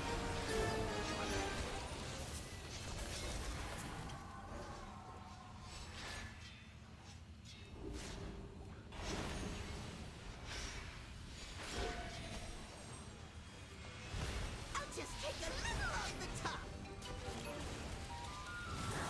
Overcome this trial. Discombobulator. Win my favor.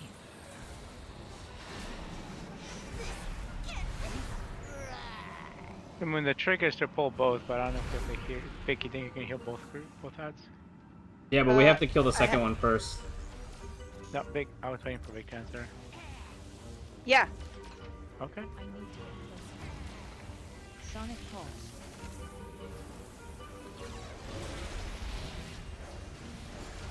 Sonic pulse.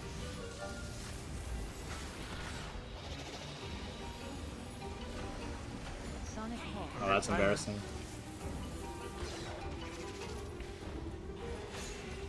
Sonic pulse.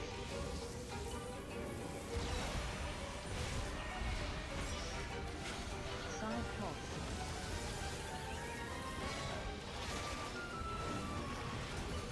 Sonic pulse.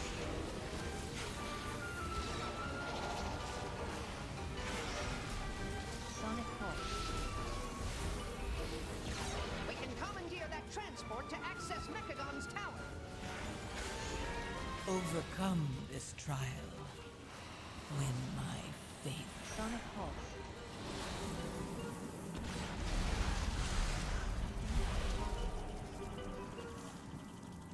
So, my misguided son returns. I'm impressed you I'm in made combat. it this far. You are no longer I can't my click on the father. thing. Just a okay. malfunctioning We should be able machine to that now. must be shut down. Poor child. If only you could accept the truth. The curse of flesh has Make it? run rampant Nope, across it Azeroth, says I'm in and I will combat. replace it with mechanical purity. There we go.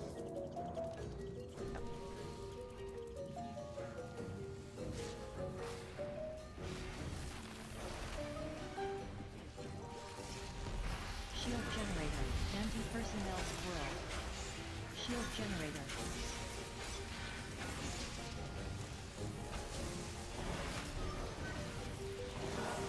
Short out. Overcome this trial. Anti-personnel squirrel. Win my favor. Shield generator. Here, kill a wild guy. Shield generator.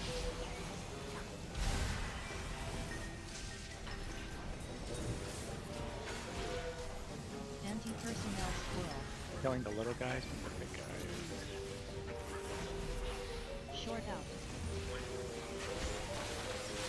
Shield generator. Short out. Shield generator. Anti-personnel squirrel.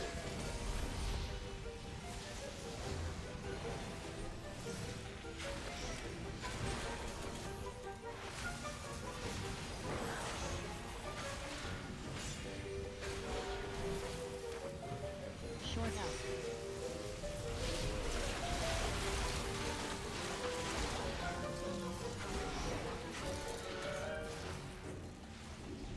Resist.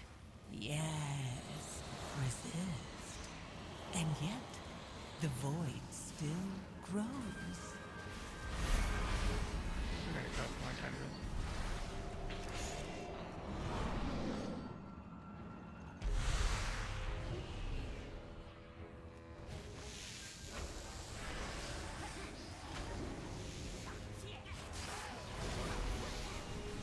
Anti-personnel squirrel. Shield generator. Anti-personnel squirrel. Overclock.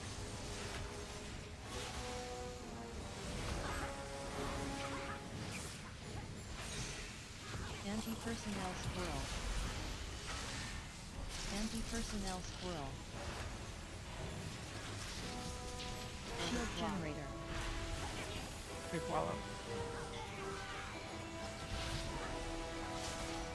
Anti-personnel squirrel. Anti-personnel squirrel. Overclock.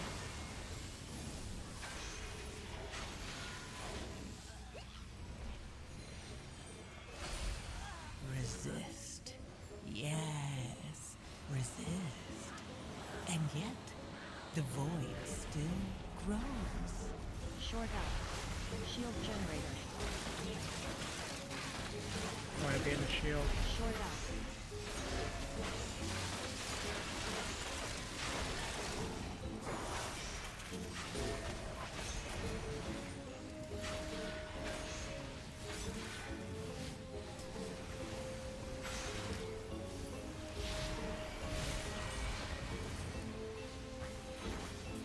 Short out.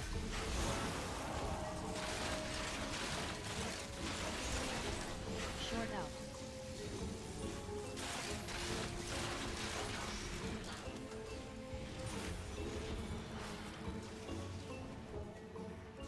This spell feed.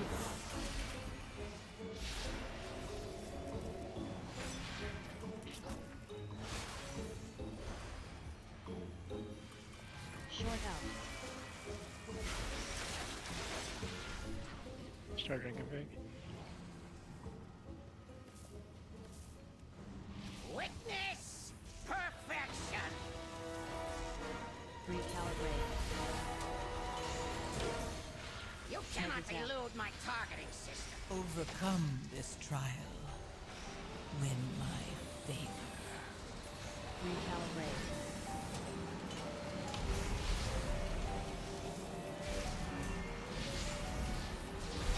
You cannot elude my targeting systems. Recalibrate. Take off. Activating thrusters.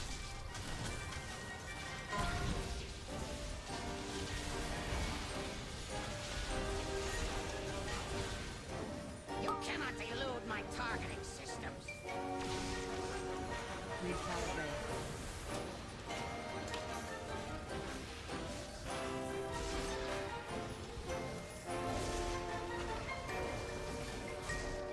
cannot elude my targeting system. Recalibrate. Activating thrusters.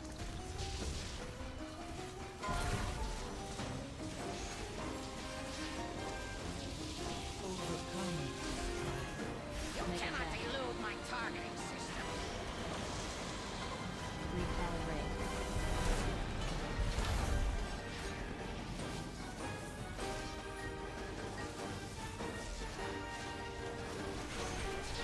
You cannot elude my targeting system. Big, if you want to wings yourself here on the Falcon, I shouldn't need it. All you have done is dismantle a piece of furniture. You wish to test my true ordnance? I will happily Recalibrate. oblige. You're gonna go far left, Pachi. Recalibrate. Mega zap. Mega zap. Recalibrate.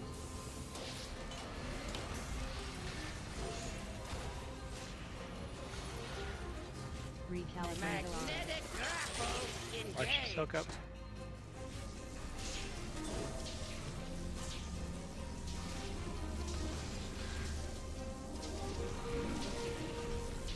All power to weapons. Recalibrate. Mega zap. Recalibrate. How do I get it twice? Did somebody meld? Yeah, if you're in melee. Recalibrate.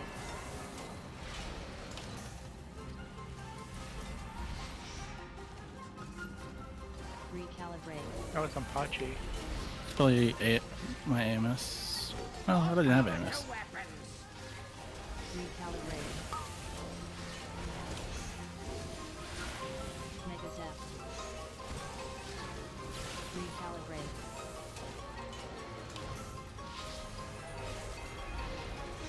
Magnetic grapple Watch the engaged. arm. Stay alive. Darkness and melee. All power to weapons. Recalibrate. Mega zap.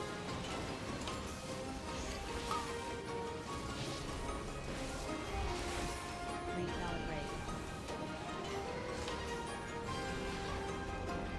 Overcome this trial. Recalibrate.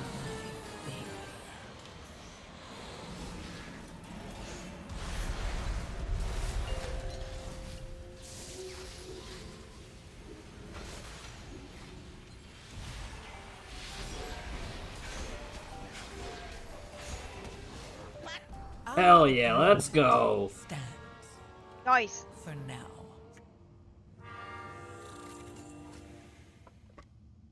The mech originator has been destroyed. And so has my father. Wait, did I already You have this my timed on gratitude, 11? Heroes. Know that King I Mechagon's did. vision of the world is not No. what my people share. We must now Should I focus re-roll on my rebuilding. Theater of Pain? But if you ever require our assistance, you, man. you need only request We'll have a it. 10 rookery. This partnership wasn't that bad. Reminds me how profitable working with you Alliance mooks can be. Thanks to Tankmaster Overspark's leadership, the threat of world annihilation was averted. Oh, don't Oh, but what if I roll for a Priory? dismantling those mechanical monstrosities. I'll hang on to the Theater of Pain in case somebody needs it throughout the week. But you could get a party.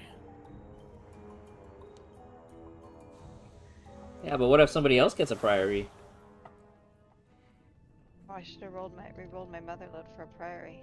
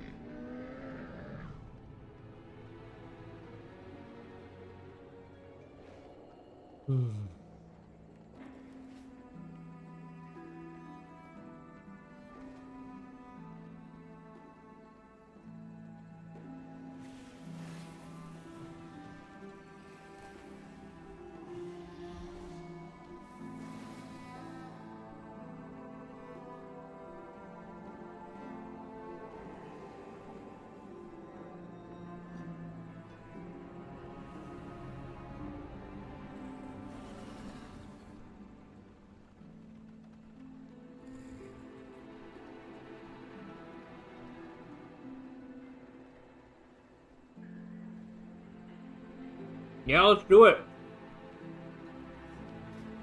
I want those gloves. Many deals for a friend of the Grumbles, like you. Delicious.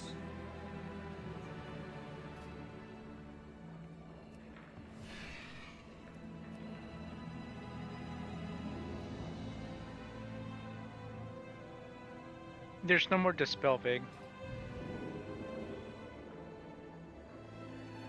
It's just a heal. It's just more damage, like a lot more damage. Like the AoE on the second boss, if everyone's not at 100% and small mitigation, they're dead. Avoidance will fix it.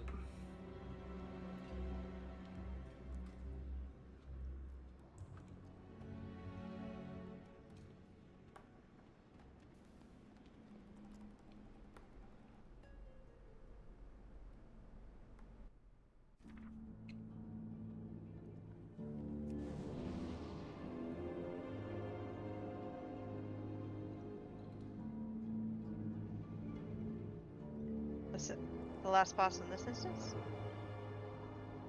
The second and third boss are the two bosses that we die on. Second boss is the AoE that the boss does. People don't get topped off and they die because the AoE will one-shot them.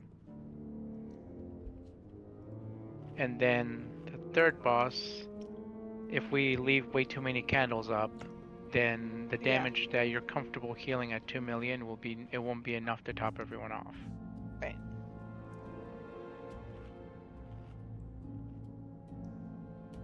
So that's where the challenge lies in this dungeon. The last boss it is a ton of damage and we have to be good about candle bringing, but as long as people know what to do, it's not bad.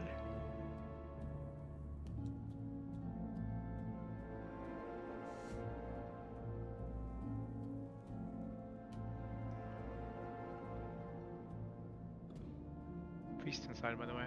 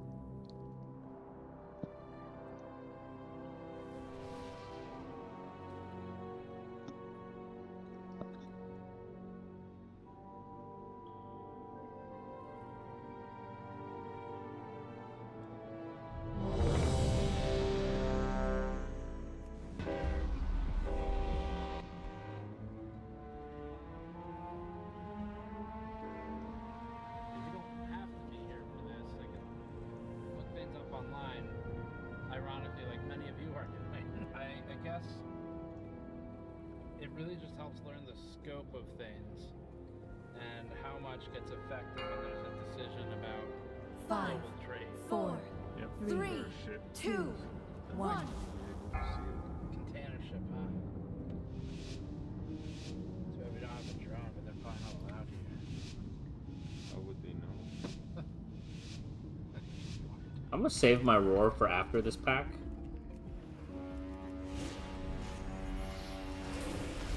first 2 weeks of April 2025 have had nearly daily changes to the import policies and tariffs Watch your step. in the U.S.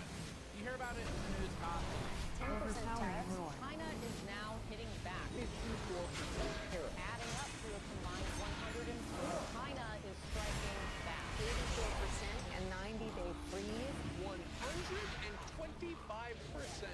to 145%. Overnight, Beijing announced Watch your step. a 25% tariff on U.S. imports. 245%. Overpowering But roar. what we don't hear enough about is how this affects real companies and the people who buy from them, whether that's positive or negative. It's amazing how many people want us to go on camera for this. We met with everyone from CEOs and founders to frontline logistics personnel and product direction. That's where we're going. 14 seconds on Vortex. Watch your step. Hi. Yes. Overpowering roar. So for example, we have $100, right? We break it down 50% aluminum. I use the Typhoon to counter that one. So $100, there is the 20% that will get charged. So I'll still have Vortex up for the next one. And then if you break it down, 50% of the aluminum, which is $50. Watch your step. So now we're at $12.50. So 20 we're at $32. Overpowering roar. And then if Watch your step. of the rest of the crew, which is the remaining $50, Overpowering that roar. will get charged 25% of it. So that entire crew, Big, you have Innervate? at I believe $95. Yeah. So now we're paying $195 for Watch your step. So, what do you do? Watch your step. But it took me Overpowering roar. because I don't want to do like credibility. It's like, how are you supposed to come up with a plan when your plan 10 minutes ago is already like out the window? It doesn't make any sense. Right. Yeah. We stopped shipping last week, and we are losing money. Watch your step. I would lose $91 Overpowering roar. for a whiteboard puck. We even convinced competitors of 3 decades to go on camera together, inventorying each other's US-based pre-built computer factories in the city of Industry, California. That GM, which has shown a hypercritical spotlight on both iBuyPower and CyberPower PCs, can convince these 2 competitors to go on camera in each other's own American factories, and says a lot about their uncertainty around tariffs. Is all you're saying. In this building, we have multiple happening. Okay. In the United States. Yes. All in the US. So usually we do Weaklings! Here we come! that whole devastating on to not being multi for the last few weeks. How many employees do you guys have here? Overpowering roar. I want to point out, Samira, I need to hear. Watch your step. We're not shipping to the United States, and we're depending on other regions to be able to move forward. CyberPower is manufacturing the products here in America. They don't have other regions to do that. Enrage. So at a certain point, we may not Overpowering roar. but Watch your step. American-based company. In terms of purchase orders or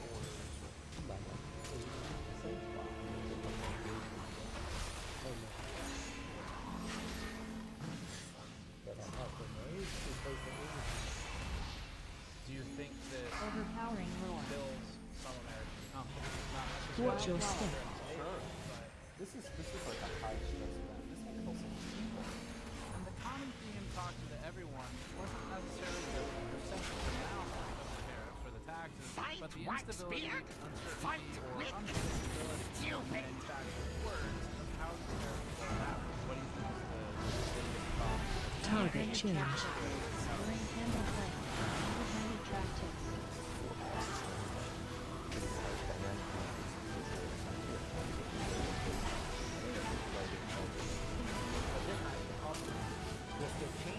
Weaklings! Hit Blackbeard! No wicked!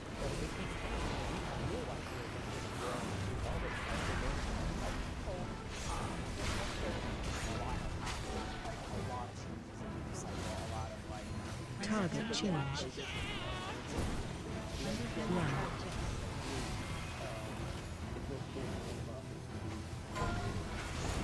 Things changing daily or weekly, I think this is more off-putting for any business than it just makes things work in my And with this, if I see a tariff Reckless charge. get to the 60 a day later, then I can make 20%. Then I see, well, I can make these, and then I see I'm too social. No, it's not. I have no idea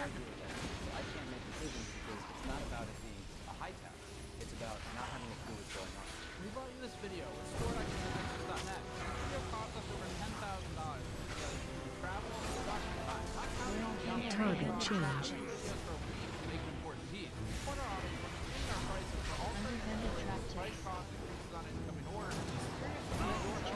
Big, you got innervate? I know.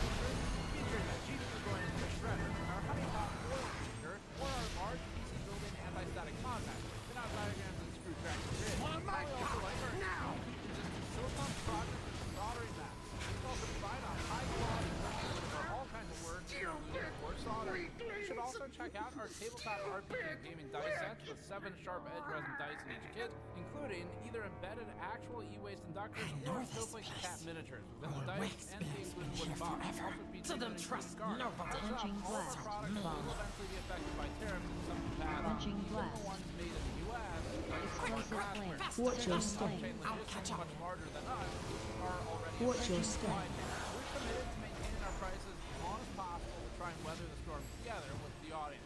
It's likely we'll have to Punching eventually, blast. but for now at least, you can go to store.gamertexas.net to Punching support this blast. kind of on-the-ground content while getting something awesome in return. Thanks for your help. Now back to the program. This was a big adventure. We booked a one-way flight to Southern California, spoke to quartermaster 15 minutes after landing, drove Watch to your the step. industry and spoke to 4 other companies the same day that we woke up at 3 a.m. Watch your step. Made an existential bet.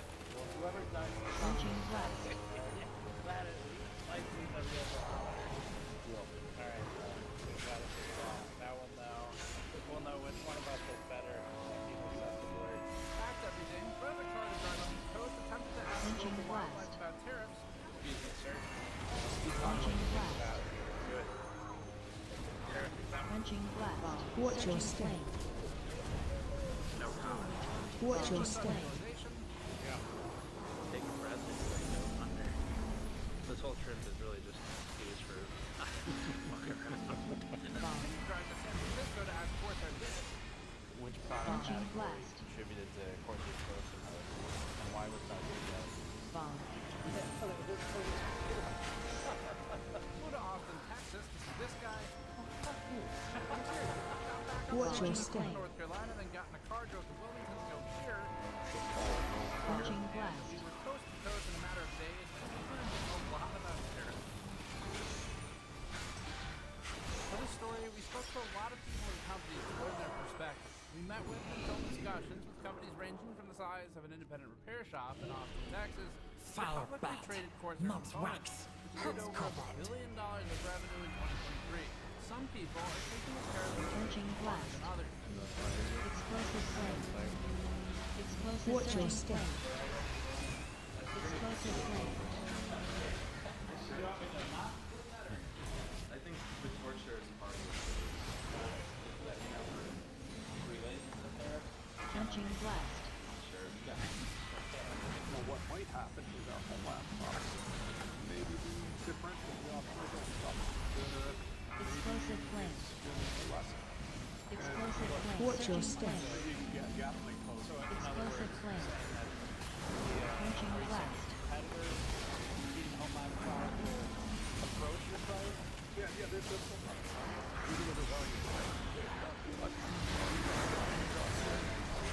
We want to hear all of their perspectives.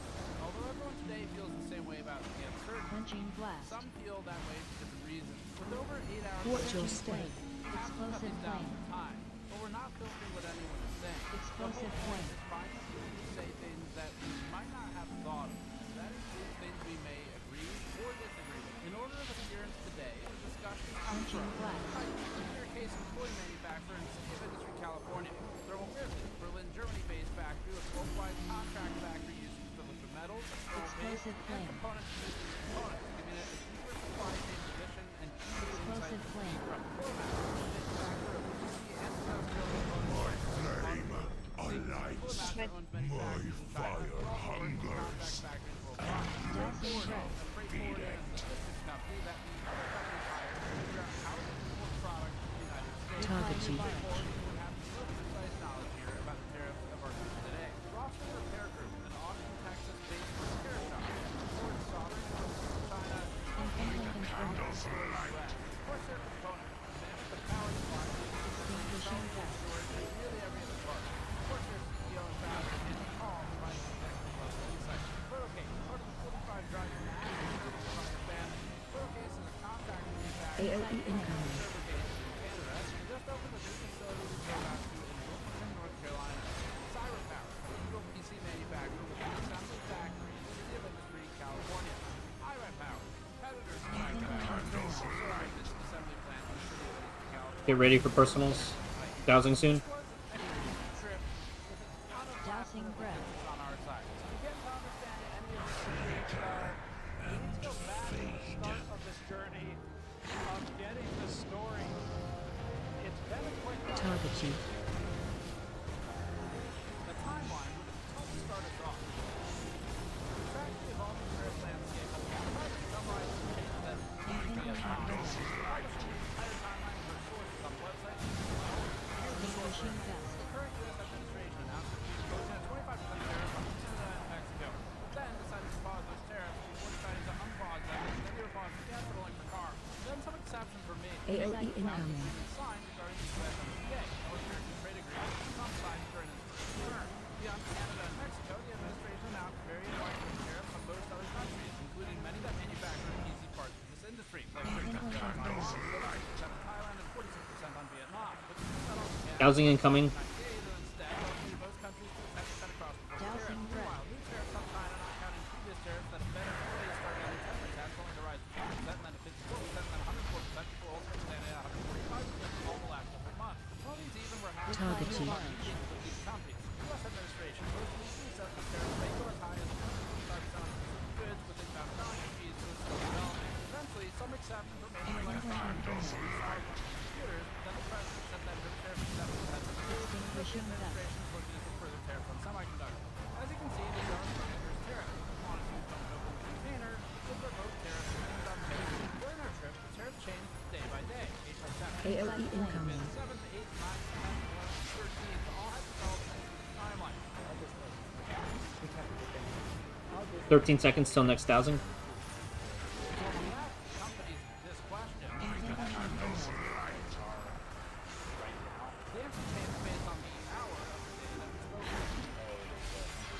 Dousing breath.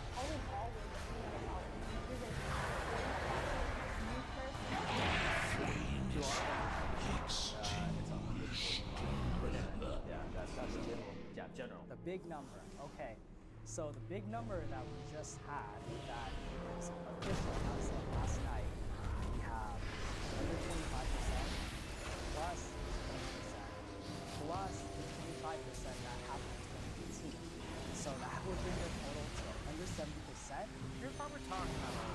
Store prices will go up as a result of this activity. Some people may hold a view that this is a necessary short-term gain.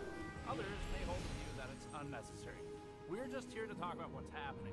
Manufacturers like Hype, Meta PCs, NK's Razer, Asus, Lenovo, Framework, Dell, and have already been reducing price increases for duties being passed on to customers, or even just halting shipments to the US entirely and drying up that market. Watch your step.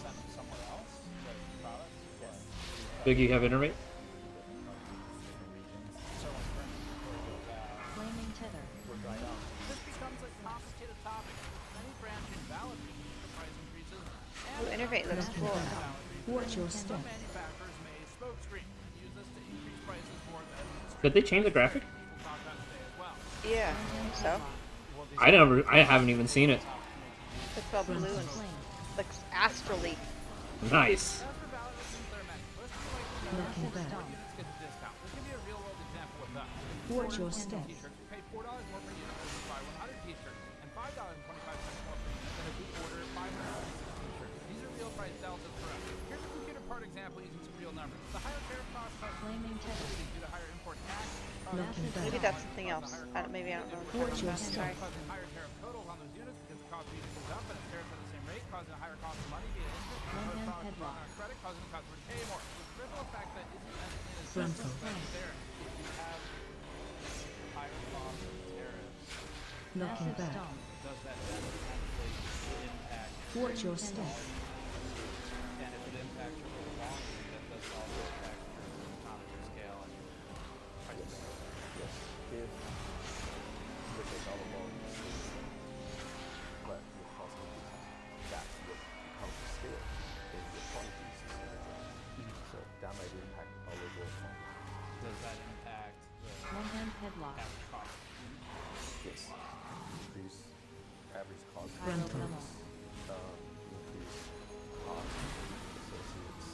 Your survival. Oh, we just can't be in front of him when he does pyro promo. $3 more per unit if you ordered 1,000 per unit. Right. The tariff is now applying against that $3. Oh, where do we respawn if we release? Did you respawn in the counter room? According to what you say, Yes. how we understand it as well. Okay. Yeah. So Yeah. again, whether you pass on the end user or we absorb those costs. Right. Right. Right. But if it's like 100%, $3 more, not $6. Yeah, $6. Right. It's like, it seems like it's like a snowball effect. Correct. Yeah. And then, by the way, tariff we have dealers. Right. Those are dealers on happening. Right. No take Hearing loss. you now. Paranoid mind. Dark flame pickaxe. Counterpoints to all of this. Why not make you American? Well, so is Cyber Power. In fact, they already does. Throw dark burn. Paranoid mind. California. In fact, that's the only place they built them. And they have hundreds of employees who do it. Cyber Power assembles computers. I make you That get assembled into the computer. But this is interesting because when people think of a motherboard factory, you might think of Dark the flame entire board pickaxe. in that factory. But in actuality, that factory is just like Cyber Power. It's assembling all Paranoid the mind. parts Throw dark over flame. 100 other factories down chain with typically about 10 to 20 major component suppliers for one motherboard. So really, in essence, motherboard We have innervate. same concept Paranoid as an mind. assembly line for a real PC. They're bringing in parts from lots of different Dark flame put them into a pickaxe. product. Yeah, I think it starts off with your question, which is like, do we want to make things in America, and how will we? Paranoid mind. Throw dark flame.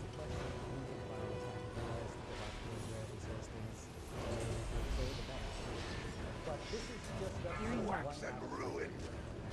Paranoid mind. So, first, Dark flame pickaxe. manufacturers that make this motherboard faster and bring this motherboard production. Paranoid mind. Throw dark flame. Now, while these companies might bring the motherboard production manufacturer to America, they don't actually make all the parts that make up this motherboard. Hearing Make loss. you candle. Paranoid mind. That make up these individual parts that are still Dark flame pickaxe.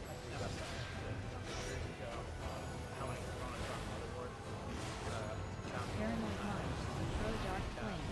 And on a high-end board, top of my head, it was thousands. Yeah. So, Hearing Wax and loss. ruin. Yeah, and so Paranoid mind. these guys who make these things, they specialize. They make just that one thing. Dark And flame sometimes pickaxe. it's so important that when they have a problem at their factory, all the motherboard companies start having problems. They all Paranoid mind. Throw dark flame. So you have to bring all those companies as well to bring the say. Hearing loss. You candle. Paranoid mind. These guys that make this last this aluminum, they Dark flame pickaxe. which then ends up as well. So Paranoid mind. Somewhere along the line, there's still this resources that you must and then you have to Hearing loss. You now. Paranoid mind. the final consequence. Us putting this together is all Move to statue. to bring the country back to what's the market, right? But at the same time, Paranoid mind. it is a good way that we adopt and want to achieve. But is this the right way to do it? It's probably where I You say, die. no, I don't think Sorry. this is the right You way. now. There's other ways to do it. Paranoid now that mind. you understand the complexity and hopefully your viewers understand this huge Dark supply flame chain pickaxe. growth that they realize that it's not something you can turn on. That's just the main thing. It's achievable, but it requires a lot of Paranoid people mind. and it could take decades. Throw dark flame. Woo! Goodness. While still making the product affordable, because we haven't talked about that yet. Even bringing all this stuff No together more doesn't candle guarantee that Ran out of heals there. people who But are first, thinking about doing this, they have Yep, to they made that consider fight a lot all harder. things. What is the cost going to be? Oh, can you not hear me? No, you've been quiet this whole time. Vic, you had wings the entire time. Like I don't get. Sorry. Here, you know, the minimum wage in most states is between 20 and 30 people want more than that. I called it 20 times, Big wings, because you can use wings when people are at high health, and then you can just help them top them off. Yeah, you were quiet this whole time, like the entire dungeon. I thought you were doing like Locked in. Yeah, you were super locked in. You were testing us. You're like, all right, guys, we're in a 12. You gotta play the game. Don't. Drain light.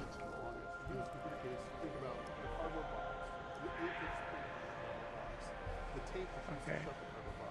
The foam in the cardboard box, the manual the case itself has steel, it has glass, it has aluminum, Suffocating it has darkness. ABS plastics, it has rubber. Drain light. Sometimes it's rubber. Somebody get a candle, please. Thank you. Motors for fans. Motors for fans, wiring, the connectors, the all of those. You can use wings here on PI Big since we've got the cart to do.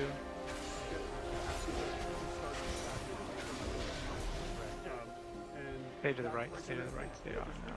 Drain light. 2 blocks away from the case factory, which is next door to the cardboard factory, which is next door to the factory. Pete, careful, Pete. And if you want to go... Okay, so just follow the cart, don't attack these, I don't have any aggro.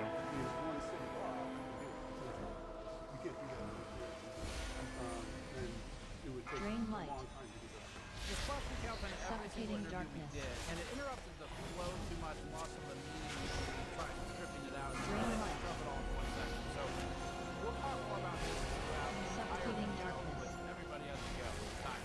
Our first big meeting is Drain with light. Height. Height is a computer case Suffocating manufacturer darkness. headquartered in the city of Industry, California. This We need meeting somebody to get a includes unique candle. insights to the actual costs and margin structure of some products, Drain which light. helps us to understand the real dollar amounts affected by tariff changes. This kind of access is very uncommon. Alright, so this is really important. This is something that manufacturers are reasonably very secretive about. It's the cost to actually make something, bring it in. Basically Drain the light. cost of the good itself.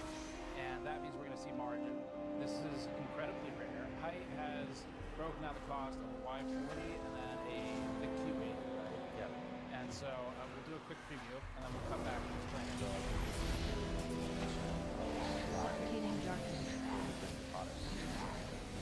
And I'm here to show you how it is to make the Y40 and what's its cost per piece. So before we start planning any product, we start estimating the monthly run rate and how many. Take my candle. So we start with 2,000 units per month, a lifetime of 24 months, and a total of 48,000 Drain light. units per lifetime. During each production, we have 3 components that are made. We have an NRE development cost of $30,000 and a tooling cost of $130,000. Suffocating darkness. We need somebody to grab a candle. Yeah, right. Okay. So our total pre-production investment goes to $6,000 with advertising of $6. So before everything happened, before February 1st, our FOB price from the factory is $71.75, and you could see all the events that happened this is when. So our tariff charge is $0. Our case per pallet. Grab some rich for me! Our case per pallet is No 30 pallets and 600 cases per container. So now we start calculating how much it is per unit, right? $6,000 per container divided by 600, $10 per unit, 1,500 of documentation subsidy per load, and postage. This is known as the local price or advertising fee, $2.50. The whole rate per white load the US door to door is $12. So we added that all together. The price is $71.75 plus the freight in $12.50, the storage fee of $2, and an amortized investment of $5.98. This is all per unit. This is all per unit. Our landed cost is $19.23. In order to sell at $129 MSRP and to have a retail margin of 25%, our high margin is $5.20. Suffocating darkness. While 5% margin. Is that standard? Retail margins are pretty standard. They are really hard to negotiate. That percentage. Basically nothing. Yeah. You might even call it a lot.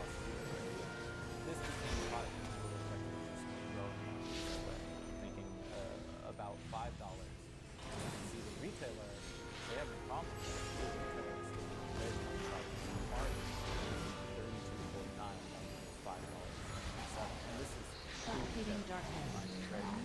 So you can imagine how if you have any tariff list, the response is like, oh, you need to go and do exactly how you told me. It's this product is not viable. We can't sell products at this price. This is how you get to potentially not bring them to the US. Yeah. Yeah. All right. What's it gets worse. So. It gets worse. So, 2008 was a tariff called Section 301, 25% tariff on certain items. The case was excluded, but that would end. It might instead might end May 31st. So we put a price right here, so we'll show the cost a little later. February 4th, we have the 10% tariff on cases. So that increases the cost by $7.80. During March 4th, there was You could double jump, man. on the case, so it brings our costs in addition to the Suffocating darkness.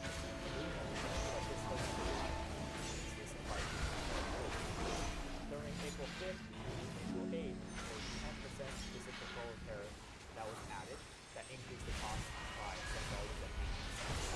And currently, we have 125% reciprocal tariff that increased our cost by $89. Reciprocal, I think their word here. Close. So you start looking Darkness down our landed cost times now.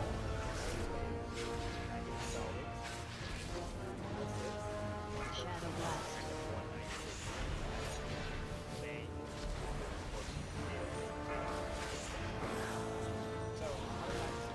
Grunt flash.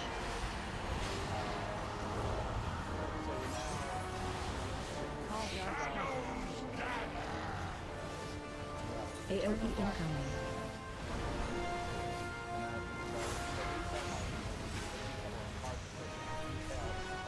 Rising wind. Shadow blast. 50, and then we had lowered it down to 130, but as a response to the tariffs, we increased prices. So we got the Grunt flash. 40. So the retail margin is actually Oh shit. more profitable than before.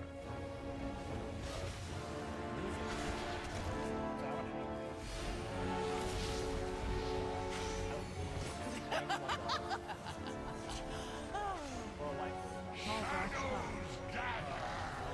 Shadow blast.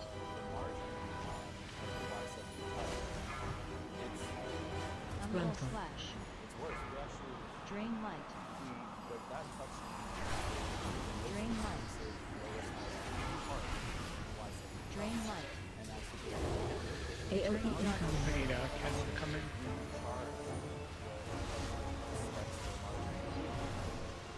It kills me.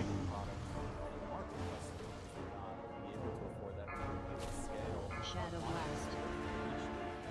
Actually, can you hit big up or? I'm in 7 seconds. Grunt flash. I might die. Call dark spell.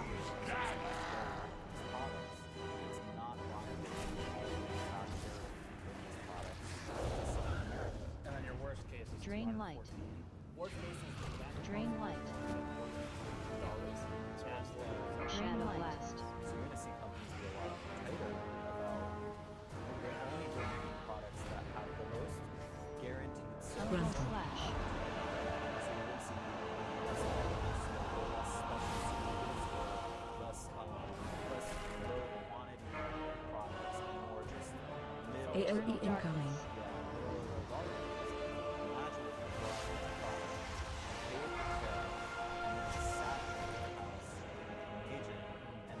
Call dark spell.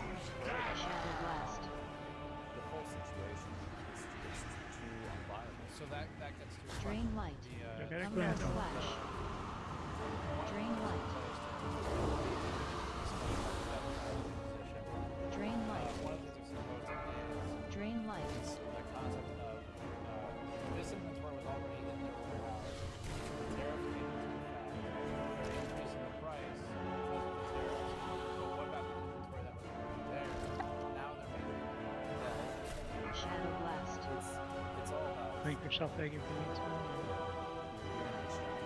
We could already see the margin that we were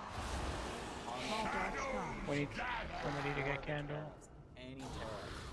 We're making $5 margin. AOE incoming. Drain light. We're rolling, right? Big Rising gloom. Drain light. tariffs. Shadow blast. So it's not even a question. Drain light. Oh, well, this was here. First, Frontal flash. prices. We could actually as far as we're aware, Rising gloom. Drain light. so it's not just 1 month in, Only darkness it's 1 month remains. in, every other month is out, and that's gonna average. A lot. When you average those 2 months together, we're losing money. Yeah. And how many units might you float? You know, of something like the life. so traditional business, they teach you that you want as many churns as possible, right? Okay. Because you don't want to bring in a whole lot of inventory that just sits. That wastes money. Storage costs money. Things get damaged. Cost of money costs money. Yeah, the interest. Isn't there a funny rates elemental you're thing paying, around here? interest, this stuff is usually brought in on credit. So you're taught Behind to him. just what you need. And then you want to So churn far it away. as many times as possible. Inventory churn, the higher you do it, the better business that you are. So most companies, they don't have the credit, they don't have the cash flow, they don't have the storage space, they don't have the margin to cover any of these additional costs. So it's like even if you get this like window, the tariffs are paused again for an indefinite amount of time. You may not have the cash flow to take advantage of that opportunity. If they're paused. Ready? So. Yeah. Yep. Darkness descends. What happens? Theoretically, you should be able to Shadow blast. additional costs or Frontal flash.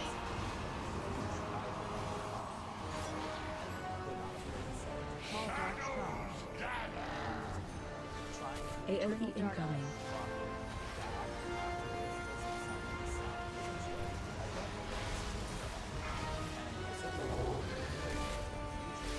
Run out. Drain light. Send it somewhere else. The file. Frontal flash.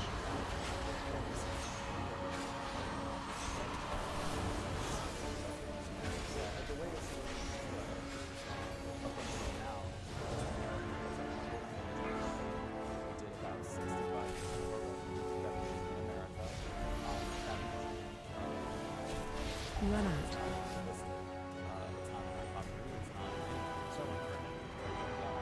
Call dark star. Frontal flash. So most of your marketing efforts have been in customer acquisition spend in the US. Drain light. Revenue costs.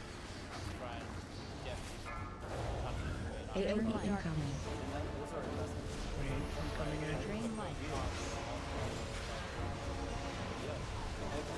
Shadow blast.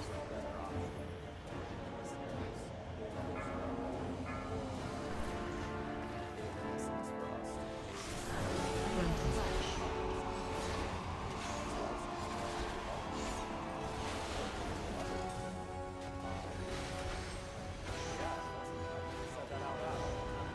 Call dark star. Drain light. Shadow blast.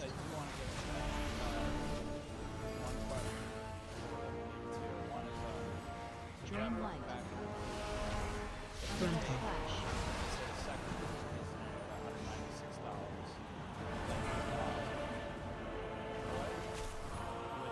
We need one. What to do? AOE incoming. Watch out, darkness.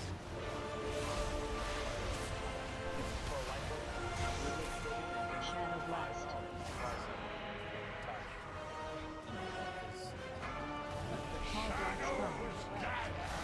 Gruntle.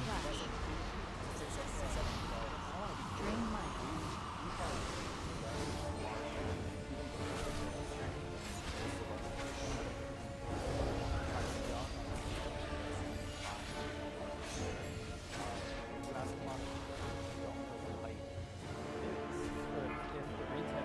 Shadow Blast.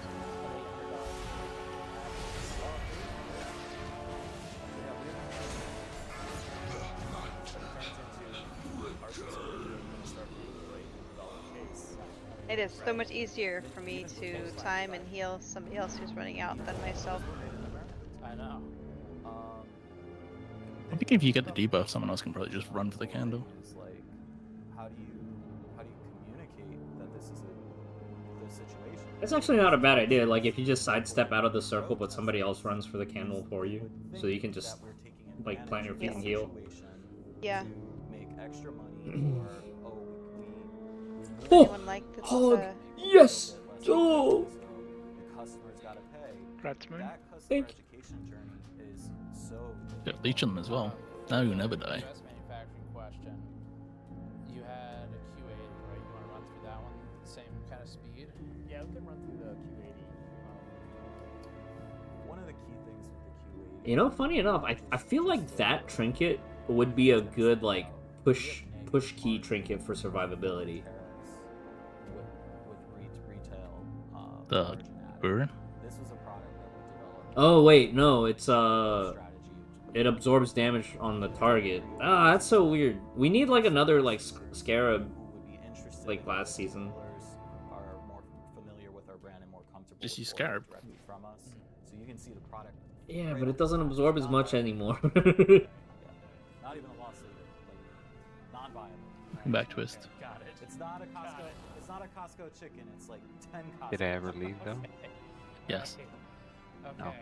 So running through the same You left us to go time walk. estimated at 2,000 a month. I'm still 24 time month walking. life cycle at 48,000 units total lifetime. Did anything good? We did two mock-ups. We did. We have Still time walking. for World Ride, around $7,000. Are you farming that artifact power? What's your time walker? I'm just trying to do the weekend. It's just a little demon hunter. Time walking his little butt off. That's what he is. I'm gonna go to bed. Thanks for the runs. Thanks, Pachi. Yeah. So for every cooler, that's the charge. It wasn't excluded. So that would you have to pay if you put that in cooler in now. Oh, twist, I learned something fun. The Sprocketmonger, when you have to jump out with the party pack, your only good defensive as a demon hunter is to use brand on Sprocketmonger himself. Oh. Because the party pack counts as damage from Sprocketmonger, so it'll reduce it by 40%. I have many Otherwise, you're just eating those things raw. Yeah. Many farewell. Price from the factory is $178, and our freight is $2.78. Our storage fee is 50 cents per unit, and our amortized investment through production was $2. So our landed cost is $227.88.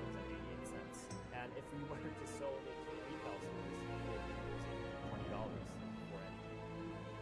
And you could see on the tariff, 25%, section 301. I bet my cook build is probably like there's some variation of it for PvP because I can just chain Star Search so much. There was a 25% aluminum charge that was added to any product that had aluminum in it. So the tariff charge on this product after April 8th is $303. Is that, am I reading that? Yeah, the correct? tariff charge is almost the same as our MSRP. That's literally insane. Yeah. So so anything, so we stopped. I immediately said stop shipping any Q80 to the United States. Absolutely. Even the ones that we plan to fulfill, we're about to pay $300 per unit. And how much do you sell them to those customers? $320. So that is the tariff charge. And yeah, I was going to say, to emphasize, that doesn't mean you're making $20, right? What about, why don't you just make it in America? It's a great question. Thank you. There are reasons. These costs are insane. It's still cheaper than if we tried to make it in America. And now the cost of making in America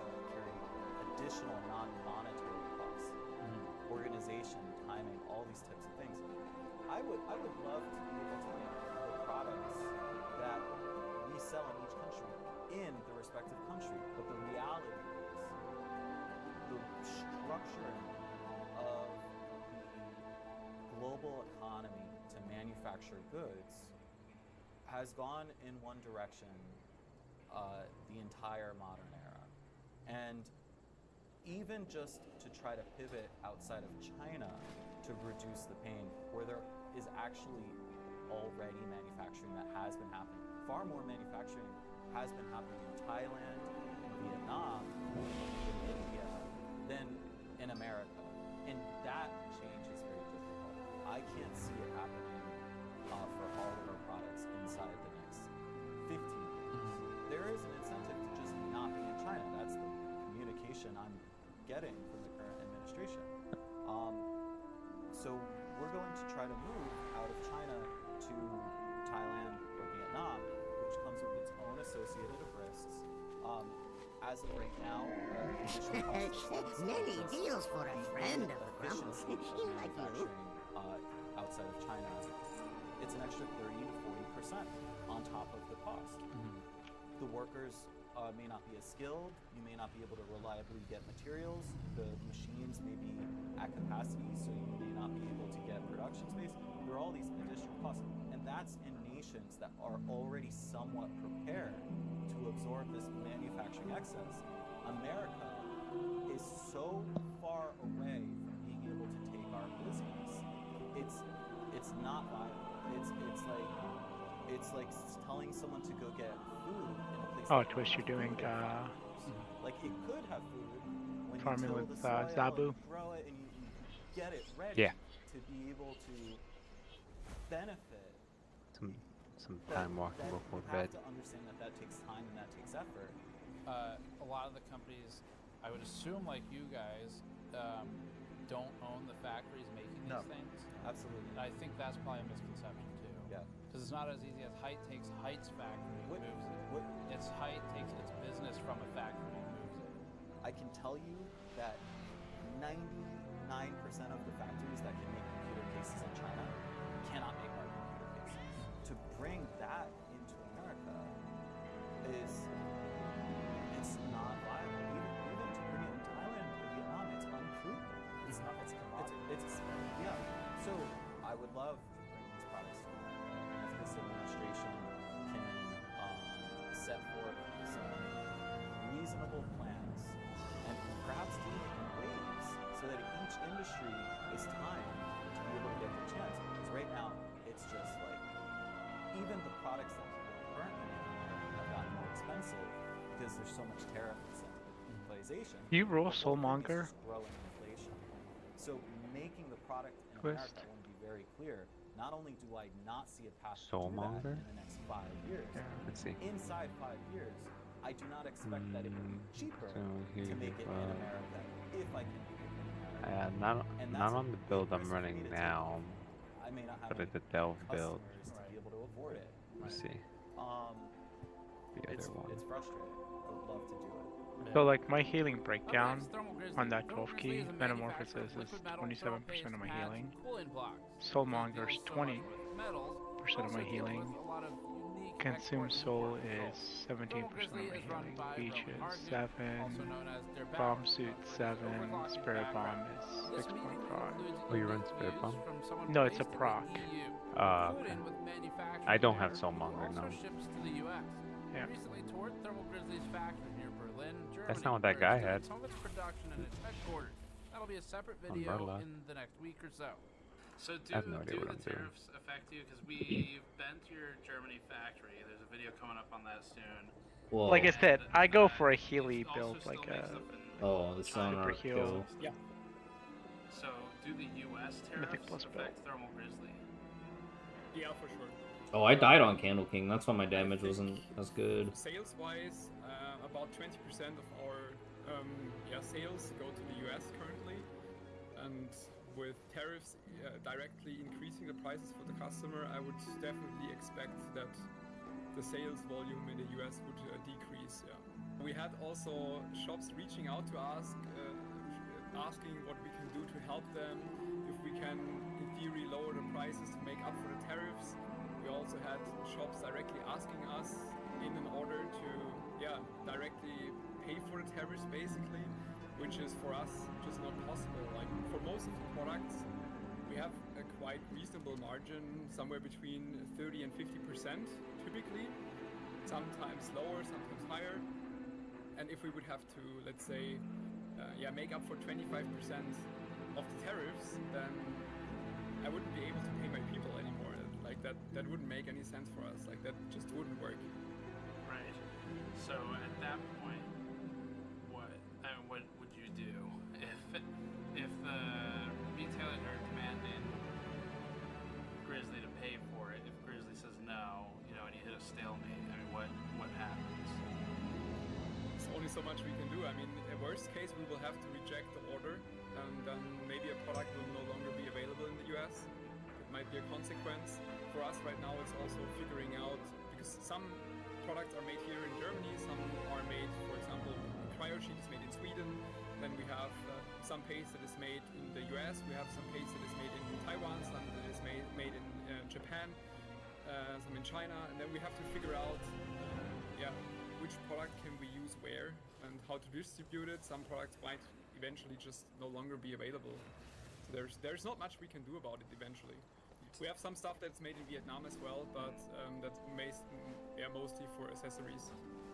So good fortune to our friends. You happen to know off the top of your head are if you ship stuff to the US right now for, let's say, like Micro Center or someone to sell, is all of that stuff getting hit with some kind of tariff? I think everything to a certain degree. I really like my cook's build. We had to go through all of our products. I feel like it affords me a right mix of AoE and single target. This is 17 grams of aluminium, and this is 3 grams of steel because of a screw, and then like list everything, and then different materials were hit by a different tariff depending what it's made of, and then we had to check what the origin of our aluminium is, for example. And also not only because we buy it from a vendor here in Germany that is making the aluminium, but then we had to figure out where is he buying the raw material for the aluminium. It's also actually pretty surprised how close we actually were to timing it. And do that for basically all of our products, which is a lot of work and sometimes not even possible to do because some of the suppliers What did you guys do? Look, we have to a 12 cleft. Supply chain, we just can't give you the information. The healing check on the third boss was pretty rough, but we were actually executing the mechanics pretty cleanly. Yeah. Is that something you've had to do in the past? Never.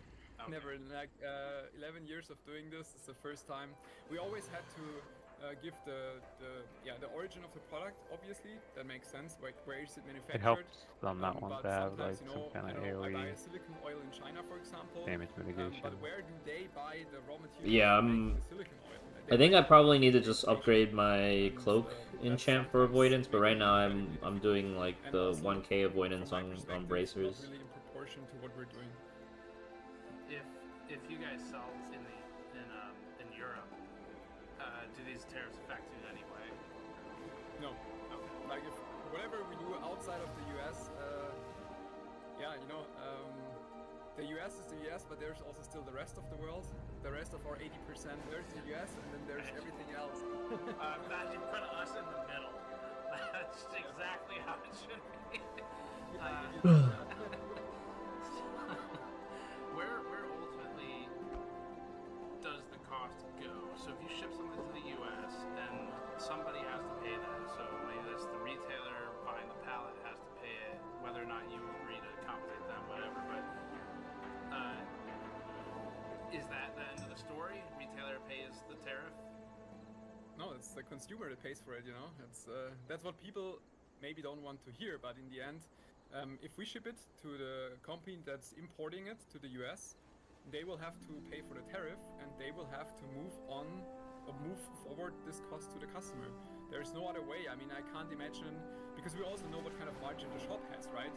Most shops also have a similar margin to what we have. They might have, I don't know, 20, 30, 40% margin, and if they have to get rid of 25% of that, it just wouldn't make sense to stay in operation. So ultimately, the customer pays for it. There is no other way. Do the tariffs that the U.S. has implemented affect in any way Grizzly's plans for manufacturing? I mean, do you consider them at all? Not really, to be honest. I mean, I'm not against like manufacturing in the US. That's certainly something that is interesting. But for me as a business owner, what is happening actually pulls me away from that. Because to me it feels like we are in a very unstable situation. Things change on a daily basis. And for any business, for any operation, drastic and sudden changes is the worst thing that can happen. We would need to know how far can we plan into the future. Like what happens in the next 5 years or in the next 10 years? Would it make sense to establish manufacturing there or not? But with things changing daily or weekly, I think this is more off-putting for any business than it helps. It just makes things a lot worse from my perspective. Right. And then last one, here's some context for people. So, like I said, we have the separate full thing on the factory. But I joined VC and immediately started getting the hiccups. Give me some information about the factories that you've brought to Germany. Drink some water. What made you want to do it?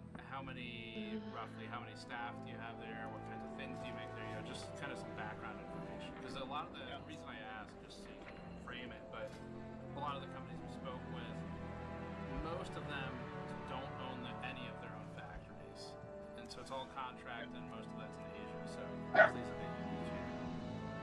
Yeah, we saw this kind of thing happening. Maybe not so much with the US, but we were more afraid of what's happening with China, to be fully honest.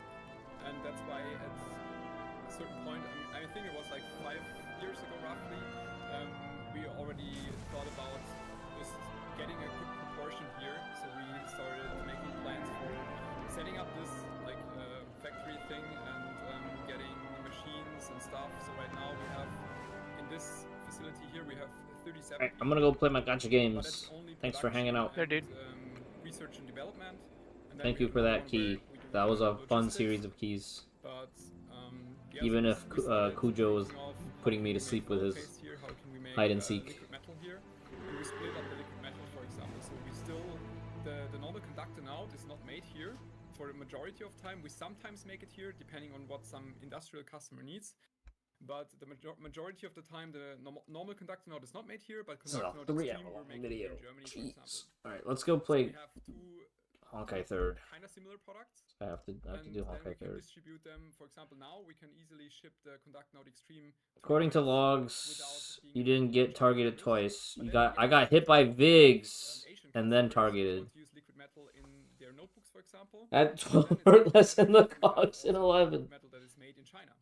I didn't think I was lined up with anybody. Was Vig behind me when I got zapped? That's actually an interesting point. So why, if I think I know the answer to this, but if a company wants to source your liquid metal to put in their product that they make elsewhere, Were you logging? Prefer that you provide it from China rather than Germany. It's the same thing. It's also. I ran forward into. So basically, I needed to shadow meld when it targeted me. I was hovering my mouse over it, or I hovered my hand over my hotkey to shadow meld, and I saw the debuff, but it didn't click in my head that I needed to meld. So I could have lived, and then somebody else would have gotten targeted. I quickly checked with our salespeople what they think about the entire tariffs or what kind of concerns they have. And interestingly, their biggest concern is actually Amazon and the so-called Amazon buy box. I never heard about this before. I didn't even know what Amazon buy box is. I don't know what that is. Yeah, apparently the Amazon buy box, if you go to any item, on the right side you have add to basket or like buy now. This thing is called the buy box. Okay. And whenever there is a sudden change in your Story always, because I took a screenshot at the beginning, and I just used that screenshot for the background, so it's actually a still image and not an actual background. It's a still image of the launcher, not the actual launcher. like this one. Update game. Update game. You build up, reviews and you have a nice listing with images and videos and stuff. and then suddenly the price changes. Yeah, it's because it's a still image. It wasn't actually the launcher. These are actually just screenshots of the launcher. After all, for the tariffs in terms of sales. Yeah. I guess they must do that so that I guess the best intention would be that listing person doesn't just kind of bait and switch a product or something. Yeah. Okay. It's certainly some kind of abuse protection that you can't promote an item and then suddenly double the price or something like that. Right. And it's also an automated mechanism, so you can't talk to anybody at Amazon and say, look, this is tariffs, and they're like, yeah. Up next, we met with Cooler Masters Kimberly Barraza in Claremont, California, with product director Wei Yang, who also typically works in the Claremont office, but was calling in from a trip abroad. Like many of these other people today, I've known Wei for over a decade. He's one of the reasons Cooler Master fixed its H500P after our review many years ago. As for Kim, she handles logistics and freight issues, and has the most answers for this directly.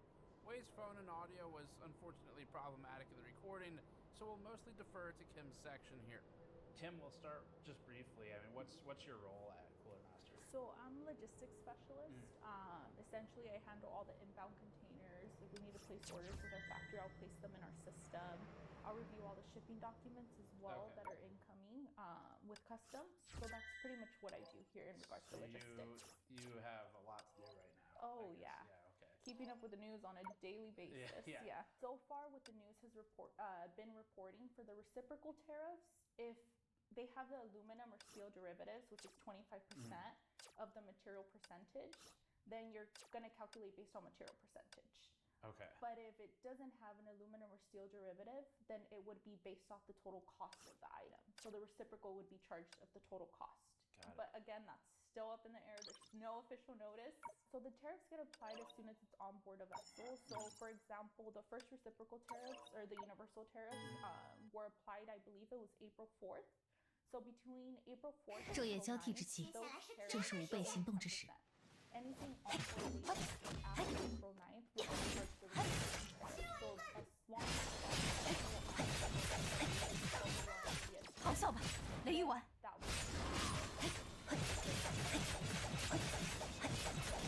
怪盗六法，开！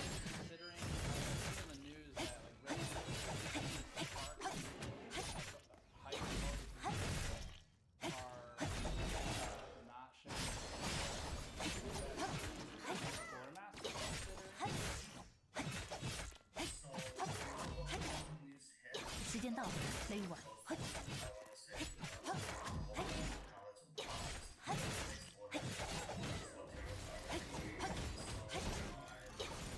人法，雷神顺身。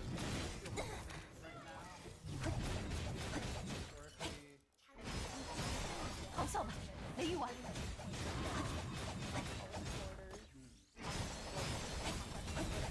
怪盗六法，开！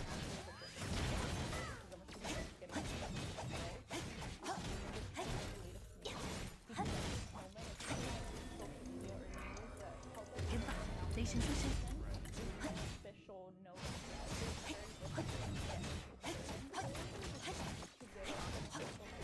时间到了，雷玉丸，咆哮吧，雷玉丸。That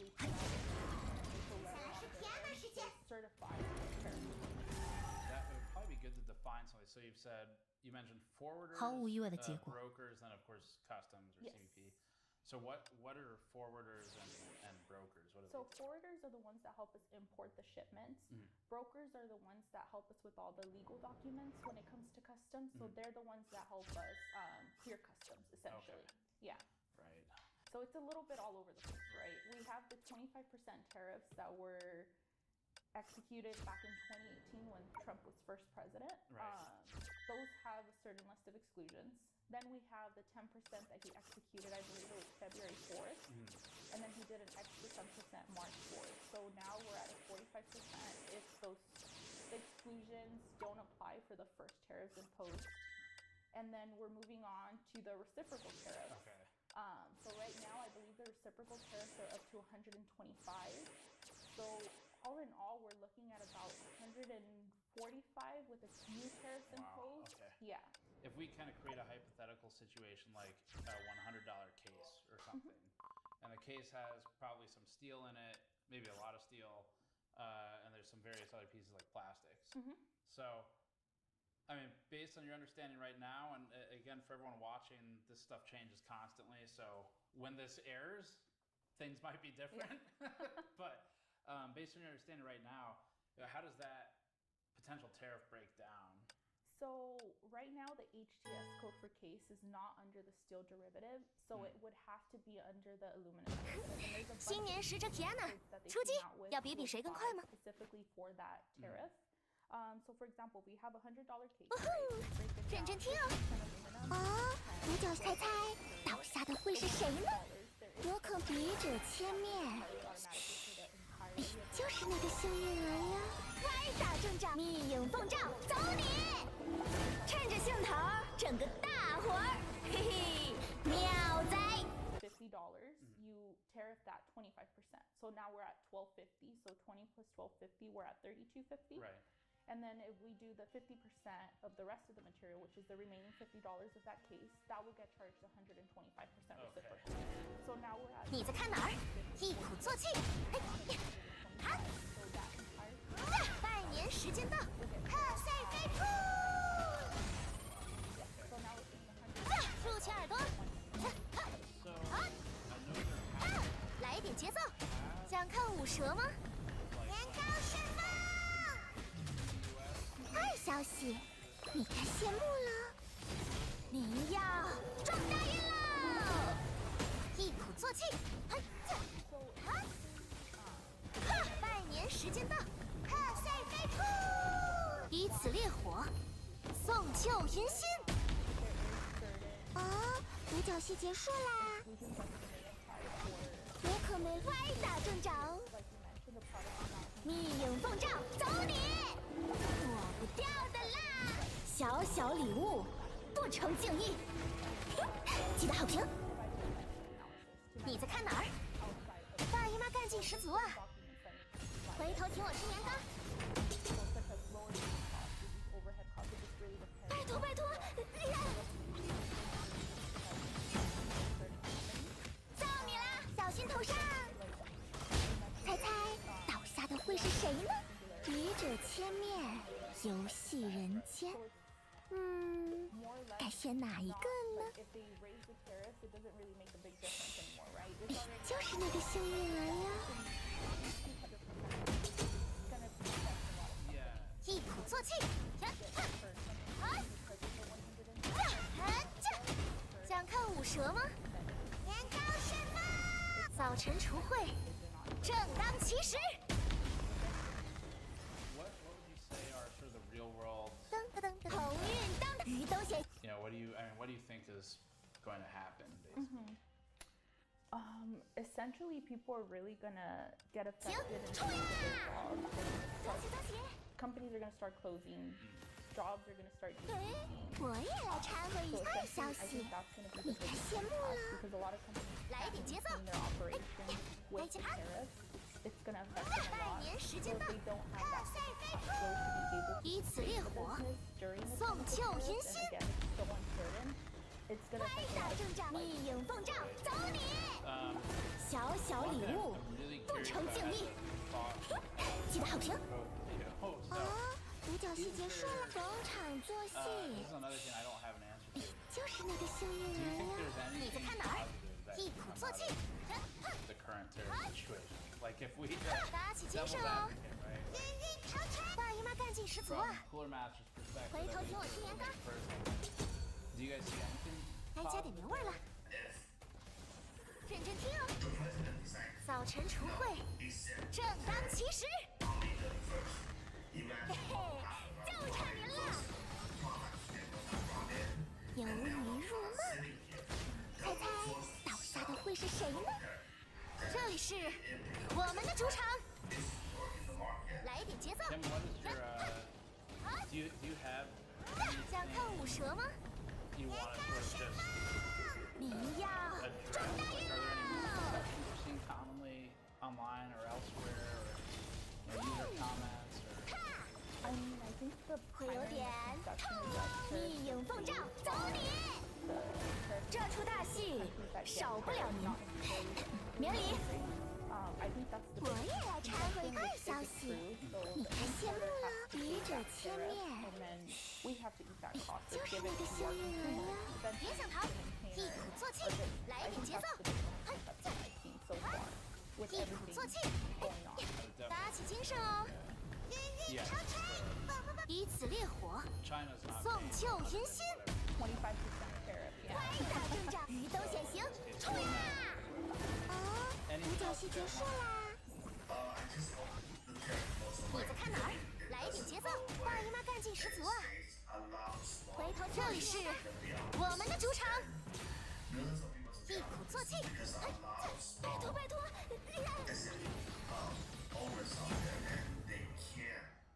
they can't afford to pay the tariff because you have to pay the tariff in advance before you can sell the product. 直花慢发方能相离千里你说对吧 You sell the product and you have to collect the money probably net 30 days or net 60 days later.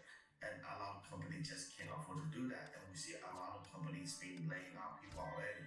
So it's just not going to be good for the livelihood of the U.S. employees or people that's living in the U.S. Essentially just what Wei said as well. I just hope there's more certainty as well in the whole tariff situation, the whole back and forth. News coming out one day, different news coming out the next day stops. So we can have a more, I don't know how to put it, a more, I guess, structured future with the business. Yeah, essentially that's my take on it. Stability. Yeah, more 我 stability. 听到你的认真听哦我也来插回猜猜倒下的会是 I just realized I should run. No, appreciate it. Appreciate you stopping by. Thank you for Yeah, joining me. thank you. Way I would shake your hand, but we don't have the technology, so. Now we'll check in with Alex Chin from Straight Forwarding. This discussion is unique as well. Alex works as an independent freight forwarder, which means he'll have insight to how all this actually works. He's one of the people who these companies go to hire when they have questions and challenges bringing products into the US from any country. For logistics simplicity, we met with him at IWay Power's office, but he currently doesn't work with IWay Power and is an independent voice here. Alex, first up, what's your job? Who do you work for? So I am a freight forwarder. I work with a company called Straight Forwarding. I've been with the company for 7 years now. It's my first job out of college. 逃跑环节到此就让这道光烧尽一切 Carriers, the airliners, and the truckers. 站得太高了想去哪儿呀 Warehouses, 歌舞享乐 just like general 处死方休 for a lot of companies. I think I'm in a pretty good position. I started 2018. That's when the 常常 first 来 round 自 of 星 tariffs 辰的脉冲 happened. The 25% on the market. And just because that happened shortly 逃 after 跑 I 环 got 节 hired, 到 I just 久违了 very entrenched in like a lot of things that have to do with customs, you know, not just with 逃跑环节到此结束 This is my hardest question. Of course. Do you know that tariffs? So we'll choose the blanket tariff, like against China, for example. Okay. Do you know what that? 想好语言了吗 The 太 blanket 迟了 tariff. So we're just talking about general goods. We got a specific big number. A big number. Okay. So the big number that we 时间到 just had 爆炸 that is official as of last night. We have 125% 来吧 plus 20% plus the 25% that happened in 2019. So that would bring your total to 170%, assuming 向我低头吧 that 给我退 your product pays 0% 不我 So 狂 things 焰 like toys, 与我同欢 graphics cards, computer cases, 到此为止 those are free. 到此为止轮到我了 Now 激 you 动 got 我会让你们 What 万 so 夫激愤 all the manufacturers I've spoken to so far seem very confused about the specifics on the current tariffs. 站得太高了真假的还没完呢 So I think the confusion comes from two things. Okay, number one, the effective date of when things happen. Because I think yesterday or the day before, I think it was like April 8th, April 9th, said we're doing 125% starting 轮到我了 today. Actually, that's not the case. When Donald Trump does say something, it blasts the headlines. It's totally fine. But what I wait for is a notice and the specified instructions from CBP that gets sent out pretty quickly afterwards. And they'll say, okay, the 125 does, or 125% 想好 does 遗言了 apply, 吗 but 太迟了 you can be exempt if Number one, your shipment left the port, the final port of loading before like April 9th, and it's going to arrive into the U.S. before May 27th. So if you have to, for example, and your stuff is already on the water, That would be the most. yeah. The most recent. If you got on the boat and it left, let's say China, it left China on the 9th, and it's gonna get, so it's gonna get here on, let's say, like the 25th or something, right? You're golden. I know there's I've heard talk of the special tariffs on steel, whatever.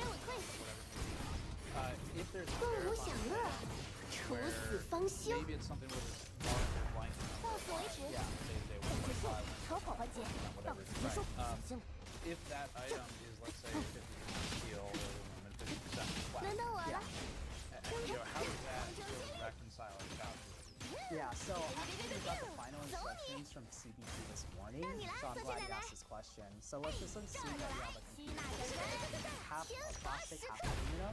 So 50% of that, let's say the computer case itself is worth $10, right? That's your $10.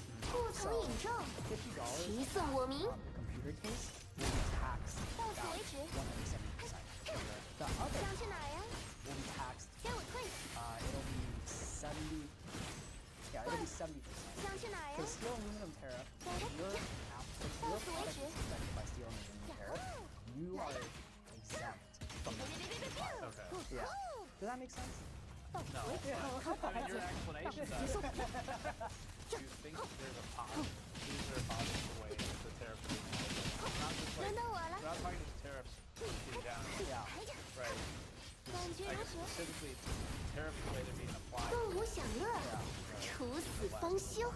I think the positive, whether you rhetoric about back manufacturing to America is true or not, I think that's what tariffs are kind of gearing towards. Because it's not just steel and aluminum tariff, tariff, parts that are exempt from the 100%. A lot of raw materials, metals, ingots, pharmaceutical stuff, chemicals, chipsets, semiconductors, were actually all exempt from tariffs. Okay. Like very raw material, where it's like, it makes me believe that they're trying to take the bring back manufacturing to America, but it's not like manufacturing chairs, tables, Chinese goods that we think about. I think we're trying to move to a place where we want to bring back the manufacturing for like robotics, high-tech manufacturing.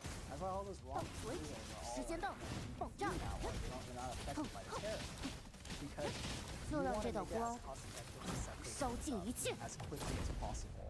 And I think for him, Donald Trump is very fast because he knows he has another election cycle in 2 years. We'll call it, has it been half a year yet? Yeah, 1 year, 9 months. No, okay. So, like a year and 9 months. He's a year and 9 months to make a lot of things happen, and I think he's very motivated to try to do those things. Whether you agree with it or not, this is the direction he's moving. Right. And I don't know if Congress or the Senate is going to stop him. At this rate, it doesn't seem like it. Maybe in 2 years, we'll have a different conversation. But I do believe that he is trying to set up the manufacturing to be brought back to America, but high-tech stuff for like robotics, AI, maybe we want to try making our own chipsets in the US again. I'm not sure, but that's the only positive I can really see just by looking at everything. Sure.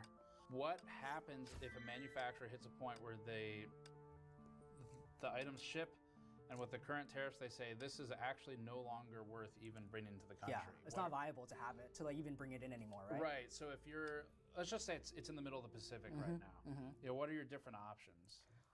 I would recommend that we ship that container back. We don't even let it get out of the port or anything. Just export it back to your manufacturer. Talk to your manufacturer and say, hey, look, I already paid for this. That's why it's on the boat halfway here. I paid for this, but you know what situation is going on right now. You know that this is gonna kill me.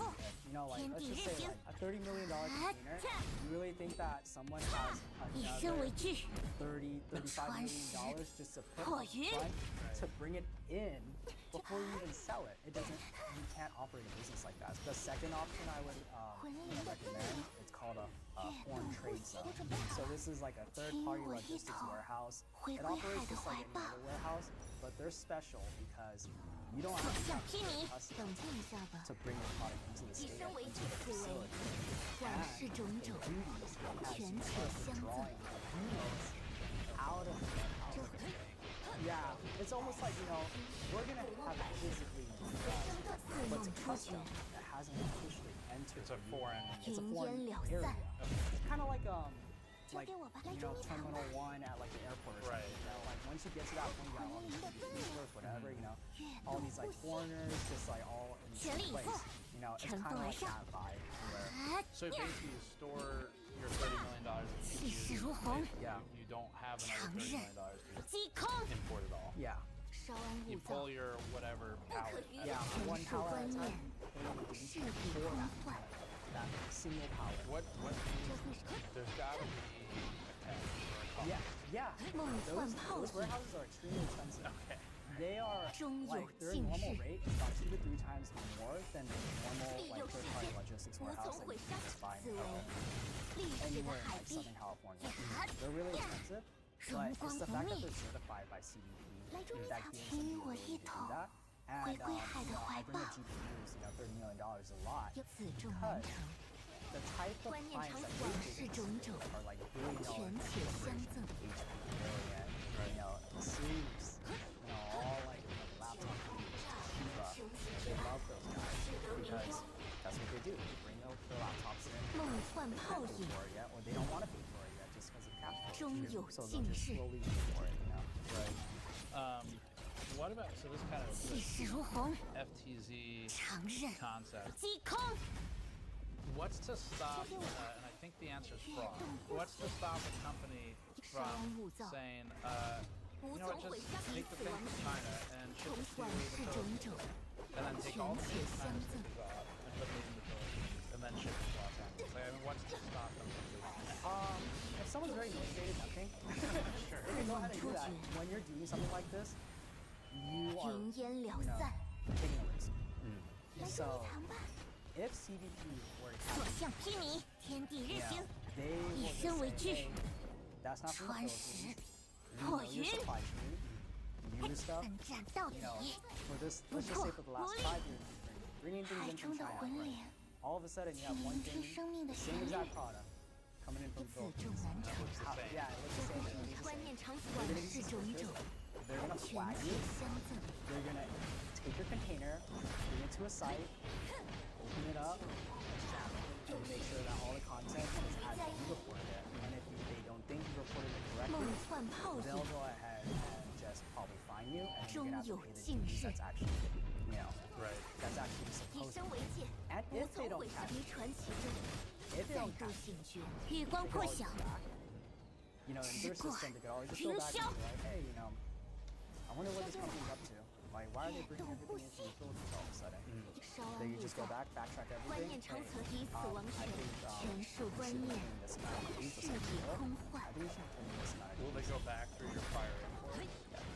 Yeah, and then the caveat on top is that, in my opinion, it's not official.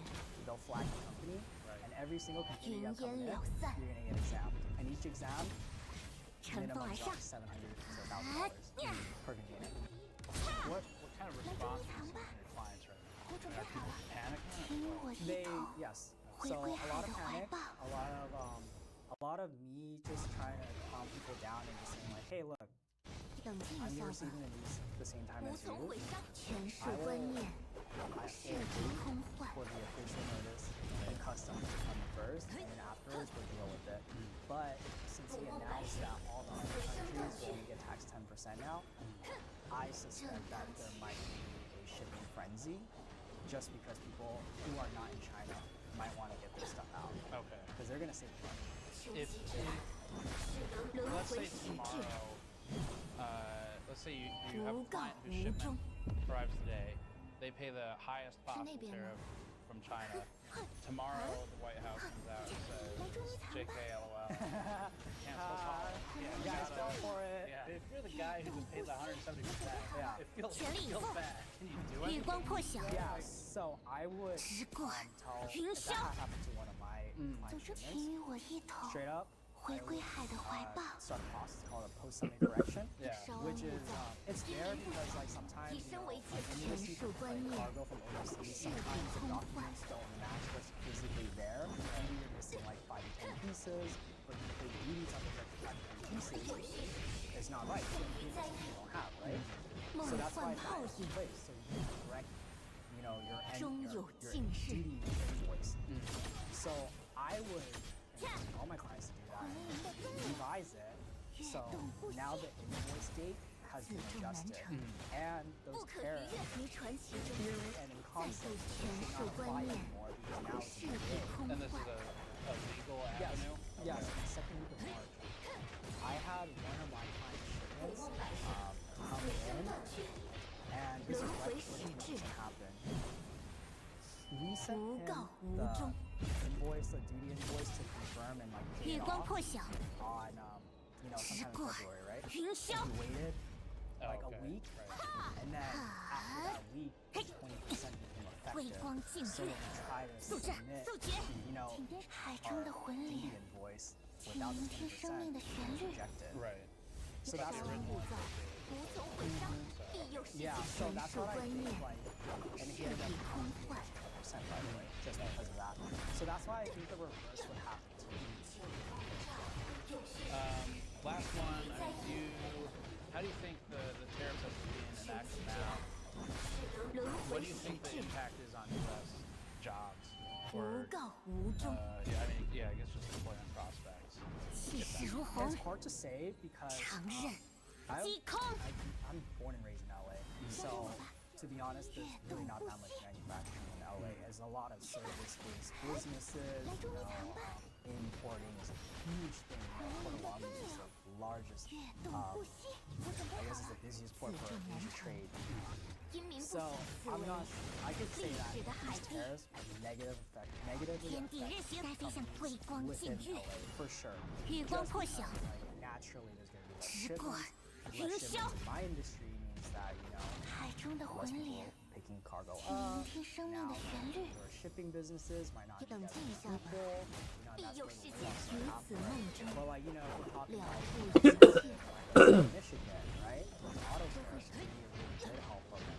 Now Chevy, GM, Dodge, Chrysler, they all have a competitive advantage now. So now those people can keep their jobs. I'm not sure exactly what their business perspectives are, but I could imagine, why is everything so if tanky? you feel like your job is secured for at least another year and you're unionized, you're pretty happy.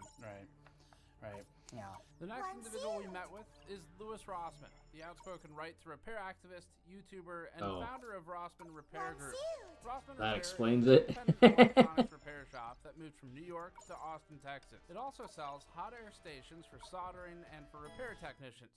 Louis imports these stations to be sold through his online store, and has also dealt with tariffs uncertainty. As one separate heads up for this discussion, Louis uses very colorful language and he talks in general. And we're not going to censor it, we're not going to mute it, so just be aware of that. Have the tariffs impacted your truth? Not yet.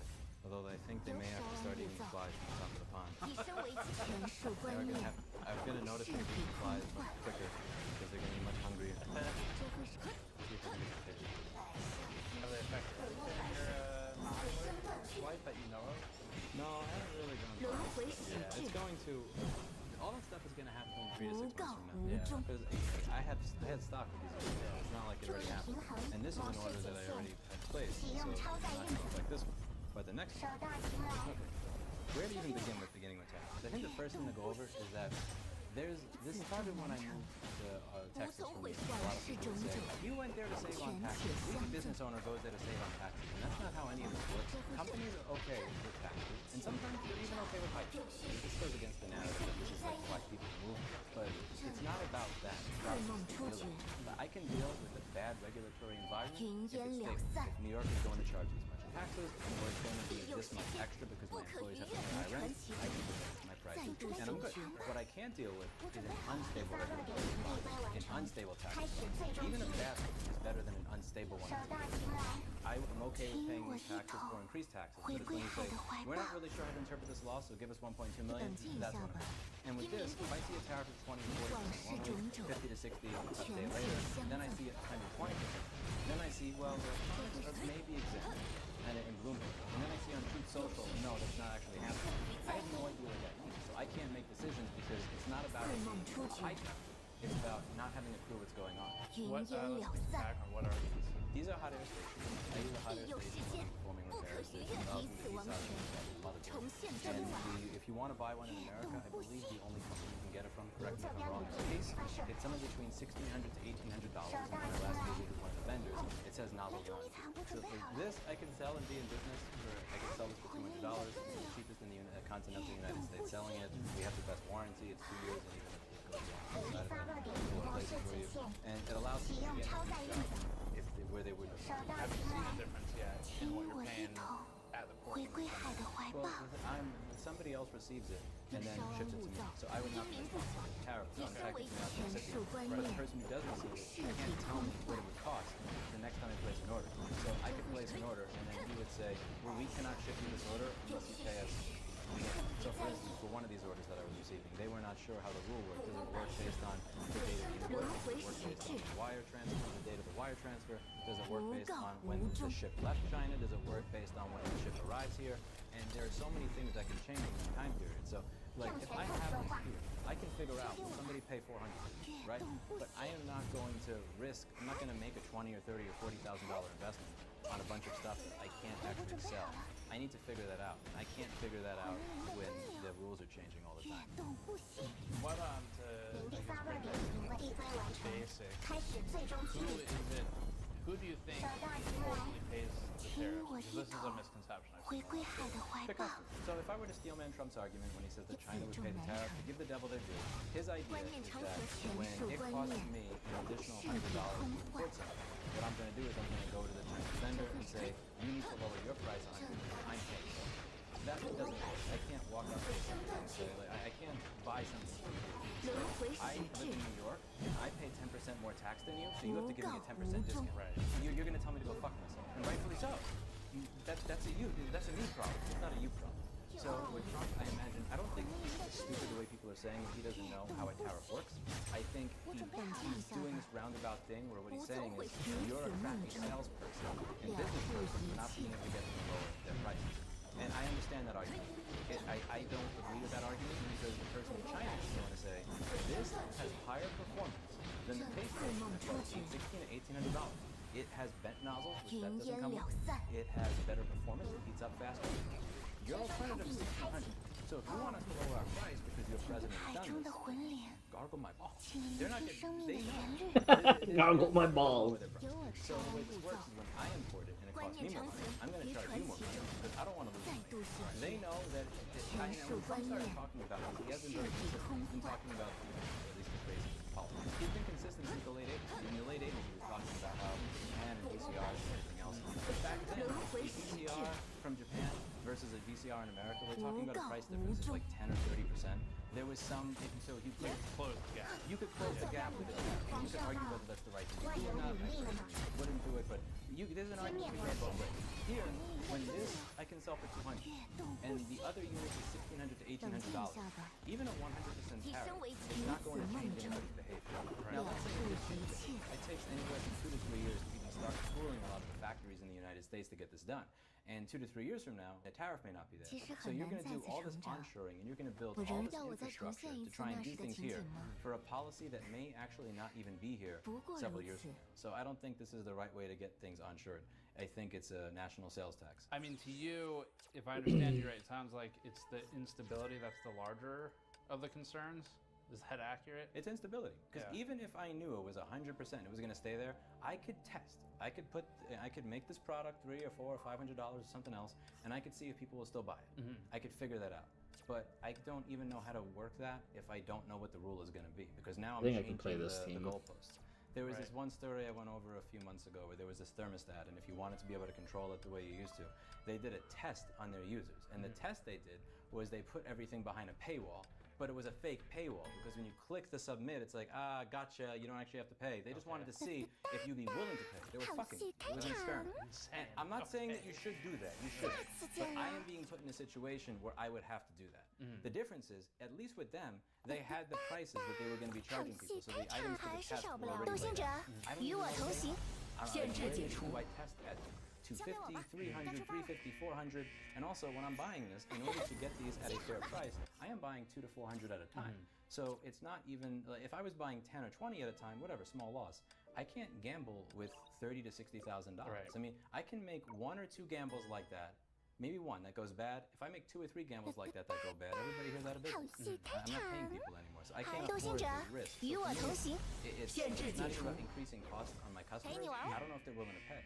And for me, it's not worth the risk. So I have to say, I'm going to lose this part of my business and profit. Screw this, it's not worth it, which means that you don't get to buy this. So have fun buying the pace. Right. Can you find a positive in how the tariff situation is being handled? If I were to absolutely steelman this, I would say that there's probably, and I'm reaching hard here. It's sure a positive intention, even if he really wants to reach any economic football. Positive intention or the desire to scare somebody in another country so that they do something differently than they're doing. But even then, I don't care if another country taxes citizens. That's not my business. I don't want to be taxed at a higher rate because another country is deciding to tax me. If they decide to do that, I can't. I think the entire, and again, it's not about whether it is a good framework, a good taxation, it's about whether it's consistent. The lack of consistency weighs it all down with no consistency, with it going up and down. Here, this is exempt, but actually on Food Social, it's not exempt. No, I can't find a single positive. Is each of these one product, I guess? Each of these has 4 in the box. 4. So right now I have approximately 50 that I had in stock before, and now I have 236 over here. If I count it right. In this case, holding on to these is a good thing, because when I tell people that you should just look at the news, and if you want to buy it, make your decision accordingly, because I'm not selling it anymore. I will sell a lot. So, but once these run out, fight new. More. So I have an invoice to buy like 350 of these, and they ask why I paid it. I don't. Well, is it going to cost double when they arrive? I don't remember this fight at all with the balls. Touch the balls. Can you guarantee that that is what they sell it to me for, even if it's not going to change? And I don't. I'm not going to do that with $30,000 or $50,000 or $70,000 because if I make one mistake there, I'm screwed. Because like most small business owners can't afford that. You lose 30 or 60K once, you're done. That's not something that I'm going to do. So I'm not buying it. Now, if the tariff plans change, then this is where the issues really roll out. The thing that people have to see is not just now. Is let's say that this is all resolved in 2 weeks. Well, for 3 or 4 weeks, I did not place an order that was going to place. Because when I run out of leads, now I'm not going to have anything to sell for 2 or 3 months. So what does that mean? Everybody who does have stock, their prices because of supply and demand, or you don't have that product. So even if you don't see prices go up now, the 2 to 4 to 6 weeks where everybody is saying, I'm not doing business until I figure out what's going on, means that things are not being ordered, things are shutting down. During COVID, like a lot of things going on with the economy was, this factory is closed, this oil refinery is closed, and so on and so forth. And you didn't really see the effect until 3 or 6 or 9 months down the line. Everything's more expensive, or I can't buy this, or I can't get it shipped for a cost. And I think you're going to see the same thing happen here, because nobody, when they see 20%, 120, maybe exempt, never mind. When they see that, it's like, I'm not buying. But you're going to see the effect of that 3 to 6 or 9 months. I'll pitch you some of the comments I've seen online, and we can talk about it. You want to raise my blood pressure?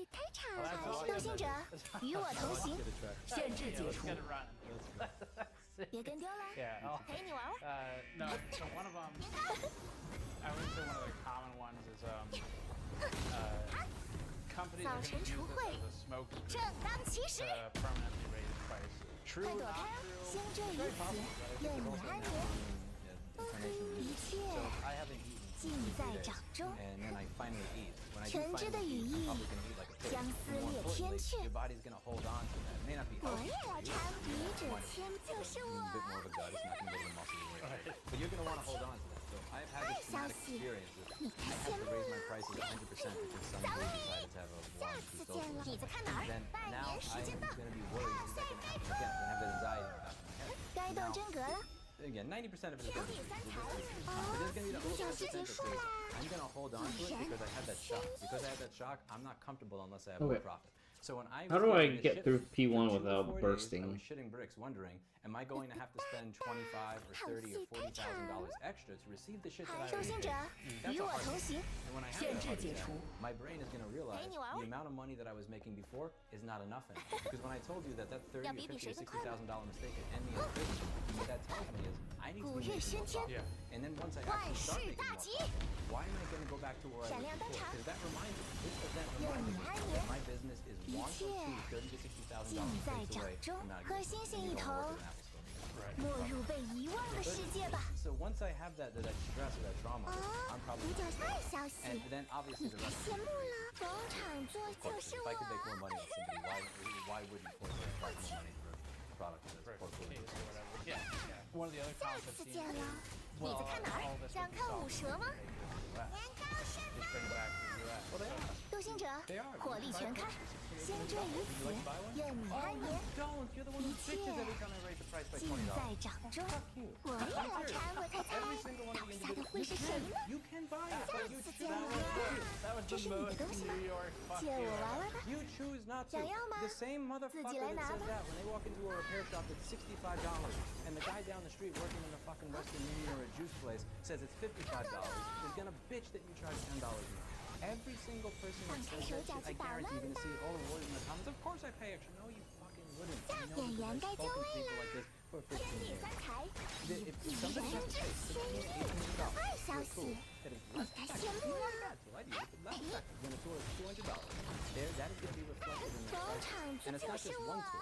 We're talking about the ability for anybody getting it started. One of the main primary people that is a protege of mine, he started doing this when he was 16 years old. Now, if you take every single tool in that chain and multiply the cost by 6 to 15 times, you think a 16-year-old kid that's making minimum wage working at college or something is going to be able to actually get started doing this? No way. If you take the startup cost of building a business like this, if you take that initial investment of $2,000 and you make it $20,000, all these different little tools and things you need, you have now made it so that only a small number of people will be able to do that particular job. And once you have a small number of people that do the job, now they can make it less competition.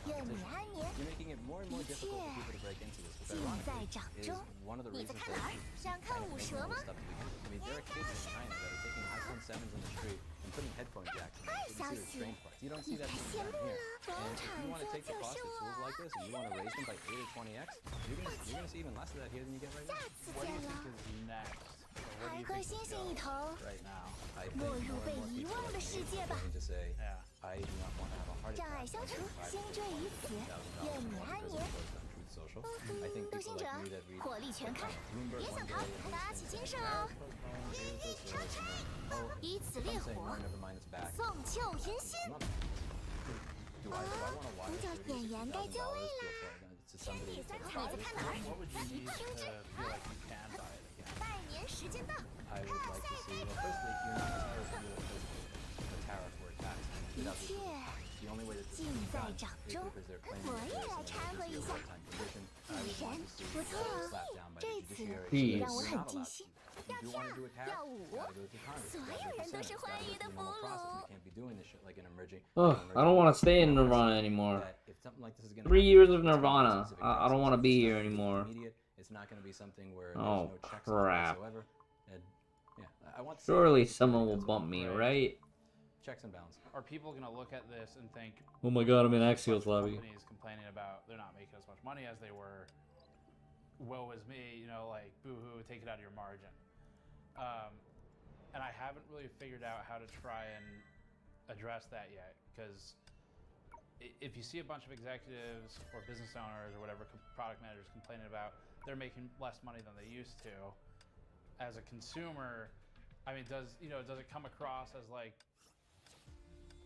pity seeking? You know, like how do you? I'm trying to figure out how to reconcile for people who don't have the perspective that you would have, or Corsair, or whatever would have,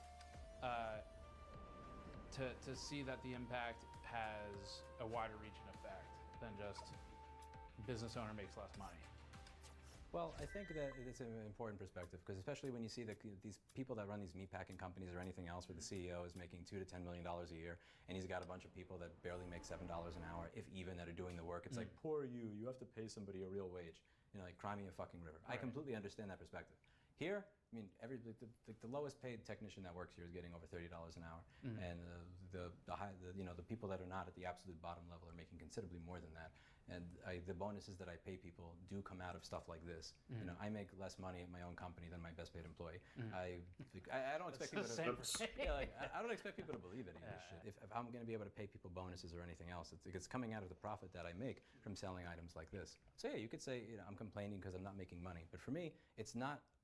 Personally, it's not about whether or not I lose out on money. I don't make money. It's about fear of loss. Like, that's what gets me more. It's not, I've made a living for myself before I ever sold a hot air station. The Rossman Repair Group existed, had over 8 employees before I sold a Quick or an Atten or anything else. I'll still be here. It's just, where I won't be here is if I make a decision to wire like 5 or 6 figures to somebody else, and then I realize, oh, that's double later. It's really the fear of loss that gets me more than the other. And I mean, if you're talking about a lot of these PC manufacturers, I get it. What does the CEO of Corsair make? I mean, like, what is it? They're a publicly traded company. They're publicly traded. Enough that they could give me a case with a working fucking SATA cable. But the point, like, yeah, like, if it's like the end, you know, the CEO of NVIDIA, like, cry me a fucking river. I completely understand that. But I guess it depends on at what point do you identify with the person who is having an issue. Like, Walmart having an issue, nobody gives a fuck. Amazon having an issue, nobody gives a fuck. Right. Corsair, anybody else, half of the PC manufacturers, frankly, do people really care about if something happens to Asus or Gigabyte? No, they don't. Asus, especially if they watch your channel. I get it. Is it when it affects a small company that's 100 people? Is it when it affects the corner shop that has 5 people? Like, at what point is it something where, like, if somebody has 5 employees, I muted this the other day, going to for 10 or 20 years for whatever you get, raises their prices and says, you know, it's harder for us to feed our family and pay our employees. Like, at what point would it be something where you would say, yeah, okay, maybe you got a point. All right, guys. Yeah, if you're talking about Corsair or Asus, let's do this. I mean, I don't have sympathy for them either. I definitely don't have sympathy for Walmart, but when you see, a lot of the problems when you see these economists go on the news talking about this, like, they're people that are usually several zeros higher in the net worth than most of your viewers. So I would suggest talk to people that are being affected, that are in the zeros range of the net worth of the people that are watching your channel. What type of business do you think is the most affected, or business owner, by the tariffs and the rollout? In the beginning, it is going to be anybody who is directly receiving something. And after a time, it's going to be whoever's receiving the items downstream. So, for instance, let's say that there is a school who says that we want to buy 40 of these.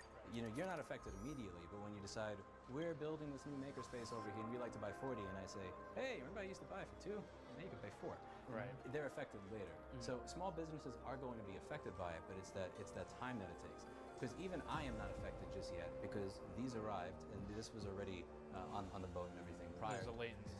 Yeah, there's a latency. So now if I were stupid enough to order these again, which I'm not for a while, if I was stupid enough to do that next order, it takes 2 months for that boat to get. So first I have to manufacture, which is a few weeks, and then 2 months for this. So that would be, I should be able to do math better than this. Something like 8 weeks or so. It'll be the end of July after manufacturing is done for me to get it. And you'd see it in July. So that you're not really feeling the policy right now. Same thing with COVID. You don't feel it until everybody starts going outside again. And then when people are going out and doing things again, and then you see like inflation. Right. But in the first 1 or 2 months, it's not like everything went up like crazy. I think it hurts everybody. Really. Yeah. Because like fuck all of this. Let's say I'm not selling any of this. Let's say I don't do any of this. Yeah. What about the things that I buy? Like, if I have to buy all the different tools that I buy for the people over here, or the parts that I get for people that are here. Now, there are certain elements of my business that are not going to be affected.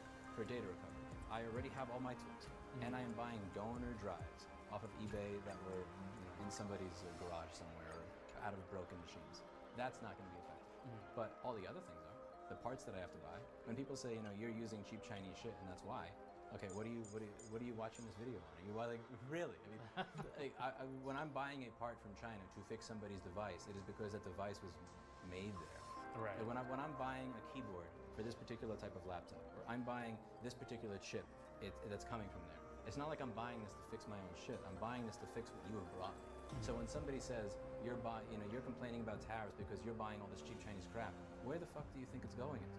These parts are going into your devices that you chose to buy. Do you have any major misconceptions you've seen you want to address? I think the main thing is when people say that it's about the money. And like same thing with when I moved from New York to here. I make less money here than I did when I lived in New York City. But I came here because at least if I know what the regulatory and the tax framework is, I can stop losing my money. With this, it's not even about the money. Because if they said there's a flat 50% tariff, and that's what it's going to be, and Congress approved it, and I know that if they wanted to change it, Congress got to change it, you got to get all these people to agree, and not one person, then I would buy another set. I would raise the price, I'd see if people still buy, and then I would adjust my order. It's the lack of it's not a tariff. You can live with high taxation, you can live with high tariffs. All these things can be worked out, even if it goes against my personal economics. I'm more the Thomas Sowell's basic economics thing. I would subscribe to that point. But even if I disagree with what you're doing, as a business owner, I could accept it and work with it if there was a framework of ways. It's not about the fact that it's about the fact that I cannot do business in this environment. Because I would lose infinitely more here doing this than I was even doing. Right. So have Congress create tariffs. You can't create an emergency that doesn't exist, or a war, any of this type of stuff, and then use that as a tool.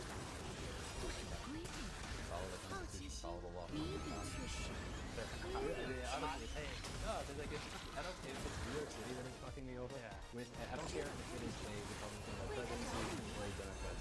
If you are applying laws with consistency and you're not allowing me to secure an hours of business, it's like I'm not going to defend one team.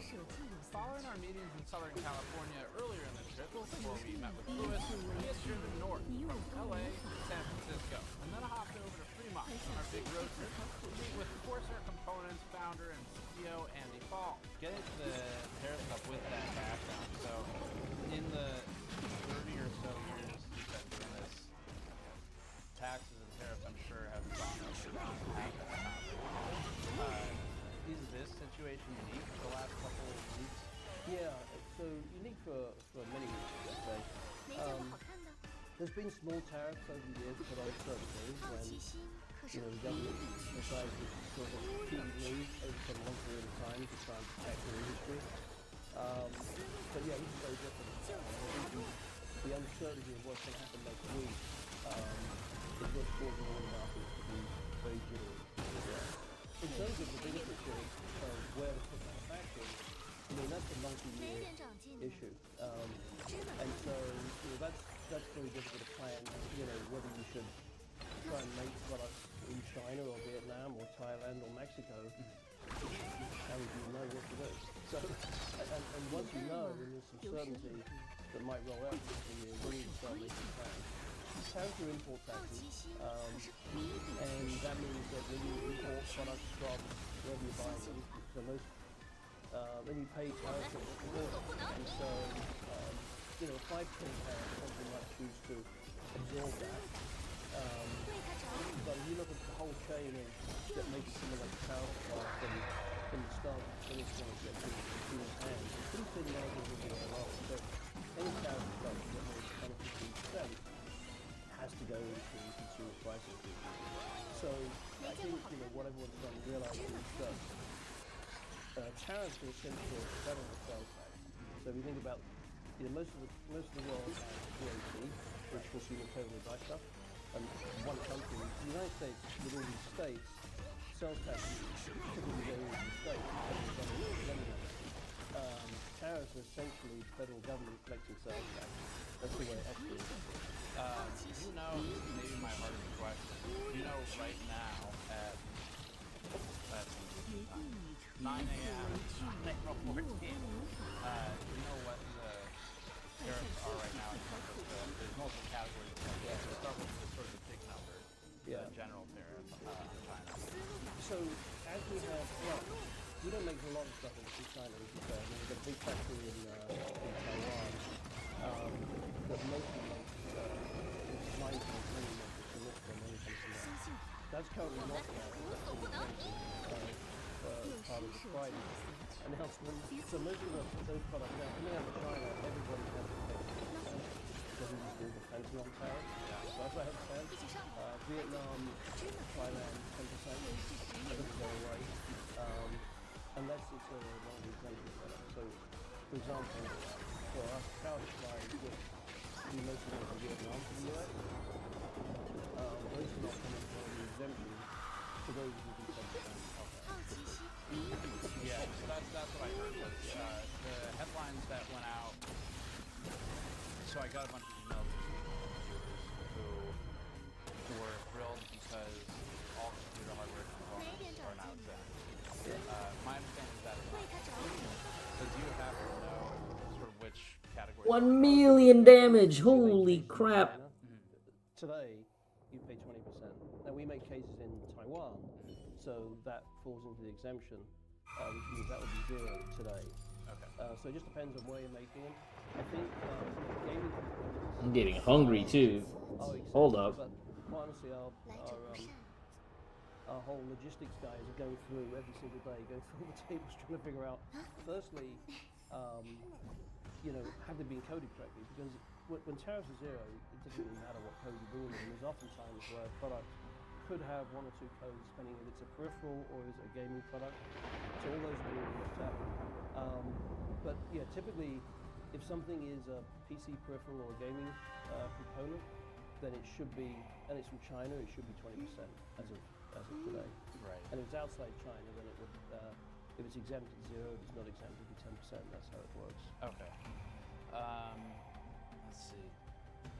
How about the real world impact? So just generally speaking, what is sort of the real world impact of not just tariffs broadly as a thing, but tariffs the way they're being implemented the last several months? Yeah. Well, I've been thinking about that quite a bit. So I think for the industry that we're in, right, DIY, who builds their own computers, it really is going to come down to what happens to graphics cards and then CPUs, because that's at least half or 3/4 of the cost. So if Jensen over NVIDIA manages to cut a deal with John Padman and TSMC can do the same, so the graphics cards don't go up, then that'll be very helpful, because if you think about it, if you're going to build a PC and the card price is $10, memory modules are $10, they'll make a difference. If everything goes up by 50%, you may choose either not to do that, to next year, or you might just go and buy only a PC. Right. And if we look historically, what do you think high tariffs cost? Well, if you're a country where you're selling something that you have, let's say it was really important to have a car, and you saw a foreign country something, like selling cars cheaper in your country than they were in their own, then we would step in to stop that. So we can't have somebody temporarily destroying our industry when the factories are empty. Then what do we do? So there's a lot of reasons that tariffs exist and are good. And as we saw here, that things like solar, I think it would be good to see in the US. It doesn't take very to have control of control. So I think that's something that can be done. But in general, there's no question that tariffs on consumer goods, like we said before, are going to flow through to be an extra sales tax, so that just puts the price up. Right. If we try to play devil's advocate, to ask everyone this question, but if we try to play devil's advocate, you think of a positive that can come out of tariffs, where you've just mentioned some positives for tariffs as a concept, that makes a lot of sense. But the way they're being sort of executed the last couple months. Maybe Himiko was the wrong team. Maybe I should have brought Rame. On the flip side, what do you think specifically the frequency of the change? What does that impact the most? I guess day to day for you, how has your job changed? Well, so trying to keep up with what to do. I mean, this is when you talk about cycles. I mean, just us figuring out what to order and what to bring in to the country. So if you new tariffs are going to go up by 10% a year if they're at 20% now and you don't know what they're going to be, you bring extra inventory in, or do you not? You do it when tariffs go to 0. Now you've got loss. If you bring tariffs to 22% or 20% and the tariffs got 50, then that's really good. But there's a limit to how much we need to bring in. And we've certainly brought in, I heard Apple brought in 30 tons of iPhones last week. Yeah. So people would do that when. Well, so that's where I wonder. I don't expect you to speak for Apple, but from how the exemptions have rolled out, for people who are bringing in product that's now exempt, one thing I don't know, but it is just, do they then get their money back if they just pay the tariff? Yeah, if you pay the tariff last week for something that's now exempt, you can get it back. So, you follow on from that, thinking about what consumers are doing. I think what I've seen so far is you'd expect consumers to sort of think this thing's good, especially DIY. And buy now rather than later, but I think the second roll-on from this is that people get worried about technology and, the mortgages and what the strength of the US dollar and all this thing. So I think it does put shock into the system. If people thought that the world would be safe for 9 months, maybe there'd be some tariffs, small ones, then you might buy ahead. Right. But it's up in the air, and even with graphics cards, which I think most people start thinking about, gaming PC, who knows, and the price is already jacked up because of the shortage of 50 series, right? So who knows what might be, that's right. Yeah, this was wow. Companies have, so we were just speaking like this is going to be in our video, but Castories. One of their concerns is if on some categories they have to adjust the price up and they bring product in and pay a tariff, and then in several months that changes, assuming you can't figure it out, you still need to sell through that inventory at the elevated price. That's right. Which makes the company look bad. Well, and I think that's right, or you lose money. And the other thing is you have to look at that with industry because things do change. So the last thing you want to do is you build up 6 months inventory. Let's say you think you're building up 3 months, but then the consumer demand goes down to 6 months. Then NVIDIA decides to change the connector. Right. And now you're about to say an obsolete, which change the table. So you have things like that you have to be a bit careful of. Yeah, that makes sense. There's a lot of mention of manufacturing places in China, Taiwan, Vietnam, Thailand, Mexico. The U.S. hasn't been there. So I guess the question as I've read it in the comments, why not just move manufacturing back to the U.S.? Yeah. So I think that the problem is that most people don't realize is that worldwide manufacturing is anywhere from $2 to $3 an hour, typically. Here, the minimum wage in most states is $20, but most people want more than that. $7.25. Is it? Wow. But you can see that even if you did that, most people aren't going to sign up with en masse. The 4 million unemployed Americans aren't looking for, sub $10 jobs, certain-hour jobs. So I think that it's very, very difficult to move manufacturing back. Now, you could look at moving some things. I think it would be good for the semiconductor industry to have more footprint here, and I know TSMC is putting a fab in Arizona and expanding it. Intel as well. But they're talking about maybe they can make 2% of AMD CPUs. It's a small thing. There's just simply not enough manufacturing engineers and people wanting to work in factories in the US. What is a manufacturer? Well, they figure out tooling, they figure out how to keep the machines running. If you're going to use robotics, they have to program them, they have to go and source them. So really, if you think about putting a factory in place, you start with an shell, you've got to fill it with equipment. Some of the spec up right equipment, making products. Even for light assembly work, you've got to figure out all the lines, figure out, how, what each person's going to do, and it's a reasonably complicated thing. Light assembly is what we call it for things like cell phones and power supplies and that sort of thing, where you take all these piece parts and put them together. I just can't see that effectively moving back to the US, regardless of what the tariffs are. It's not going to happen. Sure. More likely, if the Mexico trade balance, continues as a free trade zone between Mexico and Canada, you can see a lot more work going into Mexico, and I think that would make sense. I don't think that any government here is going to be as frightened of Mexico as it is of China. Sure. So I can see a lot moving back to Mexico. What are other factors in that? I mean, supply chain, for example. Yep. Let's take a power supply. You know, when you make that, someone's got to wind the transformers. You've got to get the capacitors. You've got to get the, you know, all the passives. You have to get the packaging, and all of those factories are set very close to. They're all in Asia, and they're all set close to where the ODMs live.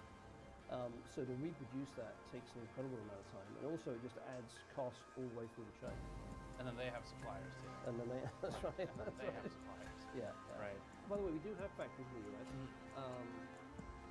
and we bought a company called Scuff that makes those trick controllers, and that's sort of most of the cells they do are customized, so people want to have different thumbsticks, you know, different graphics, and those are done in Atlanta. We make PCs, you know, ready-made PCs we make in Atlanta as well now. Assembly. Yeah, doing assembly. Now, of course, if tariffs on components happen, it won't make any difference. If you have to pay 50% tariffs, let's say, for graphics cards and CPUs, then it doesn't change. So that's kind of where I'm getting at. Yeah. Is if so, you do in this case have factories already, but I guess if the sort of stated objective of the tariffs is to quote unquote bring manufacturing to the U.S. and then for a company like Corsair that has some manufacturing in the U.S. My understanding is the tariffs are still affecting. Yeah, all the way through. I mean, think about, so we worked with our main power supply vendor the other day, our ODM, and I said to him, what percentage of labor is in the power system? About 11%. So it means the rest of it's all in components. Now, in some cases you might say, all right, well, we'll decide how to, you know, it could be wind transformers. I mean, winding transformers, some done manually, some, you know, with robots, but that was just a fortune in the US. So, you know, every one of these components, you know, you sort of go back and say, okay, well now you've got to bring in the, you know, the pig iron and this sort of thing. I mean, it really, you know, we're going to make capacitors and resistors in the US, so all these things add up. So yeah, if all you do, the last mile of just putting the assembly of the target together doesn't really change if you have to pay tariffs on the components. And you still, that last, even if it's 10%, that goes to, you know, 5x. You know, it's a huge number. So I think, yeah, the biggest misconception is the fact that it's the American consumers that end up paying tariffs, essentially, when the prices roll through. And some of it, I'd say 90% of it gets to consumers, and then some of it gets absorbed, which means companies make less money and the stock market goes down. When you say misconception being American consumers pay it, you mean that's the reality, and the misconception is that they haven't figured that out yet. Right. I think everyone's going to, for most people, well, a lot of people don't bother reading news, right? So for a great deal of people, the first they're going to see is prices going up, and you know, I think that's, I mean, if everyone starts seeing iPhones at $1,500 or GPU cards at $3,000, then then they suddenly get a sticker shock and start asking questions. The exemptions that have been rolled out in the last couple of days, and I think I actually saw, just for people watching this, because we don't know what's being stated today, but I saw there was supposed to be more news on that today. But with the exemptions rolling out, I mean, is it over? Is it done? Is consumer hardware, you know, normal prices again? Well, I think what Friday or Saturday morning told us was that at least the government is realizing that the show so far has caused mass panic in the markets, and obviously I think everybody knows the bond market started melting down on Friday night.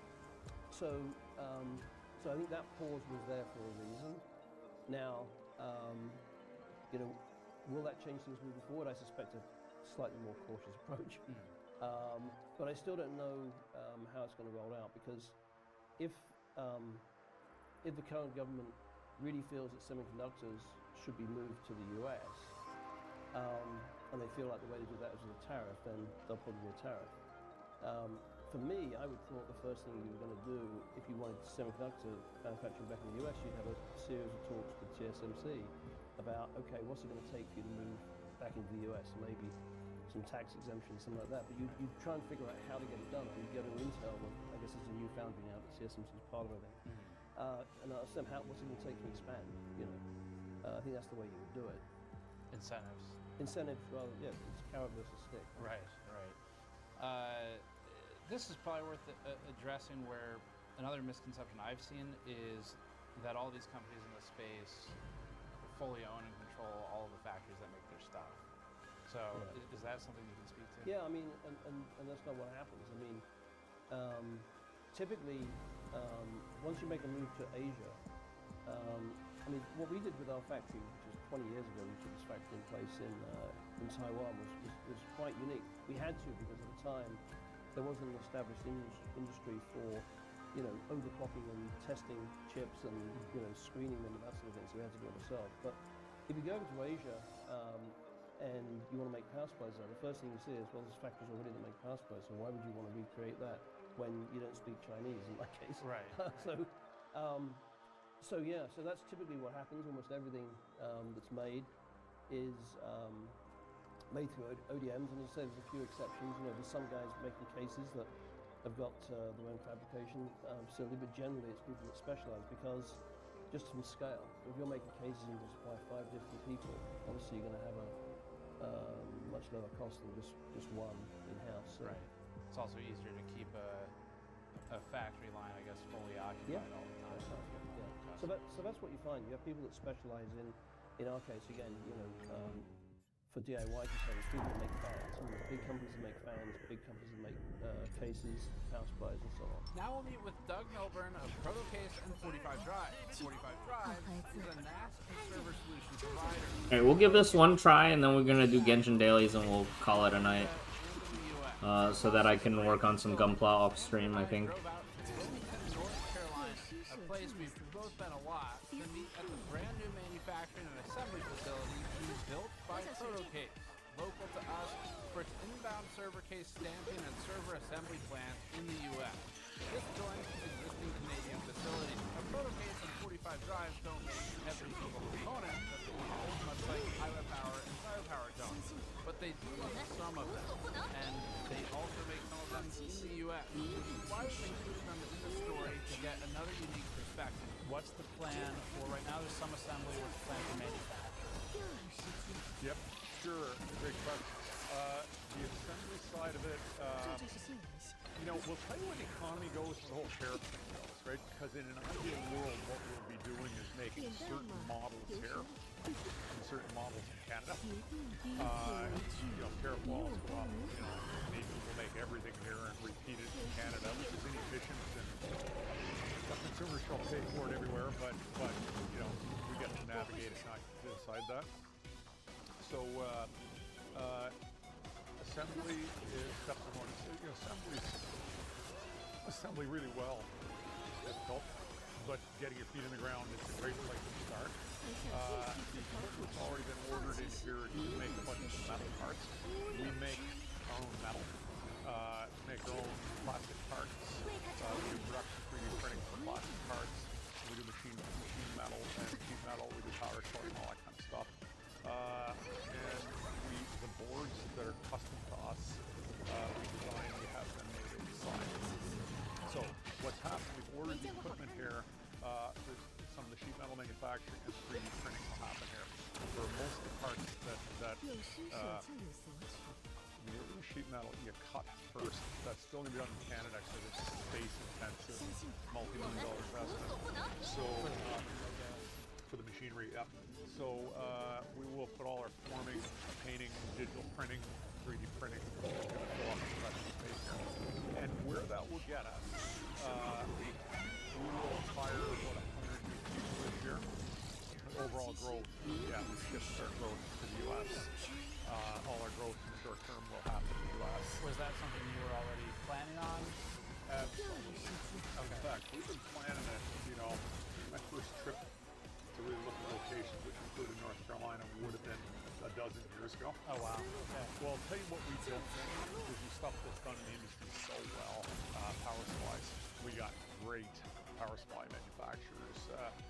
We use a lot of Zippy, and we use Corsair as well as a brand we use. When you're bringing stuff in, you know, one of the other companies I was speaking to, Cyberpower, they assemble it all in-house. They don't build their own cases like you guys are doing, but you know, they bring in the board, pieces, everything. So when you're bringing that stuff in, I mean, are you getting hit by those tariffs, even though you're assembling or you're stamping your own cases? Well, the simple answer is yes. It's very much yes. And that's the cost. And that's the cost of the push to the end user. As a percentage of overall value, it's less cost because we have real North American manufacturers. Right. I actually don't know this, so I've only paid attention to sort of the Asia part of the story for this trip so far. That's where I haven't met anyone who manufactures anything in Canada. So, do you know what that situation is right now between your two branches in the two countries? Yeah, highly uncertain. Okay. Is where it is. Tariffs is there. And, you know, so where is it right now? No, we don't put any tariffs on our stuff across the border right now. But day to day, that could change. But, I mean, it will be what it'll be. Tariffs value what comes across the border. And you ask the uncertainty. Right. Like making the products here, what about the raw materials you bring in? Like the steel, or the axles, or the screws, right? Like all these small things, grommets, things people don't think about, connectors. How does that play for you? It's a great question. And again, the answer, let's give a simple answer, but it's complicated. The world market, you know, people think that it's made. It's like anything you look at, you go, where'd that come from? And then you go, well, where'd the stuff they make it with came from, and whatever else. And the answer is everywhere it's made, right?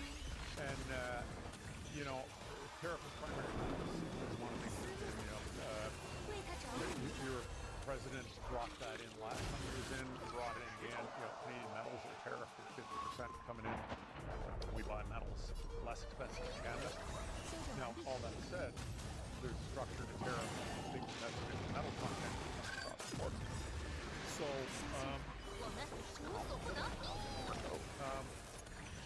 I'm not, you know, the whole thing, you know, Canada-US tariffs, you know, Canada-US, you know, you say there's not much, you know, many people manufactured in Canada, because there's not a lot of manufacturing in Canada. There used to be, just like the US. And it all kind of died and went to low-wage countries. So our country is very, very much the same in terms of where we are on that. And the whole thing of the idea of building back manufacturing jobs in Canada is very much the same as in the US. Countries are so much the same. The tariff story, looking behind and underneath it, what the economists, what politicians are following. They say the story is mostly about China, but also about low-wage countries. So that's going to end up. Dude, Castoreese is already like so OP just for the off-field res. We're in this together. Let's think of bringing it back to North America. All for it. We've been doing this before this was popular. Right? We've been manufacturing in America. So tariff laws go around and go, we've already solved a bunch of problems, a whole bunch of our value is already in North America. So I'm like, good, advantage us. I didn't ask for tariffs. We took this challenge on our own, and we've done it very, very successfully. 45 drives to understand what's special about us. My view doesn't have much to do with what's going to happen. Of course. And I'm like, the thing is, you know, tariffs. I mean, this is why tariffs been problematic. Why? The imbalance in the country is very problem. I don't know how you deal with it, but I'll tell you what has happened. At a historical perspective, I get to talk to you. We got a scholar I know at a university at home who studied tariffs over, you know, Canada-US restaurants. You know, what happens is somebody gets powerful, they get big as a company, and Intel or the model makers or somebody like that, and they own lobbyists, they get the ear of politicians. They'll get the chainsaw out, they'll cut a hole in the tariff wall. They also have, I can tell you examples that happened in Canada, you know, early 20th century, late 1800s. And all I'll tell you is 500 person up and coming. Yeah, we're in enterprise computing. Okay? We compete against the legacy companies, they're dinosaurs. And we don't have political influence. And the other guys will have that. I just hope that it's fair when they cut when it gets, you know, a tariff wall cut into the big guy, you know, disadvantage the little guy is not going to serve the country well. Right. What do you think think is the biggest misconception right now? There's uncertainty. There's all kinds of uncertainty. A lot of people say it's going to push prices up for the consumer. And other people say, look, Nike making, running shoes, and they come out of China for $10. Good. So now it's, $20, and you're paying what, $100 for them. Right. And that come out of Nike's, whatever. Right. And so I don't know what's going to happen. I mean, greater impact to 45 drive, proto case. What do you think how does this play out long term? It's not a fundamental change to our business plan. So we've had to grow by moving into the higher end. Like our home lab. Enterprise, if we compete against the dinosaurs and the legacy companies, they're late in the business cycle. They're so costly. What might happen is our home lab products, maybe the differential for the off-the-board stuff, maybe it's been a lesson. And you mean the gap might close? Gap might close. So in other words, saying that are you saying the competitors competing home labs product will approach your price? Yeah, they'll I look at storage boxes, or HL4 and HL8, and you can look at the equivalent in the storage appliance, and what you might buy for $1,000 might buy for $1,400 for us, right? And you look at that, you look at the differential, what we sell, which is open server, Linux accessible, built for our heritage. That's built for casual server, right? Home labs, natural thing. So we get that versus plastic closed systems, scaled down processors, et cetera. We deliver value today. If that's lessons, well, advantage us, right? It's all good. But I have zero plans. I don't know how this is going to go. So we're not going to change our business any. Maybe it'll all blow up politically in a bit. It'll all fall back to where it is. So I'm good. I think there's promise there. Like I may be proud Canadian, happy to be Canadian, but I think this is a kick-ass country. I really, truly do think it's a kick-ass country. It's people, it's entrepreneurship, it's the ability, you get too stagnant. Corporate America gets too big, too strong, or the government gets too big, too strong, so oppressive. But it's not a country where people like being held down, and they'll work their way back. And I think there's a golden age, possibly a golden age coming. So the other thing that disappears when you're offshore is the ability. It just feels like I'm short damage for I just always need one more cycle, one more turn. This drive cage here. Look at that the metal part that's on top of that, right, with the printing on it, and powder coat and everything else. If you want to order that as a part, get a drawing of that. You put it in to us today and accept their quote. Part case, we only $45 contract manufacturer. But if you want to buy that part, your company want to buy that part, we ship it out the door and FedEx to you in 2 to 3 days. That's okay. That's impressive. Yeah. So we sell to this whole layer of people who do it's like high value, low volume manufacturing. And when they look at that and say, I don't have to order 3 months in advance and not know how much because I'm bringing a new product in or I'm going to sell. That's what we sell to in this. But you need to value it. You can't do it. The consumer world is so benefited from the people of the second and third world working for $2 an hour for us. Right. I mean, they have benefited, right? So you get up the chain a little there in the into the B2B world and everything else, and that's incredible advantage. One of the earlier parts of our journey involved checking in with CyberPower PC. CyberPower will be represented by Nam Huang, brand director, and Eddie Vaughn, director of R&D and product. Rob Keller from Height, which is part of competitor HI3, joined us as the two competing companies talked about the tariffs. And again, despite both having power, these companies are not related. You got a shotgun mic on? Alright, so we're going over to CyberPower. CyberPower and HI3, they both have the same last name. Hey, Reaper. Is there any relation? Oh no, I haven't even started running Casteries in any teams yet. So that might be something I might need to do. They started up CyberPower a couple years after. Now your competitors that end up roughly on the same street. Yeah, I mean, this area, there's a lot of PC components in this area because we're not far from UA headquarters. These two companies, they represent around 1 million pre-built shipments per year in the U.S. I've also known each of these people in this section since about 2012. We have a long history. What do you think the biggest misunderstanding or misconception is in the public right now? biggest misconception has to do with where the money's going and who's getting it, right? Okay. Right. People need to understand that tariff and tax is synonymous, right? As soon as the product comes in, we are paying it. And I always give this analogy, which is like, if it was a 10% tariff on something that was $100, by the time it gets here, we have to pay $110. Right. But if that tax was 100%, it's going to be $200. Right. So there's no way that we can charge less than $200. That's the minimum. That's the key. Is that. But they're always wondering, okay, we'll jump from 100 to 200. Where's that money going? Well, that money is a tax. It's going to go to the government. That's just how it works. So usually we do at this time of the season, we're supposed to do all the refresh for spring. We're supposed to do have a lot of OT because we've got our whole tariff going on, kind of disrupting our product coming in. So we're not doing OT for the last few weeks. How many employees do you guys have?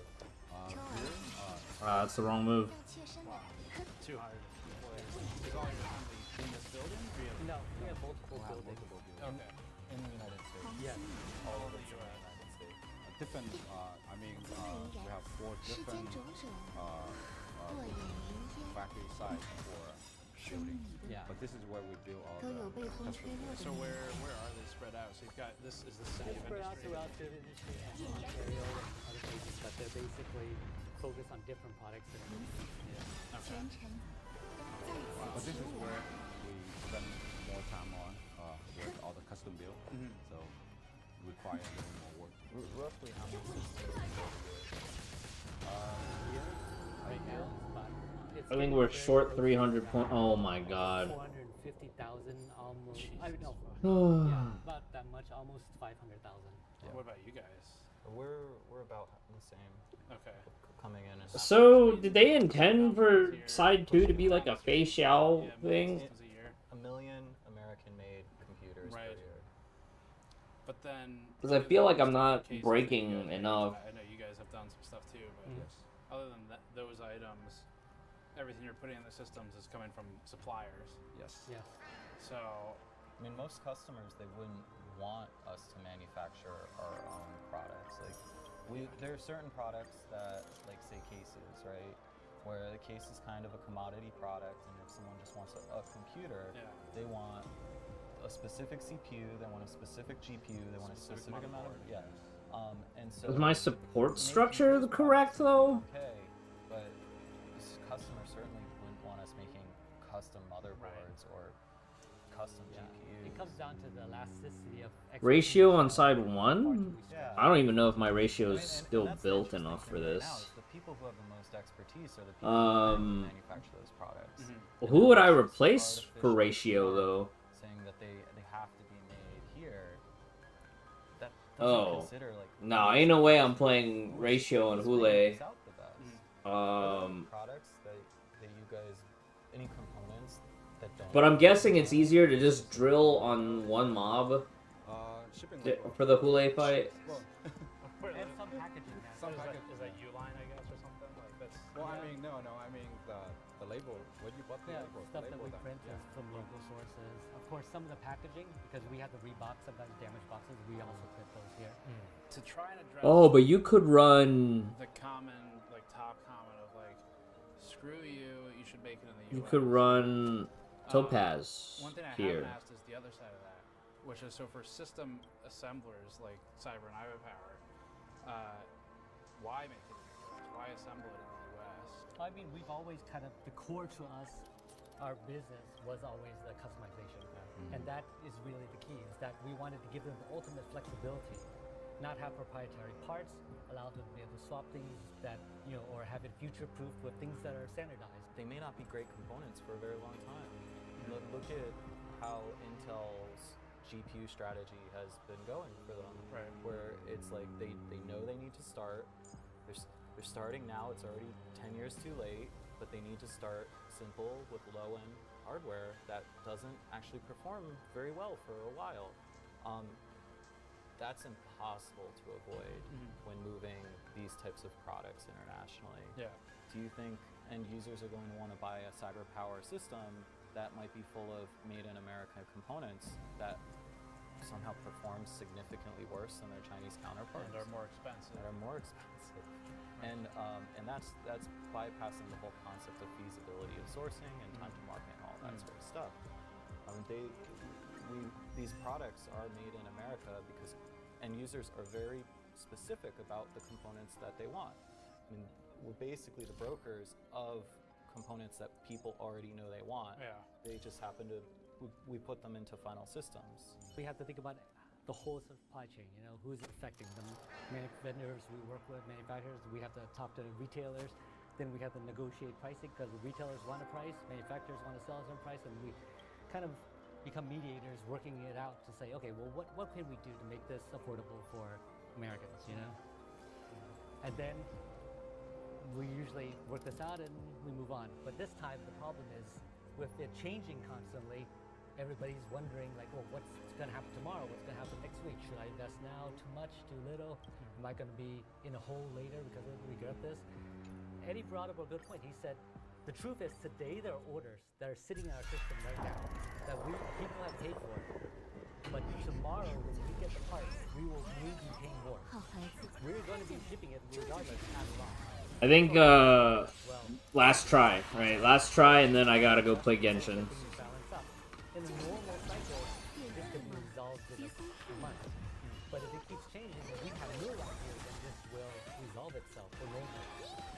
How good is your understanding of your own inventory in terms of I'm making money, I'm losing money on these sales? You know, like, is that, are you able? Right it now, seems impossible. Right now, to be honest, we can't. All we can do is just go with the rate. You know, as price comes in, our cost average goes up, but we need to adjust.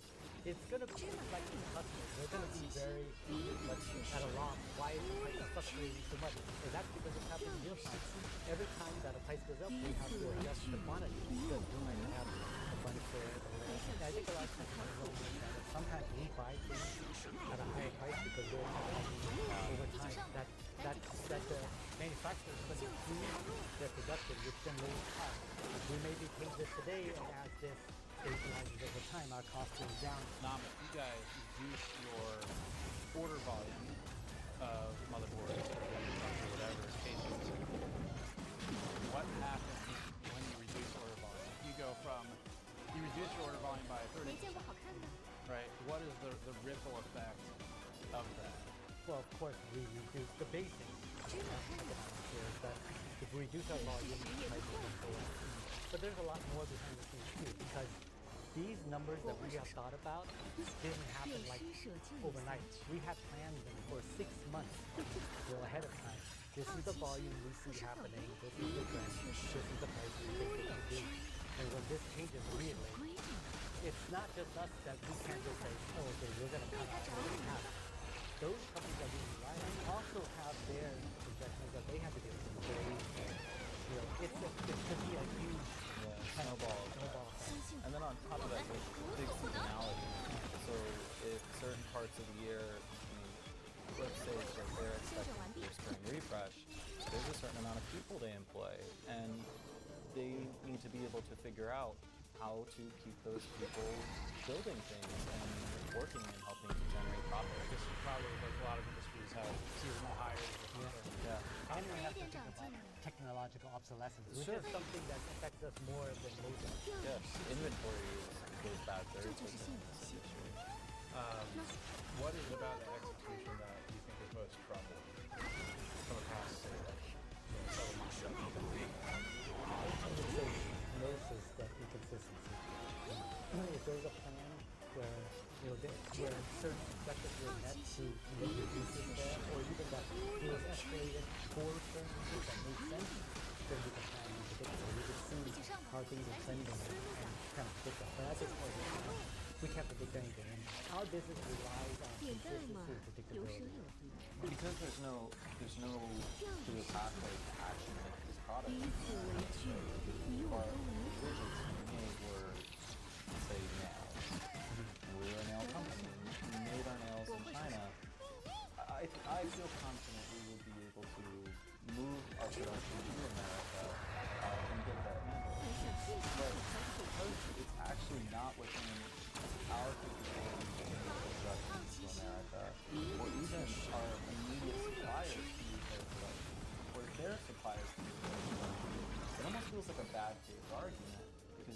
solution can't be to move it to America, because that's not possible right now. While the tariffs seem to be more of a negotiation tactic for a rival nation.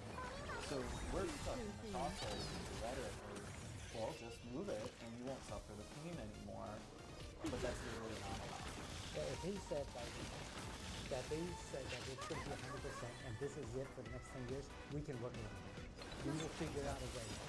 That's a good faith negotiation. Yeah, but the fact that we're saying, we're asking manufacturers to bring it to America, but they have to consider the cost. They're going to have to invest in it, and they don't want to invest in something that's going to change. And the reality is, if we continue to import and sell products, we'll have run out of money. So forget the like, let's pull ourselves up by the bootstraps and invest here locally.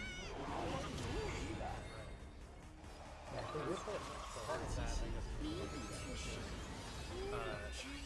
Oh, congrats, Kronos.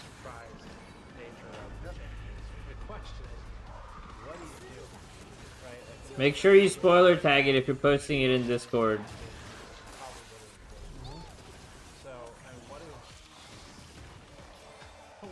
Because I think sometimes we get younger users in our Discord that, Ami package just came in. Ooh.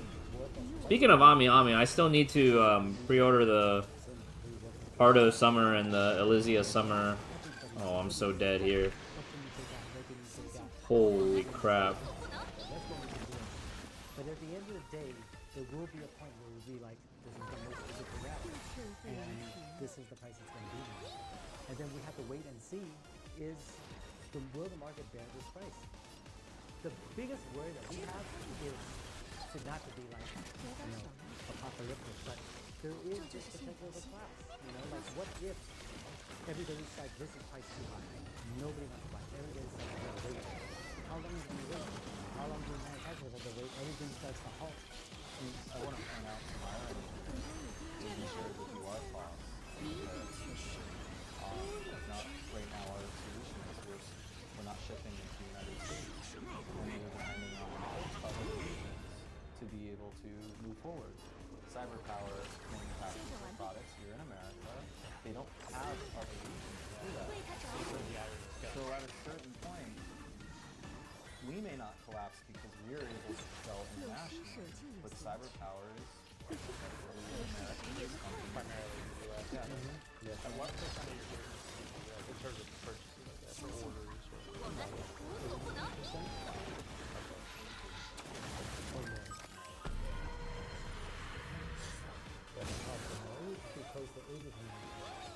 Do you think this kills some American companies? Not necessarily anyone here at the table, but this is like a high stress event. This will kill some people.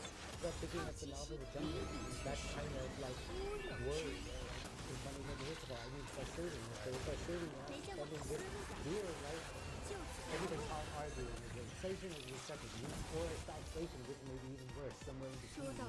Next, we'll check in with Darren Sue, who began his business in 1997 and formally co-founded iBuyPower in California around 1999. It also owns Pipe, which is a separate entity run largely by Jeff and Rob earlier. Darren will be joined by Kevin Xiang, who manages purchasing. Starting in the 90s. In all those years, do you remember any situations? No, nothing like this. We've been through Y2K, financial crisis, Bitcoin crisis, COVID, terror, unprecedented. I don't know if we just got unlucky this time with the mob spawns. Too many fire type instead of the...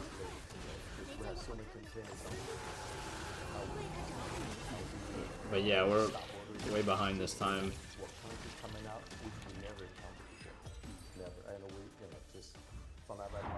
Hugo? Oh, well, congrats to you. I'm actually about to drop Zenless for the second time.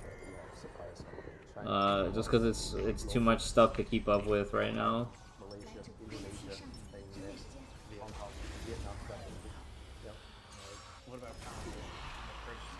Did I try it? No, I didn't. I just did a very like last minute Sunday. I'm just gonna do old school Bianca. Just because if we were to put a computer together, it's a total of like 10 components, a combination of 10 components, right? So to our understanding, each category is also different on how to. Yeah. That's the hardest question I have today. Is do you know off the top of your head? Do you know what the current rate is or tariff is for the blanket China tariff, like right now? You guys know what it's at? Because I've heard like 65, 104, 125. To our understanding, it's 145%. Yeah, that's general. Yeah, general. Right. And could be more if your component metal, steel, aluminum, you could add another top on top of 25 or 30%. Right. Where do you guys assemble the computers? So that's using, unlike many other companies that built simply overseas. So we import majority of components from overseas, but 100% simply test, patch, support right here, local assembly. This area.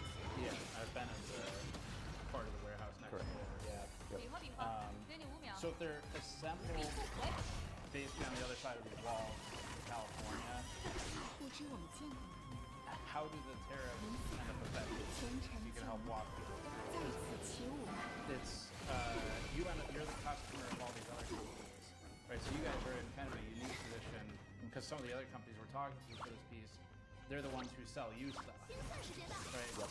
So since you assemble in the U.S., I think this is something people might be confused about, where it's like, well, it's the whole manufacturing thing, right? It's assembled here, but the tariffs still affect you. So can you walk me through sort of the steps when you buy stuff? Yeah, sure. Like I was saying, like, for us to assemble complete computers and components, we do buy from these vendors. Probably you have some including add-in board partners, right, that sell NVIDIA cards. Unfortunately, when they import whether it's graphics card, motherboard, it's already tagged on to the tariff. So it's a $500 graphics card, they tag on whatever the tariff rate from either Vietnam or China, right, and then be sold to us. And at this point in time, we have no choice but to take them and then, build the system to increase costs that we're getting right now. One of the components, like for instance, we do manufacture our own cases, unlike some of the other system integrators who may have like taken cases and white label or e-label it. So that's one part that I know our CEO as well as they're working hard in trying to relocate the manufacturing part either from China out to Thailand or Vietnam. So at least I think on that part is something that This is kind of working, but I don't think I can. I would have needed to already have killed it. That's maybe a good place to ask. So talking about like relocating a factory, moving to a different factory or something. Yeah, I don't think I even tried for 1 second there. I think I took the first 786 on Kasumi. This one, but I think it will help. So why not? I mean, just careful. Like, why not just? Guys, I am very, very exhausted with gacha right now.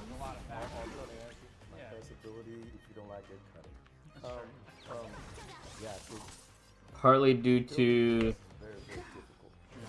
the current economic situation. Oh shit. And I don't think currently we pay, let's say MSRP is $99, so I'm saying we go up to manufacture here. I don't think I need healing. tax tariff will cover it. At the end of the day, you might got $390 or $450 at the end of the cost. And also trying to find labor, location, factories, supply chain. It's versus, for example, in China, everything's all located within 50 miles radius of Shenzhen. I feel like I need Ranmei more than Topaz. One street I was on, it was literally like the Carver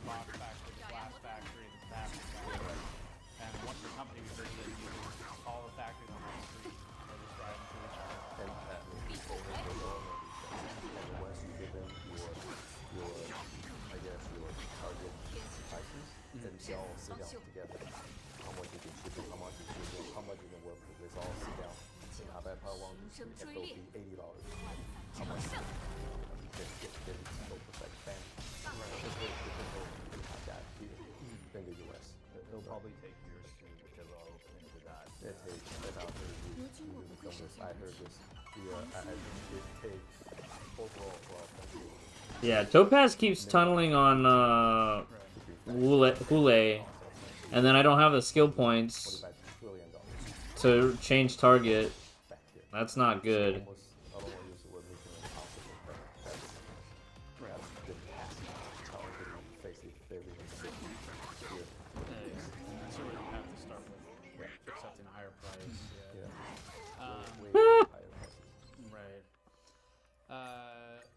Will tariffs affect consumer prices?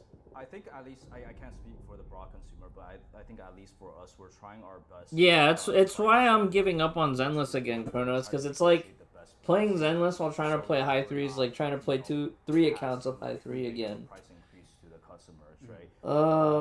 But sometimes, you know, with things changing and we got Trigger, you know, securing mighty fun gameplay, a lot of physics, a lot of physics. Evelyn and Trigger. Purchase sometimes. It's a lot of physics. And you know, we'll try our best to absorb most of it, but at certain times these unfortunately do have to get passed on to a consumer a little bit. One good example, and this was just being discussed with myself and Baron before the meeting, was, for example, cases, right? Unfortunately, at this moment, some of our cases are still coming out of China, and that at the current moment is being tagged on 145%. We do have, you know, containers on the way, which, you know, we can't turn back already, and we're gonna get tagged on the, you know, based on what we know, 145%. But we're trying our best not to just, let's say our case is $50, to increase it by 145%, right? We'll increase it a tiny bit, but rest of it we're gonna try to absorb the cost ourselves. Right. Yeah. I mean, if you have higher cost tariffs, does that then potentially impact your order volume? And if it impacts your order volume, then does it also affect your economies of scale and your... So at the end of the year, we'll have a business plan for following. The other struggle too for me, Kronos, is I want to spend more time building model kits. And having so many video games to play, and then having other hobbies that I want to spend time on, it's just time competing for each other for priority.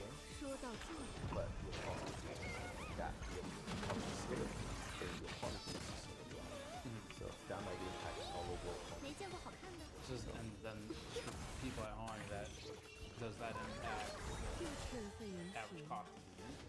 Yes, increase average cost per unit, increase average cost per unit, potentially pass on Average cost, so tariff, as I understand it, depending on which tariff it is, can be applied against the cost of the unit. Feel free to correct me if that's wrong, but so if it's applied against the cost of the item, and the cost goes up, the volume is down. So then the multiplier from the tariff is now multiplied against. So if you pay $3 more per unit, you order 1,000 per unit. Yeah, I think Genshin and Star Rail are definitely on the chopping block. Yeah, according to but there's also definitely a sense of sunk cost fallacy for both of those games. But if it's like 100% and you pay $3 more, now it's like $6. Yeah, $6. This like, it seems like it's like snowball. Correct. Yeah. And then by the way, tariffs,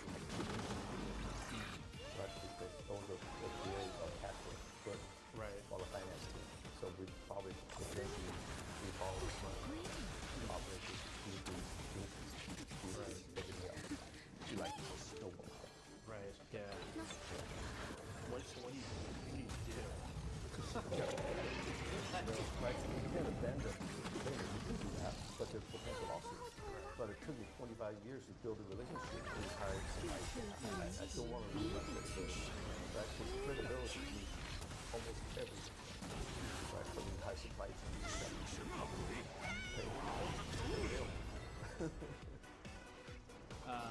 In your guys' opinion, what do you think is the biggest problem or challenge with how these tariffs are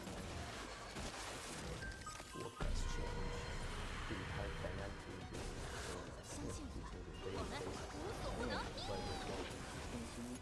actually one day, for example, last week, right, like Wednesday, we were, preparing that, hey, China's going to be tagged on with a 54% tariff, Vietnam, like 46 or something, and then, just within 1 week period of time, it could go, the whole other direction right now that we were getting the 90-day extension, right? So I think it's just, there's no consistency, and it makes planning really hard. Although we pride ourselves in the flexibility that we have, right? We do, grab from all these vendors, and they're very quick to return like these products to us. But, for example, some of the stuff that are coming from overseas cases, keyboard, right? That takes long-term planning, right? Like 3 months, sometimes even longer forecasts to give to the customer. And when things are changing that quick, we're not able to react fast enough or tell our. I feel like I don't have as much AoE. Like, I'm not doing enough cleave, and thus I'm not doing enough. internationally? What do you think the economic impact is? I can't. No, I don't know much about other countries, but for sure, here in the US, that's probably small to mid-sized business. I definitely, like, we had a forecast earlier this year, all the numbers were something. So we have to take drastic decisions. What's good for companies? Small and medium-sized. Which, do you think of anything positive?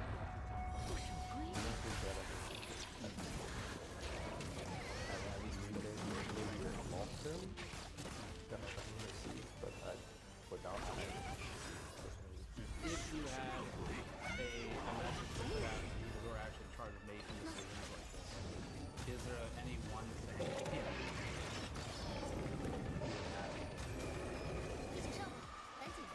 It's the old thing. Fight. United. One big family. And we can work this out. Alright, I guess now we're going to go to Jeffrey. Sounds good. Yeah. During our trip, one of these changes included headlines about potential exemptions or exceptions coming in. Headlines led viewers emailing us to believe that all PC hardware would be exempt. And so we regrouped with Rob Teller Height one last time to learn more about this. We'll note too that just a day or two after the secondary meeting, the White House posted that exemptions or exceptions would either not exist or would exist for a limited time in some capacity, changing it again. So this meeting happened after the exemptions were announced, but before the potential lack of them was announced. Alright, so somewhere around like 12 hours ago, this is one day later, people watching. So there's exemptions and changes a lot of things. It doesn't adjust. What is your reaction to what's happening?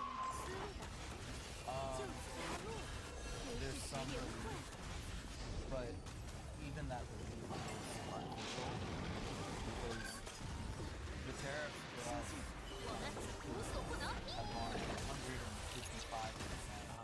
to 30%. And it's only for cases, it doesn't cover liquid coolers. Liquid coolers are still full reciprocal tariffs. Sort of 155 plus. So the liquid's not excluded. Yeah, and we're still trying to understand the technicals around air cooling, but power supply shows in the exemption. Correct. Meaning they're at the full tariff. Correct. What's frustrating about this is a lot of people will hear about this exemption, especially end users, and be like, it's over. It's over. What is Pate complaining about? Why are you guys so upset? The 155% gone. But it's only gone through pieces and specific components, not including liquid coolers, not including power supplies, And on top of that, as we break down our pricing, before, these 30% tariffs still require an increase in MSRP, which means that if we sell into retail, we're making zero money, and somehow retail is still making more money than us, and they're making more money than they would have before the tariff. Well, what's interesting to me is that with the exemptions being in the news, the headlines are going to be Yeah, I think that's fair. HSR has not been that great for me for this story arc. It just has not been that interesting. I just haven't been that motivated about it.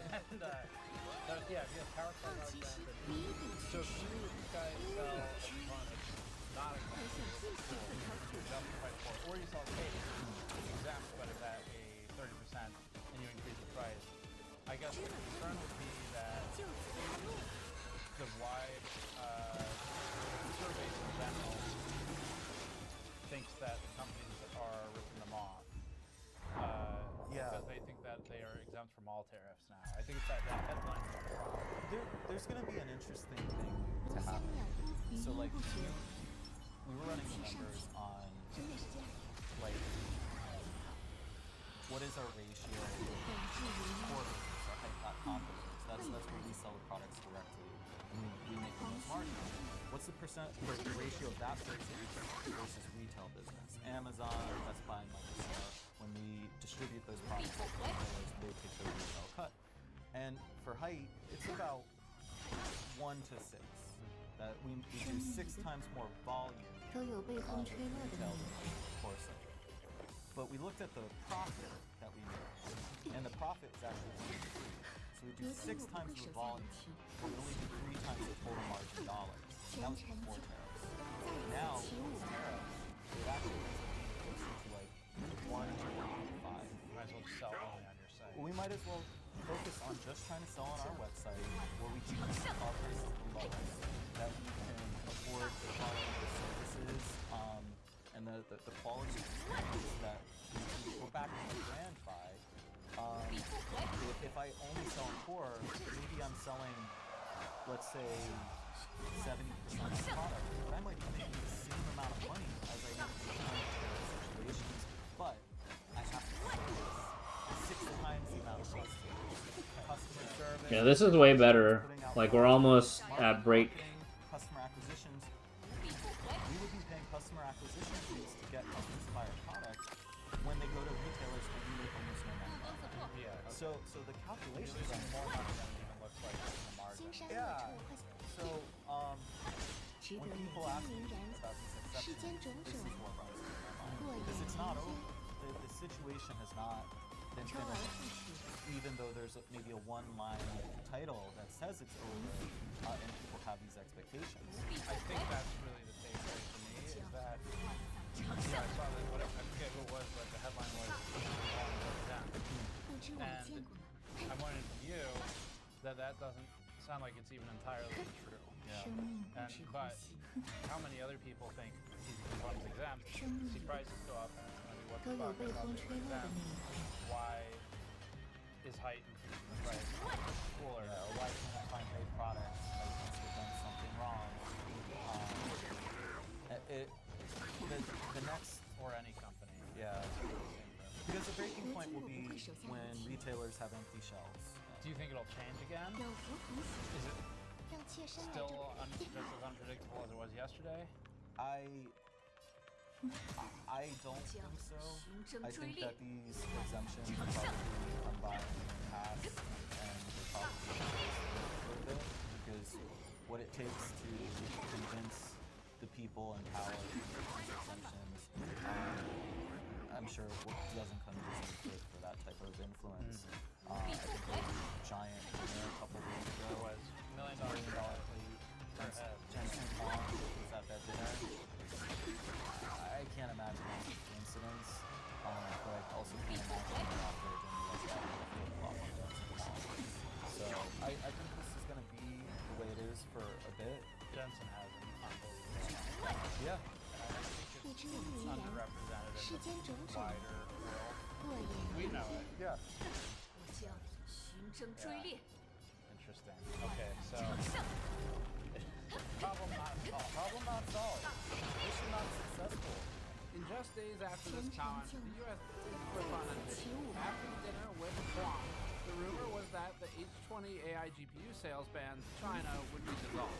Then days later, the U.S. maintained its ban on the H20 AI GPUs, and then further posted that exemptions may not persist. There have been other updates since all of this as well, such as discussion of additional port fees for docking vessels, China vowing to retaliate against countries following the U.S.'s direction, and so-called customs glitches disrupting importers. The story continues to evolve and will likely continue to do so for a long time. We'll keep covering it and its impact on the computer hardware industry, positive or negative, as things develop further. Most of this can be found in our ongoing hardware news series, but if anything major happens, we'll do another thing like this and regroup with as many people as we can to talk about what's going on and try to learn their perspective. And as a final reminder, just a request that you directly support this kind of content. We had to pause production of almost all of their content for about 2 weeks to get this done. We feel the story is interesting. We can learn a lot from it. It's not something we normally cover, and we have a new perspective now. So this kind of stuff is worth doing. Let's continue enabling it and making sure that we can put up all the money for all the travel ourselves, because we only fund our own travel. Head over to store.gamersnexus.net and grab some of our project and soldering mats, our dice kits, our mouse mats and mod mats, t-shirts. This might be it, guys. Stainless steel mule mugs with thermal conductivity printed on them, and plenty more. Or go to patreon.com. Oh, it's gonna be so close. Help support our groundwork. Thank you for watching. Subscribe for more, and you know where. All right. We'll see you all. Don't have to think about this for another 30 days.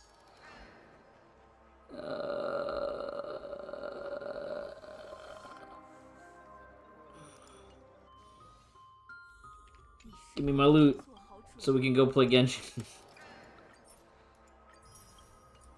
I feel like right now, at least in Genshin, I have a sense of like, alright, this is a patch we're supposed to relax, right? Like, main event's gonna be kind of like goofy, silly, lighthearted, blah blah blah. That Castoris animation though, holy shit! Like, that was traumatic. Tugged on the heartstrings, made me cry, all that.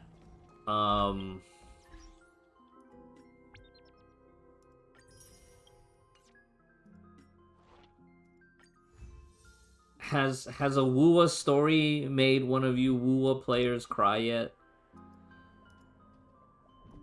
Because I feel like Hoyo's practicing some kind of like dark arts, the way that they just pluck the heartstrings.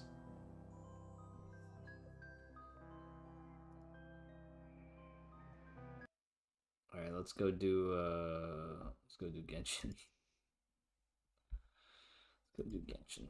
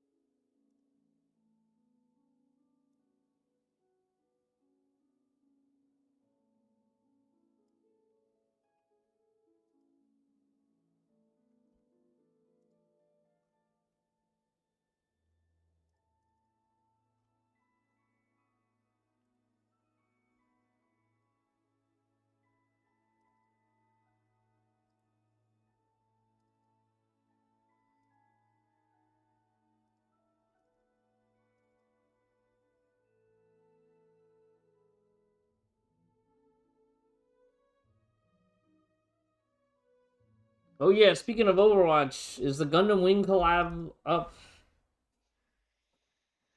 If the bundle isn't too obscene, I may consider buying the Wing Zero Mercy that they teased.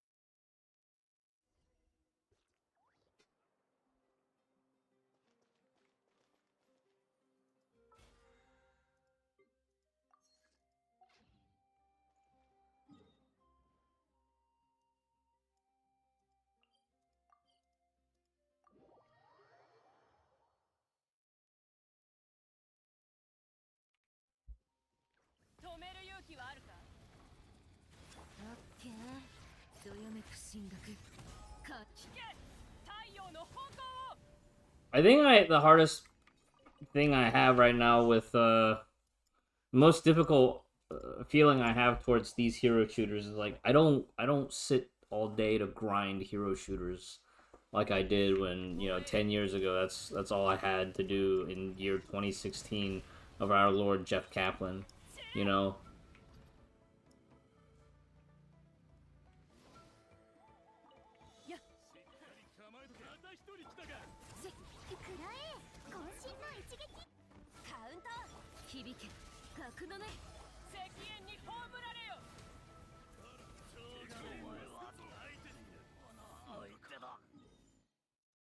So, like, for me, like, the idea of Marvel Rivals sounds good, right? The idea of these new Overwatch characters sounds good. Do I have any interest to actually go back and play these hero shooters? None whatsoever.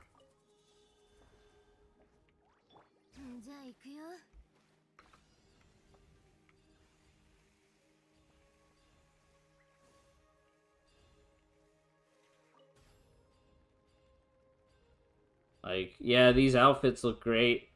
Do I want to sit in solo queue or play ranked? Not really. I could do more productive things with my time. Or play other games that I'm feeling more interested in, you know?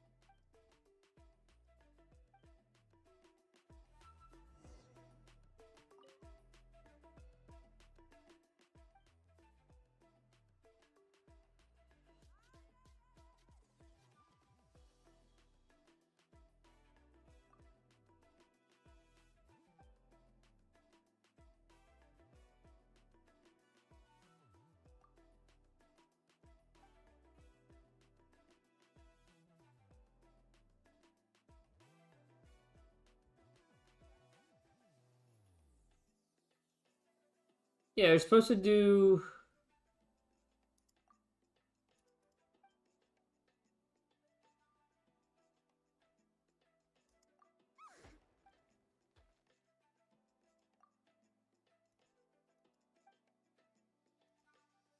Oh, it's supposed to be big brush, towel, and then, it's big brush, fine brush, then towel.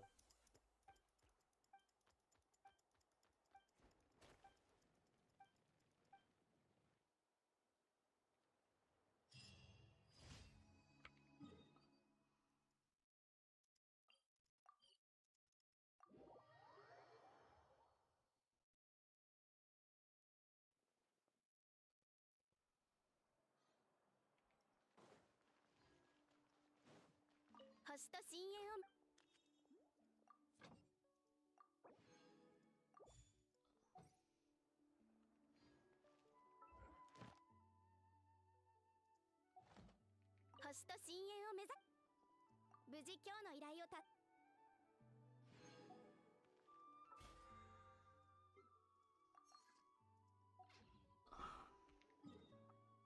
I think also my enjoyment of Star Rail and Genshin right now is kind of minimized because I don't have a character that I'm really saving for, and like I'm a little bit too tired from work to really think about exploration and all this other stuff. And so all that ends up happening is I log in, I do the same old dailies, and then I'm like, all right, I guess that's it, that's the game, blah blah blah blah blah. I've been having a lot of fun in WoW though lately. This expansion's been doing really good.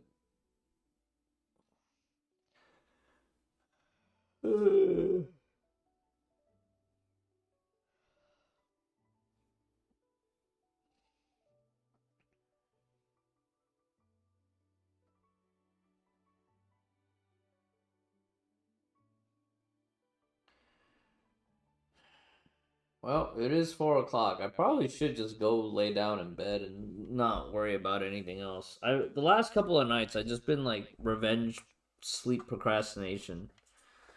And tomorrow I do have the day off, but I'm trying to think, like, is there any like major area? There's probably a bunch of stuff I have to do.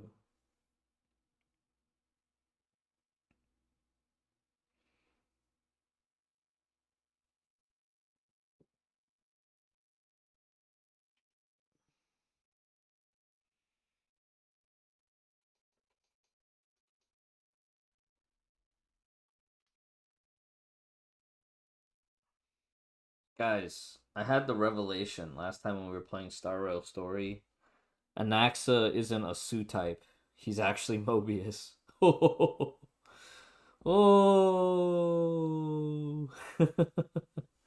It's actually Mobius. Oh, man.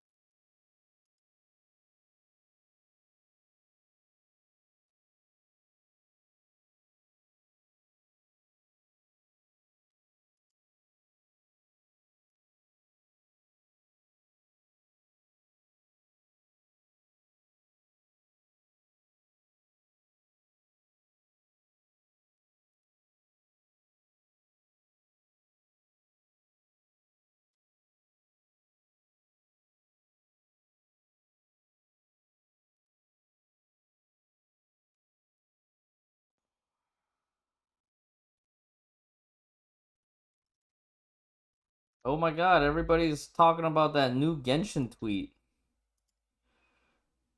Oh, back to Mondstadt. Ooh. We're going back to Mondstadt. That's kind of crazy. Guys, I'm about to C6 Gene at this point. Where's my Gene right now?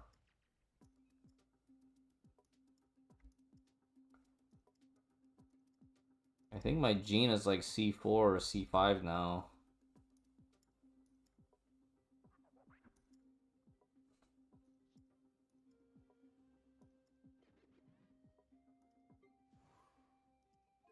Oh, wait, she's already C6.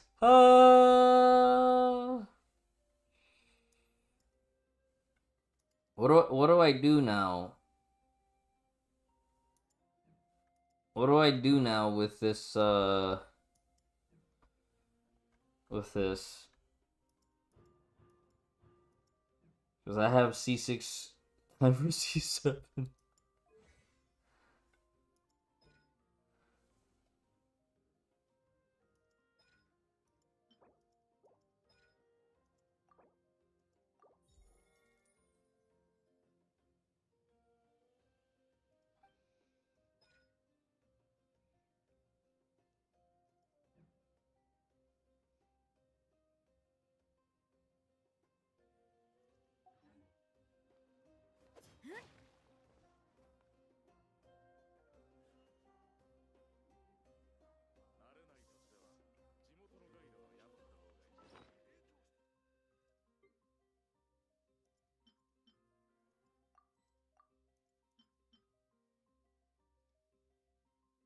Yeah, maybe if I was still doing monthly and BP for Star Rail and Genshin.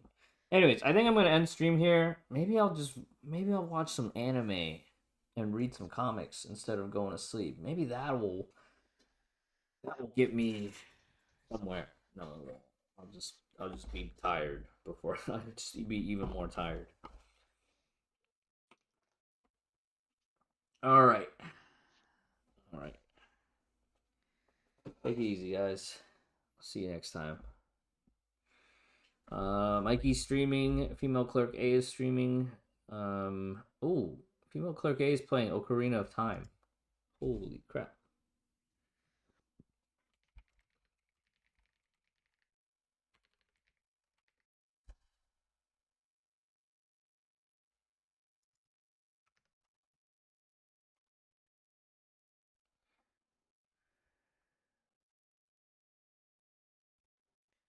Alright, guys.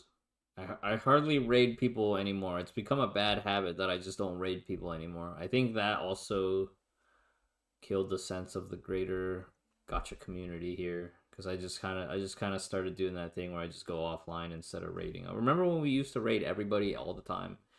All right, sending you over here because she's playing Zelda, Legend of Zelda. Go, go, go, go, go.